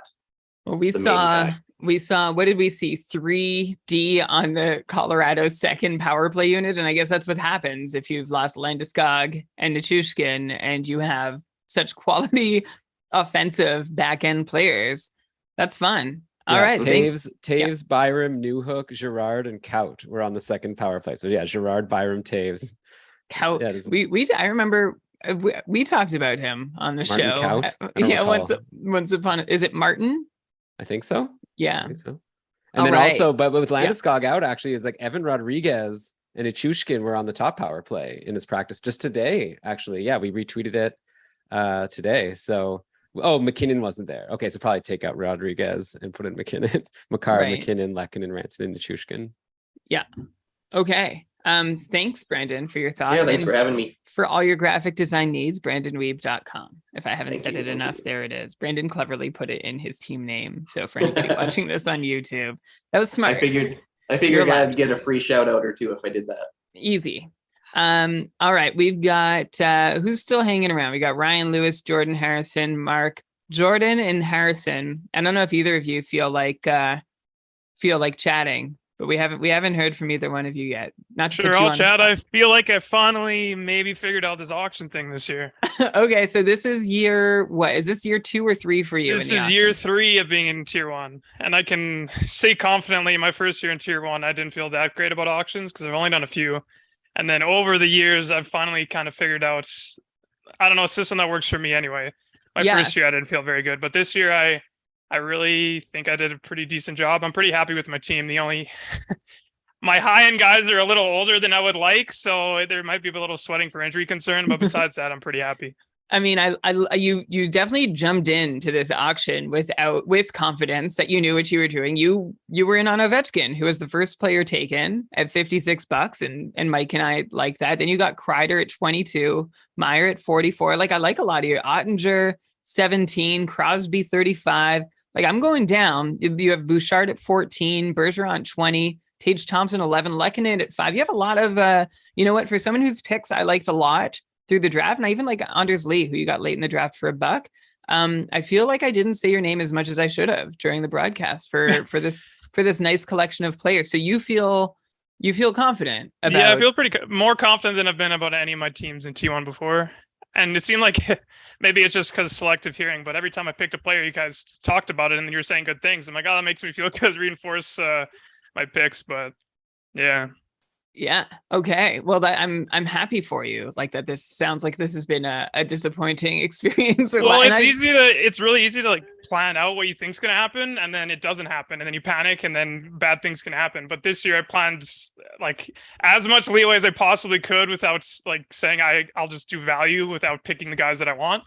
And I really picked like, I had Timo Meier. I would have went even higher on him. I was really set on getting Timo Meier. I also had Eichel really high on my list, but I just couldn't afford to pay. I forget what he went for. I could find it He here. went high. I also had Eichel, and I think he went for 40, if I'm remembering right. I got it on the old list here somewhere. I went for 42. Yeah, I had him 42. Like 40-ish was my limit, and I was like, center. You know, I wanted him, but that's okay. That was my only regret, I think. Everything else kind of missing out on Eichel. Yeah, missing out on Eichel. Yeah. By the way, for anyone, I'll just say quickly, for anyone listening, if you go to keepingkarlsson.com/auction, that'll link to the draft results here. So for anyone like 4 hours into the podcast and none of us want to see a final, Brian will put in the show notes, I guess, up high so that people can see it right away. But yeah, it's a spoiler for people who haven't listened. But at this point, yeah, people want to follow along. But sorry, Jordan, you were saying. Yeah, I was just gonna say, me and Ben have been bouncing ideas a lot, and just shout out to him on Crider. I was prepared to go even higher on Crider too. I was really happy with $22 on Crider. Obviously the regression a little bit, but I'm not too worried at $22. I think you accounted for it, as Mike and I were saying, for, you know, even if Crider does regress to what we expected, that's still a really nice total. And there's a chance he falls between where he's been and where he, like, historically, and where he was last year, that he still can approach what he did last year with a little less shooting luck, but a little more confidence and maybe having figured things out. So yeah, your team looks menacing. I think I like what you've put together, and I know how great you are with in-season moves and trades too. Are a strength of yours. If anyone wants trades, I'm your guy. Last year, I think I did 14 trades in tier 1. And if I'm being completely honest, I think I would have got relegated if I didn't do like all my trades. Like obviously some were worse than others, but some really have benefited me to the point that it like made my team. So I'm always open. You and I made a trade several years, maybe it was 3 or 4 years ago. I can't remember what it was. Do you remember? This is, but like it was Monahan involved somehow? Like I don't know. I do remember Monahan. Yeah, I do remember Monahan. I ached over it. I ached over the discussion, and I ached after. Like it was not but you were a very fair negotiator, and I appreciate that about you. I try to be, you don't have to do it. It's up to you. I don't try to force anything on anyone that they don't want to do. You just kind of lay it out there, and then they make their own decision, Yeah. And that's a real asset in fantasy. All right. Thanks, Jordan, for giving us a quick tour of your team and your thoughts. And thanks for being here. Yeah, no problem. It was fun. We've got 2 minutes left. Does anyone like Harrison? Did you want a chance to come on and say hi? Are you happy?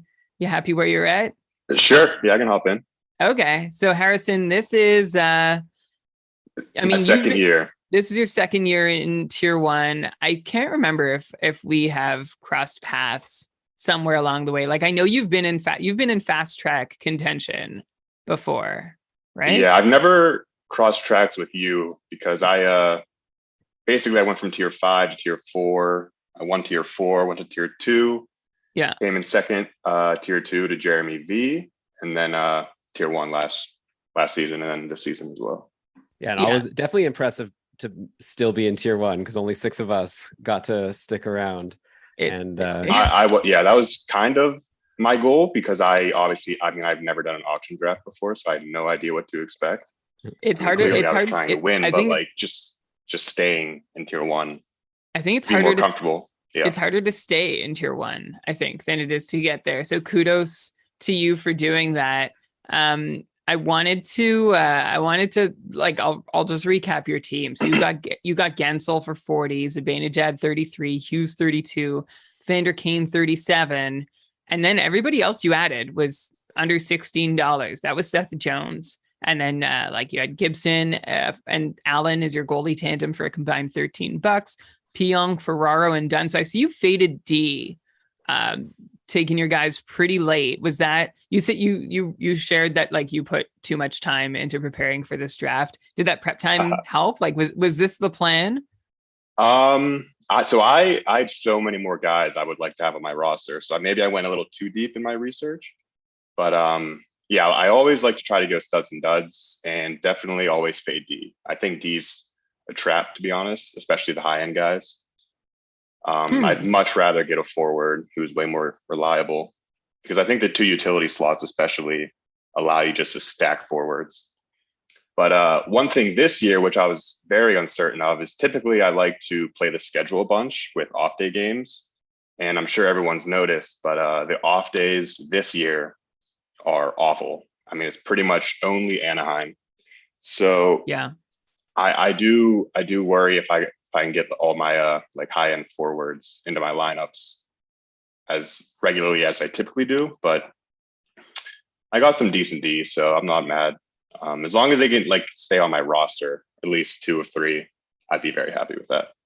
Yeah, I mean, I like your late swing on Vince Dunn. I think that's a good shot to take, and I hope he's rosterable and not like, his downside is like Nick Leddy-ish, right? Where he's someone who doesn't do much and is only paid like peripherally and only pays us for 40, 45 points. But if Seattle's figured things out, and as Mike mentioned when we were chatting, Seattle's added firepower this year, so hopefully Dunn can be someone who catches in on that. And we also really liked your Arvidsson pick late in the draft for $1 as you also have Carter Hart in your goalie tandem, which I didn't mention. How do you feel about Michael Bunting? He seems like for $8 he could provide some good value. He might even see some time on the top power play.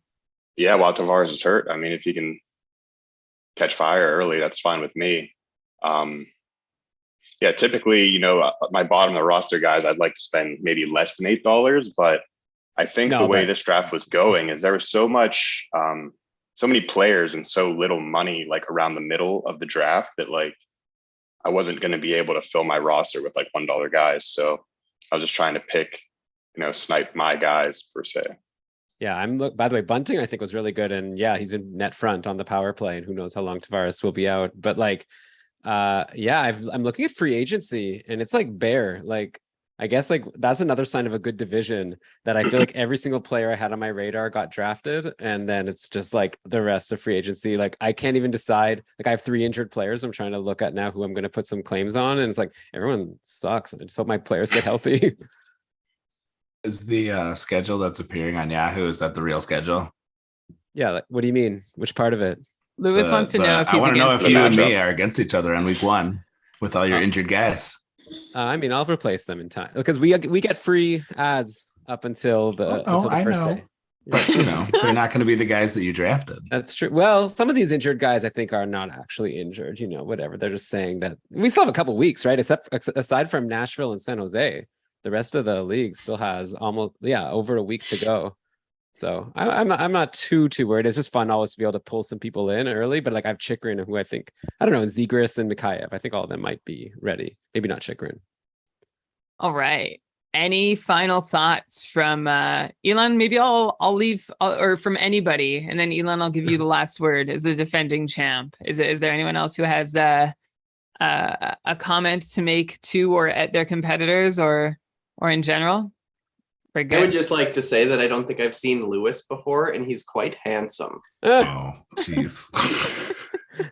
Well, thank you. I appreciate that. You should come. Me and Ben are doing Twitch live streams with John Reed's awesome overlay graphics and stuff. So check out our live stream, or we even did.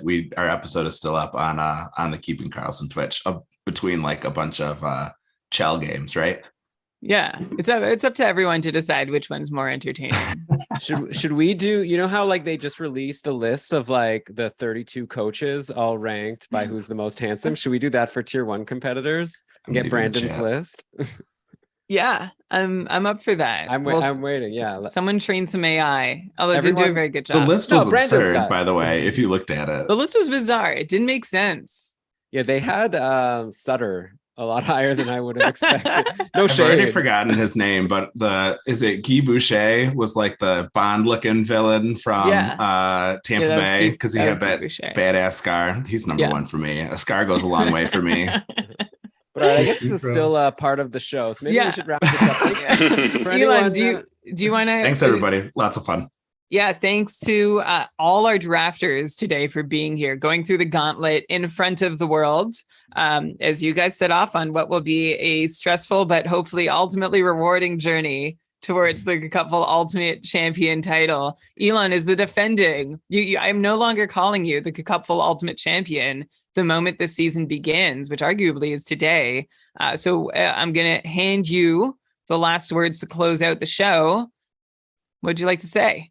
So if someone else won last year, you would have given it to someone else to close out the show? I'll just take it as like, the person who makes the show, because I don't really have anything to say as the defending champ. Like I got lucky in lots of ways. There's a lot of luck that goes into fantasy hockey last season with COVID and everything. Like I've been obviously taking my flowers and trying to brag as much as I can, because this is never probably going to happen again in my life. But I know that last season was weird, and there's a very good chance that I will end up in 14th this season because it's a whole league of sharks. But yeah, this has been a really fun draft. I'm looking forward to because that's the thing also with an auction draft is it goes by so quickly and you don't really have a chance to plan like as the bids are coming. So I don't even maybe remember.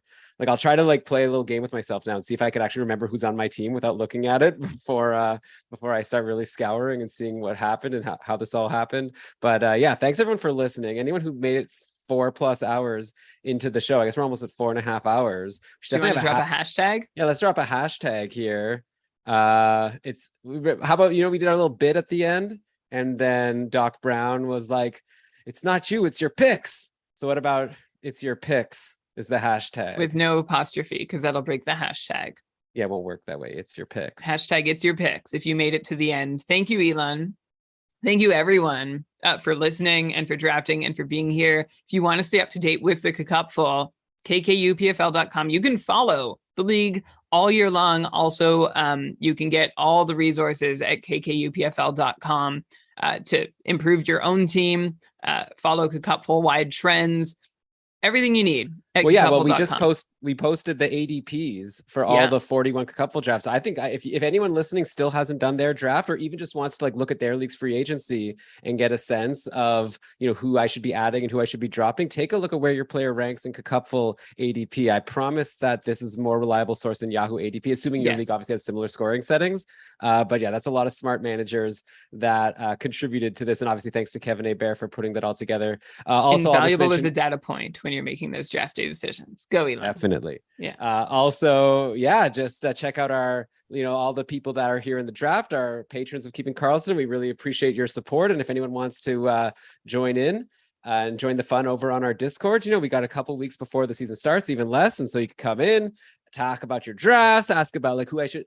Quick tip: if you come in and then you drop a picture of your team and you're like, how'd I do or something, I don't think anyone's going to give you anything too useful, right? I'll probably just write good job, looks great. But if you wanted to, drop in and say like, here are the bottom guys on my team and here are some people in free agency, what do you recommend? Then I could give you some actionable advice. So come join the Discord and we can make sure you have the strongest possible team going into the season. We have a lot of smart people here. And also Brian and I, do some other little things for the patrons, but I guess we've been blabbing. So yeah, keepingkarlsson.com/patron for all that info. As far as content goes, I don't know. Right now we're exhausted, but definitely Brian and I will put a show together for you next weekend. But my wife is actually very pregnant, so there's a chance I won't be there. But the plan right now is that I'll still be able to be there.